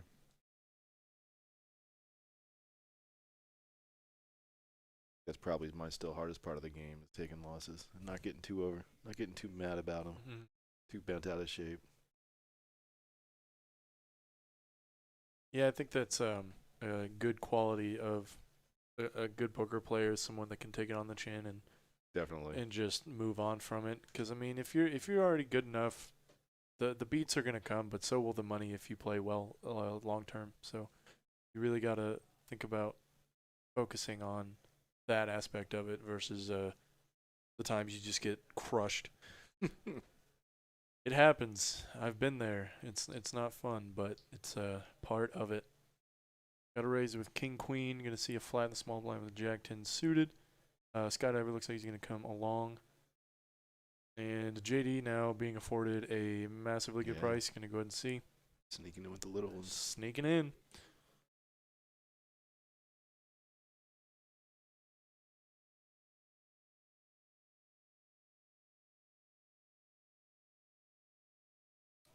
Well, that kind of decides that. Bill just basically flopping the nuts. Yeah, hole in one. Yeah, pretty much. We may still see a float from John Ryan if Bill decides to bet his king queen. He might just check it back though. Oh, and actually, He's coming out. John's gonna go ahead and He might be all in this hand. donk out on this one, and that's interesting. You got placards behind there? I think he has a few. He's up. He's got a stack of 5K. I'm kind of curious what his reasoning is for the donk here. I'd love to ask him about it, just because you would think that a lot of the time a board like this that's double paired to a high card is going to get checked to the pre-flop aggressor. We thought his jacks A lot of the time. blocking some queen combos maybe. Right. I mean, I will say this is a great card a lot of the time to continue barreling on if you decide to donk lead into him. And he throws out a 1K placard, build T, just no possible way he could go anywhere, I don't think. With the king of spades especially. Yeah, there's nothing about it. He could And be, the trip queens. Yeah. Either one. he's drawing to the nuts, or the nut flush rather, and already has a very strong made hand that isn't losing I think to a you're gonna lot. see a raise. I think so too. Yeah. Yeah, and John Ryan's gonna snap fold. Yeah, that's the way she goes. Yeah, actually, Oh, he does have some. yeah, he does have some blacks back there. I'm curious whether raising or flat calling there is the most optimal play. I think it could go either way. The problem is if, yeah, I don't know. I would personally would lean towards a call. Just Lead towards what? lean towards a call there instead of raising with the queens. Just give your opponent one more chance to bluff at it, and if you do spike a spade, then you might get paid even more.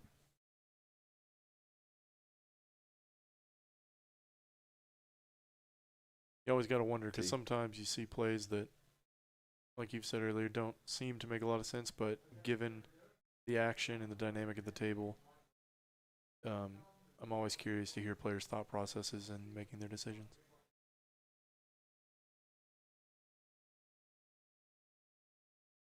It's interesting. I wonder how players look back at these streams and watch themselves play. Yeah, How hard they on themselves. exactly. And I mean, there may not be a lot of players that do that, but some of the best ones absolutely will. I mean, just for curiosity's sake, I'm sure in a lot of hands where they're like, "Oh man, did I get bluffed here? Let's go back and take a look at it." But it's always good to go back and analyze your play as you go along. This is going to be a pretty action pre-flop. A lot of playable hands we're seeing here. Let's see. Bill's actually got the best of it right now with a suited wheel ace. Quickly diminishes, though, when he flops nothing except a backdoor club draw. First to worst happens so often. First to worst. That is the epitome of this game. If nothing else, Brandt, I think, is donking out here with his king, which is fine. You don't really want a flop like this to check all the way through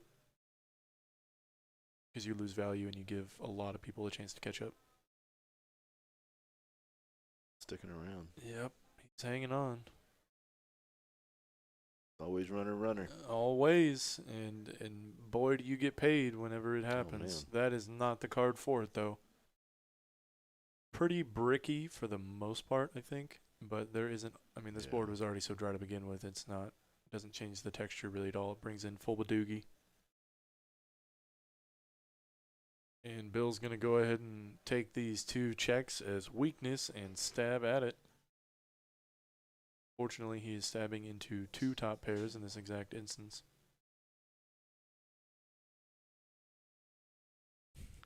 Caller, what does JD do? I think He's got to smell something. Yeah, he's got to smell something from one of them, but I don't think he can call here a lot of the time profitably. If he does call here, I think it would be with intent to bluff river, but I think there are better hands for that decision. Yeah, he goes ahead and makes that fold. What does Bill need? 3 aces? He's got 3 outs, but unfortunately someone has folded one of them. Oh my gosh. All you need is one. All you need is one. All you need's one. Oh man, and he's getting paid all the time here. Brandt can't possibly put him on an ace here. This is insane. No gamble, no future. No gamble, no future. I love when players say that one. That's so funny. No gamble, no future. All in. Oh man, he might suss this one out though. He's definitely thinking this is such a weird line. It's a weird line to take. He's pissed. He's pissed. He is pissed. He's gonna be pissed if he is shown the bad news. I don't see him laying this down. I don't either. As played, I don't think you can fold here. I don't know though. He may be putting something on Bill even stronger than an ace, like maybe 8-9. 8-9. 8-9 would probably be the most likely hand to take. Yeah, set of 3s or 8-9. About all he could have. Yeah. Oh wow! What a fold! Good fold, man. Good stuff. Yeah, I think it was the case there where he probably didn't put him on exactly an ace, but just there were so many other things that you lost to there. Good fold. Good poker. Love it. That was good. That was amazing after all those calls. Yep. Wow. We're just talking about advanced river play here earlier. And here, that was some of it. That was amazing. Yeah, sometimes advanced river play comes in terms of a fold here instead of making big bluffs. I don't think I could do that, but. Yeah, I think, unfortunately, I'm calling there a lot of the time, but I don't play 5, 10, 20, 40, 80, 160, you know? Good fold. He wants to keep that Tesla in front of him. Yeah. doesn't want to downgrade to the used Civic. Nah. He definitely don't want that. Bill, get some of those placards back. Yeah, he's getting them back. It probably feels good after kind of getting beat down a little bit. That's got to feel good, just peeling off like that and just banking the river, hitting your gin card. The only better thing is if you gotten paid. Oh, wow. Yeah. And actually, I still feel like even though he binked the ace, he's going for pretty thin value there on the river. It's like Brandt could still have a lot of king nine. He still have ace king in that spot, so it's pretty thin value, but it got the job done, or it certainly would have had Brandt decided to make the call.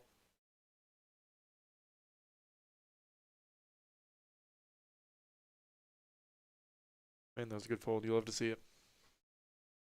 Jack 8's going to limp in here. Taco and +2. Bill T going to raise it up with the suited queen. Steven on the button. Just the flat. Just the flat. You could arguably 3-bet this hand. I think it would probably lean more towards a 3-bet if it Like was I said, suited. we haven't seen a lot of that Yeah. in this game. It's been a lot of limps, a lot of flats. Which you would think if they're so deep stacked, they're going to be 3-betting more, but they may be a little leery of doing that just because of that fact. Oh, well, we say this, and here we go. JD's going to 3-bet. Oh, what a good size. What a good squeeze size. I love this. This is perfect. Pretty much a pot-sized bet. Great hand to do it. Yep, great hand to do it with. We've seen a lot of 3-bet bluffs with these suited wheel hands, some of the best ones to do it with if you are going to. Boy, I really like the sizings when they're out of position. Bill T's going to mix it up and throw it in with the Queen 4 suited, Queen 10 out of the way. Wow. Skydiver going to probably fold here. He's getting a pretty massive price to see a flop with a hand that has a lot of equity, but wow, hey, yeah, there we go. We're going to see a flop with the 9-7.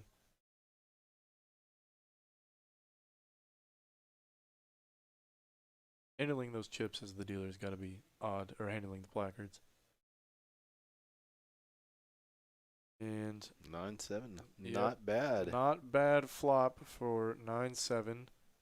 I don't think that's. I don't right. think the graphics right. I think that graphic on the bottom right is wrong. Yeah, the jack I think is a queen, but it was 2 diamonds and 10-8. yeah. Hopefully we get another overhead look to see exactly what we're working with here. But there we go.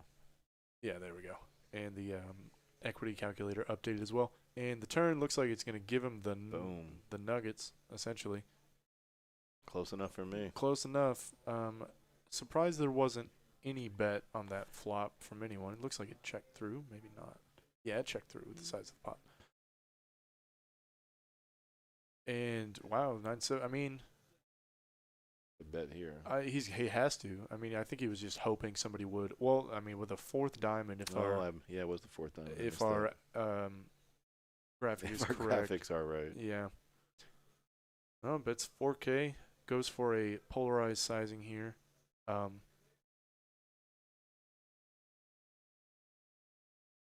I think if the graphic is correct, look, man, I think our stream's just kind of lagging out right now. Can't see any of the action. Yeah, I thought that was different. That was a deuce on the river. Oh, it was a deuce on the river. Okay, That's what I thought it was. That makes sense. I guess he got paid off by Bill. It's the only logical one that would have paid him off. Colin with top pair there. Yeah, given that river was not a 4th diamond, I really like the sizing that Skydiver decided to use there. Go for max value when you got it. Bill T, despite his late entrance and fewer hand sample size, still getting in there the most. VPIP at 46%.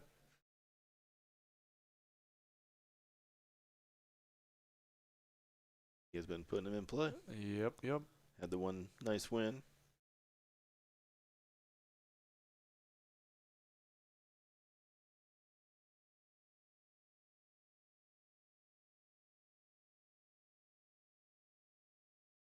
I gotta say, if those are all Bryce's chips down on the bottom, he's probably making out pretty good tonight. Good for him. Yeah. Tip dealers, guys. They work hard. They work hard. Most of them. Not these two, but you know.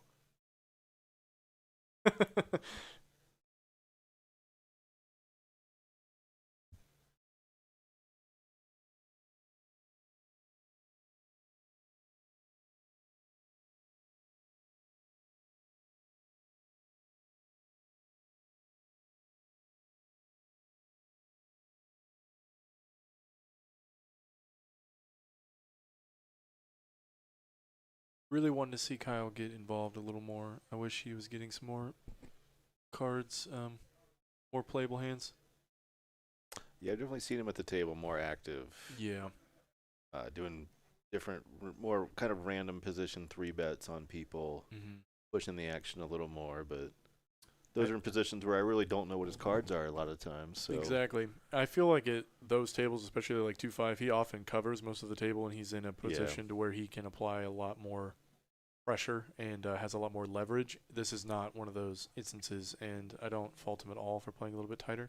Yeah, part of TCH, our 2-5 game here is some of the craziest 2-5 you're ever going to see. It's the nuts, man. Some of these same players play 2-5 with some of these same stacks. Yeah, it's not uncommon to see somebody sit down with $6,000 at a Yeah. 2-5 game, sitting there playing 1,000, 2,000 big blinds deep. And it's a lot more in play than these are, although these games are certainly in play. Yeah, I think we're gonna see a big squeeze here from Kyle with Jack. I was just saying I want to see Kyle get in there a little more. Here we go. Nice sizing, great squeeze size. Roll up them sleeves. Kevin may actually 4-bet this hand. It'd be a great 4-bet bluff candidate, but a flat call is also perfectly fine.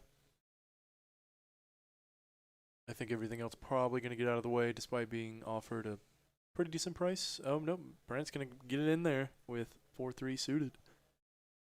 And now that Brant's in there, though, I don't think JD can fold. Oh, he decides to let it go, though. He can. And apparently he can.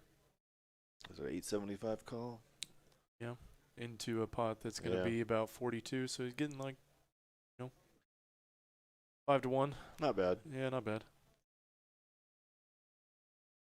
I'm sure he wished he would have called. Don't we all? Seeing the flop after the fact. 5-1 now. Now 20-1 now. Yeah. Kyle still got the best of it. Going to continue here a lot of the time. Paired board. But that's why you 3-bet. That's exactly why you do it. You do what's called cleaning up the equity. If you don't get some of those players out of there, you might as well just lay them down right there. Exactly. Pocket pairs are some of the most vulnerable hands despite their strength pre-flop, especially if you go multi-way. So it's good to raise them and get it heads up with people. Got a call from Brant with his 4. 2, nothing's really developing. Interesting call from Brant, I think, after Kevin decides to float as well with his 2 overs. 4 doesn't beat a whole lot in this instance, but he could be calling with intent to turn it into a bluff on later streets. Kyle goes ahead and continues for a half pot size bet. Kevin going to lay his king high down. I think that's perfectly reasonable. See what Brant does. His instincts have been right on all night. Yeah, I think so. He couldn't. I mean, the thing about Kyle is, well, he already hasn't played a lot of hands, but he could still be doing this with a lot of air, like a lot. And look, he's going to go ahead and float and see. He could be doing this with all kinds of hands, like ace king, ace jack, ace queen. Certainly. Even as low as ace 10, I think. So that's a lot of combinations. No help on the river, though. In fact, brings one more overcard to Is that a check? check. Gonna get shown the jacks, the jiggities, as some people call them. Nice little 10K pot. Yep, going Kyle's way. Hey. I think I've seen Kyle play kings, queens, and jacks, and that's about it for tonight. But hey, that's okay. I think he put a foot in the water a couple other times, but wasn't really in position to get in pots with him. Got knocked out early. Yeah. You guys are liking the live content you're seeing here. Go ahead and give us a like on YouTube. It certainly helps out the channel a lot. Give Texas Card House a subscribe as well if you feel so inclined. We would certainly appreciate it. And if you guys enjoy content like this, we're going to keep pumping it out for you. And we would love to see a larger viewership for things like this. Thanks everybody who's watching, and especially in the chat. Nice seeing everybody's comments. Yep. Very lively chat we have. All of these streams often get pretty lively. Taco's going to open raise here, I'm sure.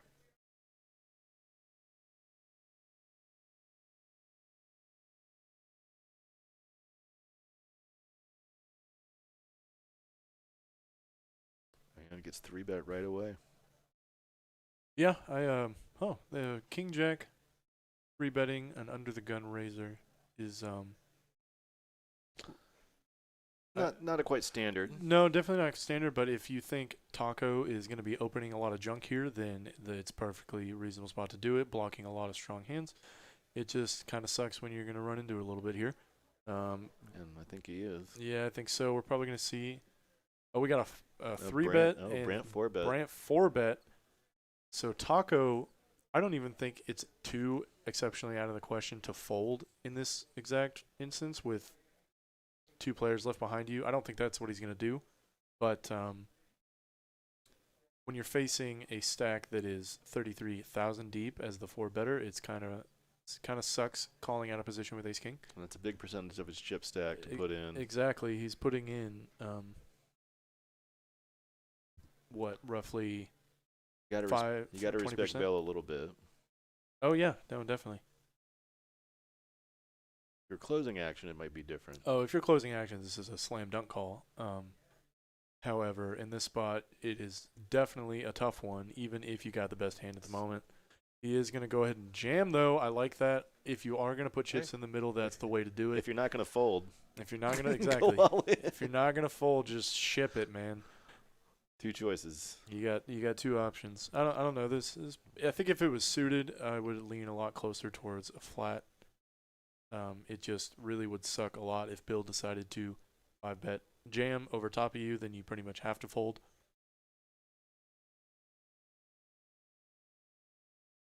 Bill goes ahead and makes the laydown. Tried to make a play, and unfortunately, he just ran into it. Been doing that a little bit tonight. It's you hate to see it. Brant in a tough spot now with ace-queen. A lot of people may consider this a pretty easy fold, especially because it's offsuit, but I don't think that given the dynamics at this table, this is as straightforward of a fold as many might think. I think that's what he's going to ultimately lean towards, but it's definitely a close spot. Yeah, most hands he would have good odds to call. He's not getting it with this. Certainly really behind here. Yeah, like you said, his instincts have been on all night. He's calling 5.6K into a pot that's going to be roughly 16, maybe just over 15. 10 and a half right now. And it looks like the graphics updated with Taco's more accurate chip stack. Still getting.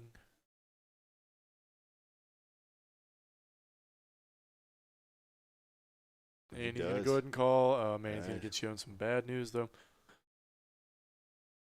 That is yet to be. That is yet to be. I mean, we will see on the flop. We will settle it in the streets. And are they going to run it twice? I would imagine they are. I don't think there's been an all-in tonight except against Kyle. Kyle's one hand. He only ever runs it once to begin with, but everyone else I think is wow. That is not the flop you want to see. Yeah. That ain't the one. You're live for the second draw. No. And they're putting the stub down. They are going for the one time. Taco goes one time, peels it. Actually, honestly, I would think if anyone said one time, it'd probably be Brant. Taco, I feel like, is perfectly willing to give people shots. Run it twice. You normally run it twice? No, I am a run it once only guy exclusively. I never run it twice. There's only been one instance I ran it twice and I regretted it. Because you won the first board? Yes, because I was set over set and I banked the case card on the river. And then you're drawing dead. Yes, and then you have no chance to prove, so it's an automatic chop. It was frustrating because I normally never ever run it, but I know the player. I've known him here for a while, and he told me what he had. He showed me what he had. He's like, "You want to go twice?" And I was like, "Why not? I'm already this far behind. Let's do it." Even though I am exclusively a run it once guy most of the time. Yeah, I don't know if it's the gambler's mentality to remember the negative or not, but it seems like every time I run it twice, I always win the first board. And then Like, what am I doing? Don't do that again. Yeah, exactly. I mean, that's how I like to view it. It's like Max Payne. It's like if I scoop it, then let me scoop it. You know, a lot of people will say that you want to run it twice when you're on a draw, but I think the opposite is very much true in terms of you're getting more out of that play in the long term if you spike it on the first one. If you got the nuts, you want to run it twice. Yeah. If you're on a draw, run it once. That's how I think. No, I mean I think that is the way to think about it, because if you got the nuts one, or if you have a very strong hand, it's unlikely that they're gonna hit their outs twice. Yeah, exactly. It's the same. You're playing the percentages. Yeah, and I mean all that running it multiple times really does is move the variance closer to equilibrium in like a short-term period of time. Mm-hmm. So it doesn't really change much if you play like infinite hands over a period of time. You know what I mean? So Taco racking up a big one. That was a good hand Good, for him. yep, good for you, buddy. Really killing it on these live streams lately. It always feels good to win your first big hand. Oh first yeah, any hand. for sure. It's a Doesn't good matter. one. I've been playing for 10 years, and I still like still feel cold until I win my first hand. Yep, I know. And then I'm what you mean. amazed I'm actually doing it. Oh my Yeah, it's gosh. like, what chips are going my way for once? Wow.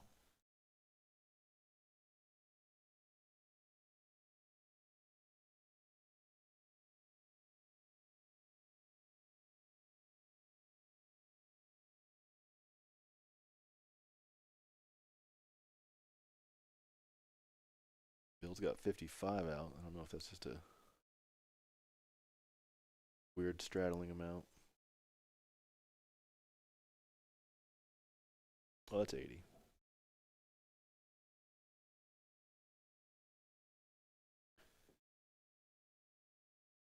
Folds around Brant I think we. with fours. Gonna test him. Yep, he's gonna go ahead and raise it up. I like that. A lot of people might just limp with pocket pairs. I think that's a good idea in like early position, but in late position when you don't have as many people to get through and you can see a flop with last action. I think it's much better to go ahead and just raise them now. Gonna see a flat with a suited ace from Bill. John Ryan's probably gonna come along as well, and he does.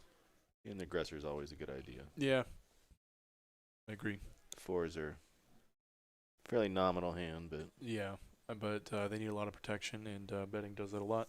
However, not a lot to be done on this flop, specifically when Bill's going to have an open ender and a backdoor flush draw and John Ryan with top pair, second or third kicker. yeah, we could see some chips go in on this hand. I think so too. What would be really crazy is like, I was going to say 4 clubs, but he's got 4 clubs. Never mind.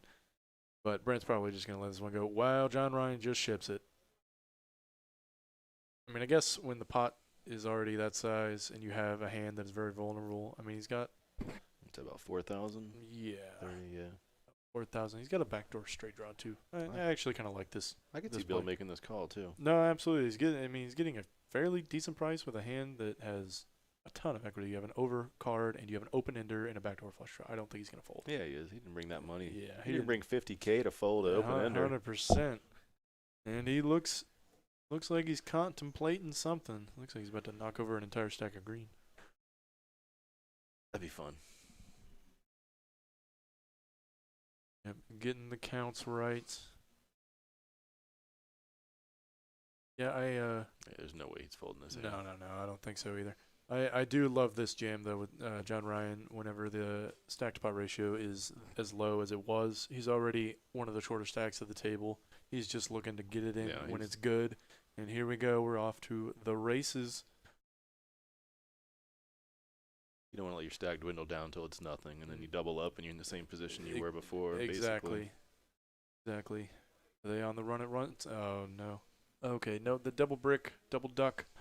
John Ryan's gonna scoop Took it one. to John. Yep. And when you do double up as a That's- short stack, you get a lot more playability. That's a good double up for him. He's been an active player, so it's good to see him. Yeah, finally scoop one. He's still the short stack at the table. That alone is remarkable, sitting with $8,000 and being a short stack at the table. If you guys hadn't heard it yet, there's plenty of action to be found here at Texas Card House in Dallas. Bring your stacks and Be ready for war. be This ready is for what you're ready war. for. Absolutely.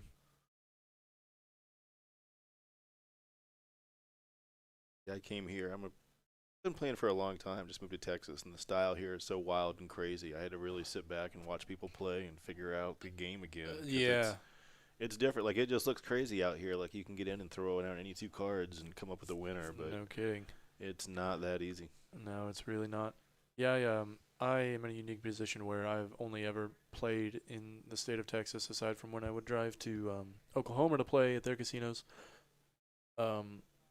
So this isn't too crazy for me to see. I've been playing games that have this kind of volatility for a while, so it doesn't blow my mind too much, honestly. Yeah. But it is. I could definitely see it being jarring for anybody that's used to Vegas poker. Vegas, yeah. In LA, is a lot of places $500, $800 caps Yeah. with these same blinds. Yeah. And it's just, I mean, the action's unreal. But, Yeah. I mean, you're just all in, and hoping you just hit the lottery. Exactly. Basically. Playing him like a slot machine. But Yeah. it's fun. It's really fun to play in LA. Sure. Yeah, that's another place I'm probably gonna try and go to if I do travel and decide to play. Oh, highly recommend it. LA is a fun city too. Sure. Yeah, I've been to LA once. At a time that I could legally play poker, but We'll see what it's like after this. yeah, no kidding. Yeah, it's gonna be interesting to travel and play poker post-COVID. Hopefully after the summer we'll be back to Some sense of normalcy. semi-normalcy. Yeah. I think when I was in Vegas, they were talking about the plexiglass. That's what they were saying was they went up about August, November, and they were saying about a year. Mm-hmm. What everybody was thinking. That sounds about right. Got another limp game going here. King 10 suited in the +1. And Brant gonna raise it up with King 9. Going 3 ways with John Ryan with the best of it at the moment.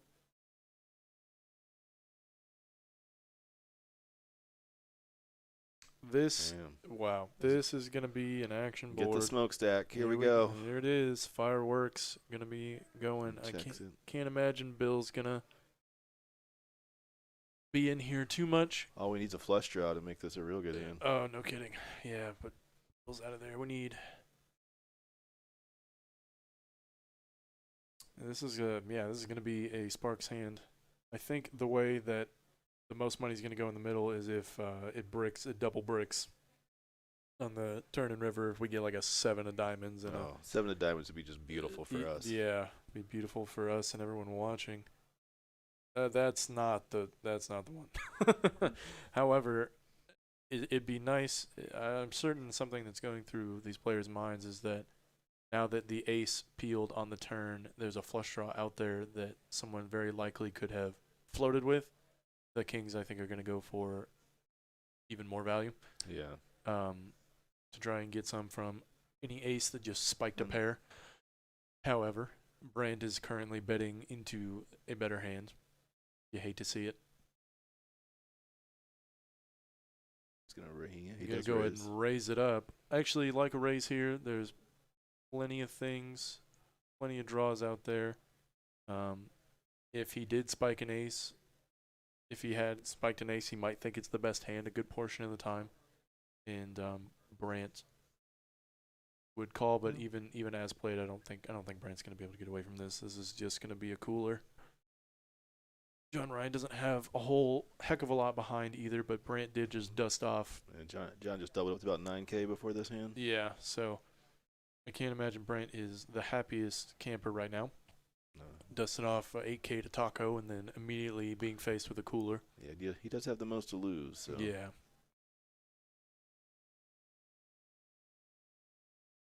But I think, honestly, at the moment, he's thinking about how can I get all the money in the middle. Goes ahead and makes the call.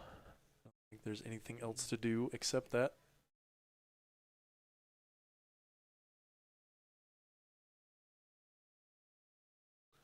You break a heart here. Oh. So King 10. John's certainly betting. Yeah, there's nothing else to do here. He's probably just going to ship it. Probably. There's nothing else. Yep, there it is. And a snap call. And nothing call. else to do. Nothing else to do. Read 'em and weep. Cooler City, man. What a rough run out for Brant. Man, he was playing good, running so well there in the beginning, and then just it shows you just how quickly the stacks can turn on you as the session goes on. You double up, and now you're right back where you started. Nice hand, John. He's down to about 10K now, huh? Yep, I think so. Yeah, that's a big turnaround. It's crazy. The shortest stack at the table is now in a very competitive stack size, and Brant went from being the chip leader to being very much on the tail end. Lost that Tesla. Yeah, he certainly lost that Tesla. Riding that Uber home now, baby. Oh, man. Yeah, what a brutal game. Yep. VPIP update for you guys. Still got Bill T putting in the most money, the most amount of time. New player at the table, didn't even notice. Goes by Bond, it looks like. Hopefully getting to see him mix it up a little bit late in the game.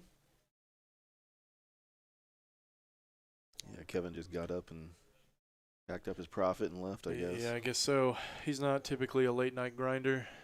No, you said he was here during the daytime. Yeah, he's mostly here during the day, and my goodness, it's actually what 11 o'clock. It's early. It's only 10. No, it's not. It's got to be in bed before 10. Right. I don't know what his day job is if he's got one either. So.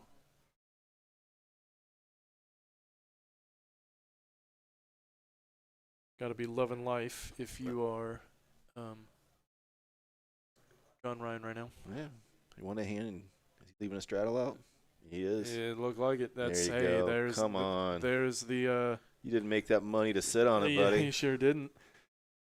It's always a fun thing to do. The second you win a pot, like straddle, or a popular thing to do in places you can button straddle is to you win a big pot and then immediately make a giant button straddle as like a show of dominance.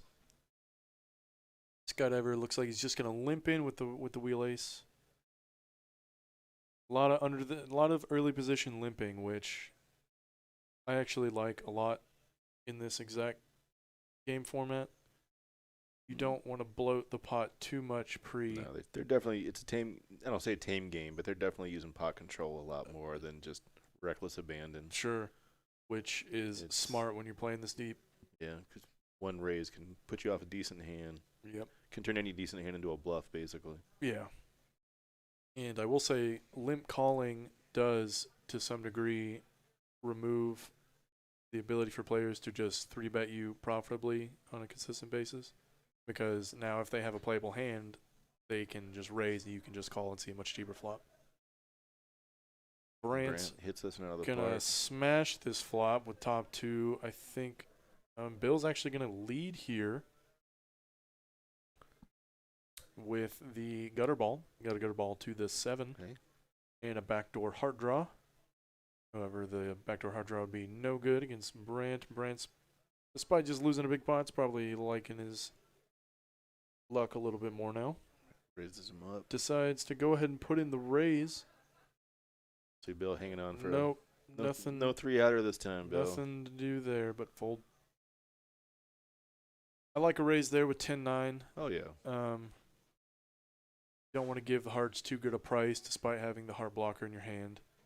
Good for Brandon. After losing a couple pots, just put your money in, take it down. Take it down now, you know. Take a deep breath.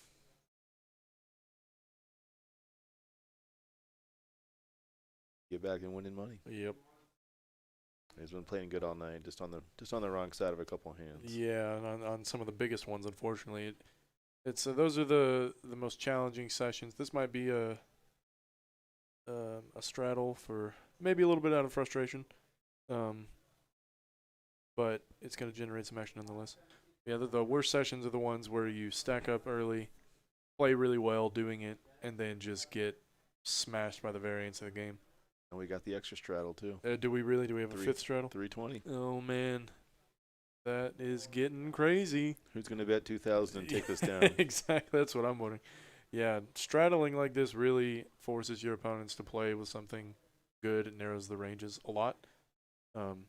Straddling in general, a lot of the time, is arguably like a losing play, but in terms of generating action, it's great. Especially at a table when they're playing gigantic like this. But it does sort of force your opponents to only play well. JD do? Just checks it. We're going to the flop. Are these all the straddlers? The two last straddlers. The two last straddlers. Oh man, that's two out of the 4 straddles. Oh, okay. In the small blind.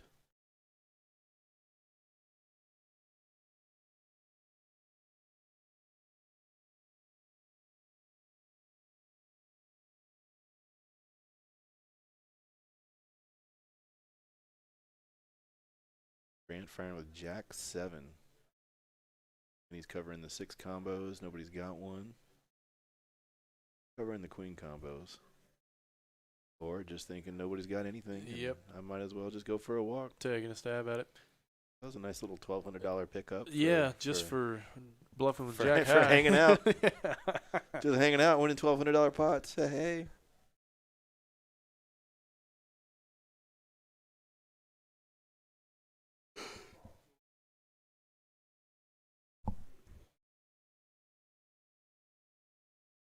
Man, it's kind of hard to imagine a $1,200 pot getting shipped to you after no pre-flop raise. That is interesting to me. Seen a couple of those tonight. Was wrong. I thought it was going to be one and done. Yep, looks like we're going to keep ramping up the aggression here. Worked for him. He's straddling again. Why not? Will's finally going to get into some action with ace-queen offsuit. That with the raise. Kyle hesitates.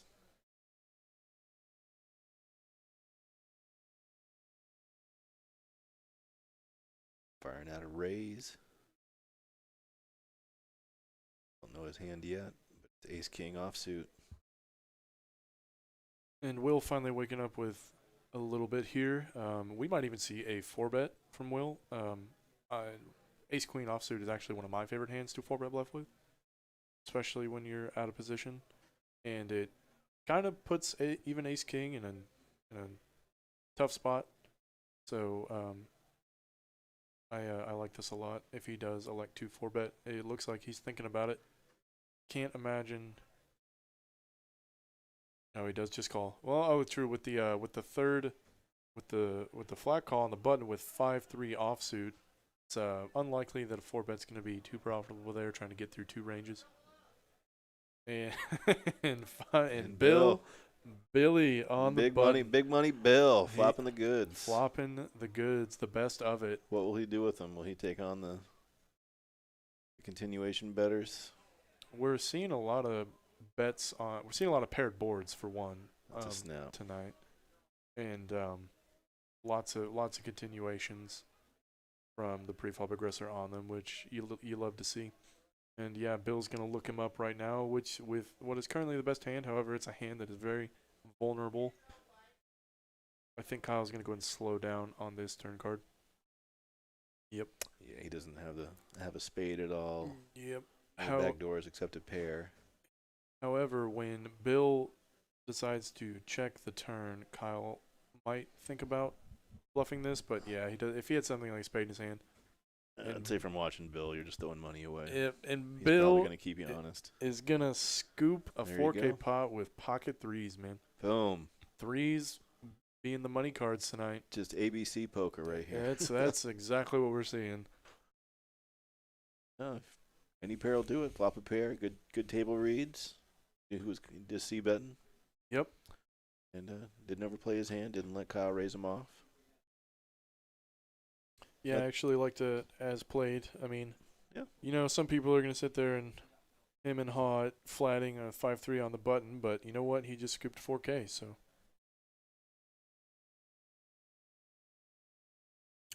Don't try this at home, kids. It's always good when it works. Yeah, exactly.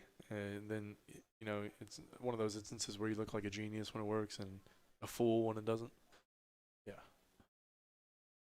The solver might say different, but whatever. Solver would definitely say different. It's in your fold range, man. Yeah. I think even a lot of the JD. time, if I like that raise. and +1 with Queen 9. Yeah. Yeah, I think it's I mean, it's definitely playable. I would say that it's like at the very bottom. I'd definitely say it's in the bluff raise range. Yeah, 100%. Just keeping yourself balanced and.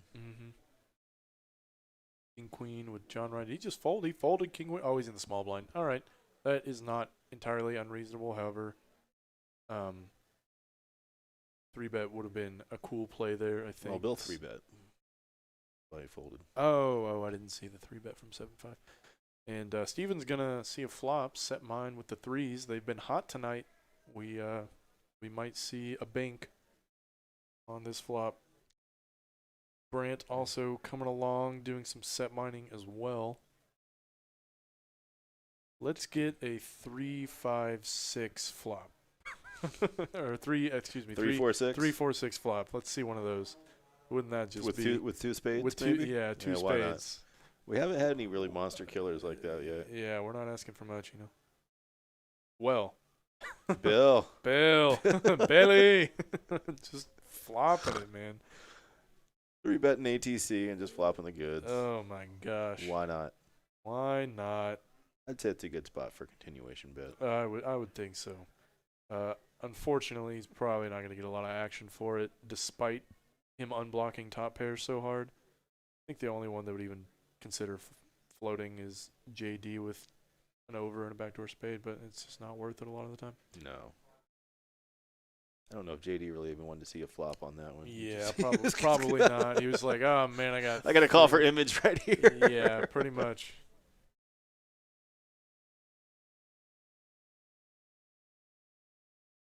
But Bill's opening it up 5-3, 7-5. Maybe that's Donkey, and maybe he just changed clothes. Yeah, maybe. You never know. Never know. Just let me freshen up for a minute and get back in this game. I'm going to sneak back in here.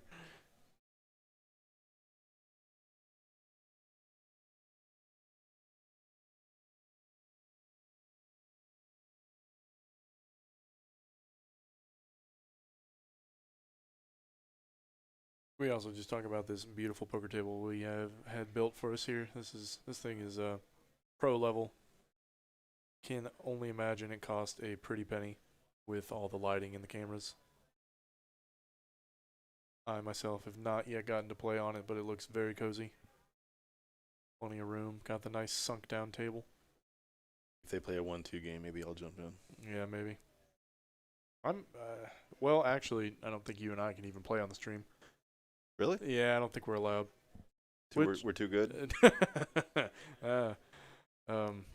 That's totally the reason. I can see that. Yeah. Yeah, no, I was sad to hear. I wanted to get on the stream Really? and mix it up a little. Yeah, That's disappointing. that is what one of our florists has told me. It was Nick. I don't know. I haven't heard that directly from like Leon. I can't assume Nick's lying or something, but yeah, it is unfortunate. I would love to play a game like, maybe not this one, but a game on the live stream. Looks like we have a limped pot here. Straddle limp. Yeah. Nobody really getting much. Ace High's got the best of it at the moment. Brance decides to lead on this board. Very stealable flop, though. Yeah, exactly. It's like, why not? And he does. Takes it down. Kyle having himself a fantastic evening. Has he even played a hand yet? he just sits there and just all these wakes chips up with just float to him. Yeah, just wakes up with kings and queens. That's a good plan, I guess. Wait for good cards. Meh. I mean, when there's this much action at the table, I don't fault him. You doing Even a a little $1,000 bit. flip now? Oh boy, it sure looks like it. They're doing a $1,000 gamble flip. I don't think Kyle's participating. He says, no thank you. I'm here to play poker, not to gamble. Yeah, right. Maybe he is in there. I don't know. Our graphics a little. I am being told that this flip is going to be the last hand we are doing on the live stream. Oh. Yeah. It has been a lovely evening spending it with you guys, but let's go out on a big one here. Somebody's going to scoop an 8K pot. It has been a lot of fun. Thanks for all the viewers and all the chatters on YouTube. Absolutely. Hope everybody enjoyed the game and enjoyed your time. And hope you come down to TCH. Yeah, you guys really need to make it here. There's action to be found, endless action, as I'm sure you can see thus far. It is not limited to this game here. It's all of them. Deep stack poker. If you like playing deep stack poker, then find your way down to Texas Card House here in Dallas. We have Texas Hold'em, PLO games, mixed games. Yeah, even if this is our last chance to give a spot for the 500K tournament coming up. Yep, coming up mid-April. And if you're not in Dallas, check out your local TCH and you can get in. Do it to $1,100 buy-in, and there's going to be satellites and. I think it's $800. $800? Yeah, it's $800. It's going to be a relatively cheap tournament for as many people as it's going to pool in. And yeah, the individual flights will be at the respectful Texas card houses. The structure will be posted on the website, I'm sure, as it develops. And we are going to have the final table here or the final day too, played here, and then of course the final table will be live streamed. All right, my money's on Will.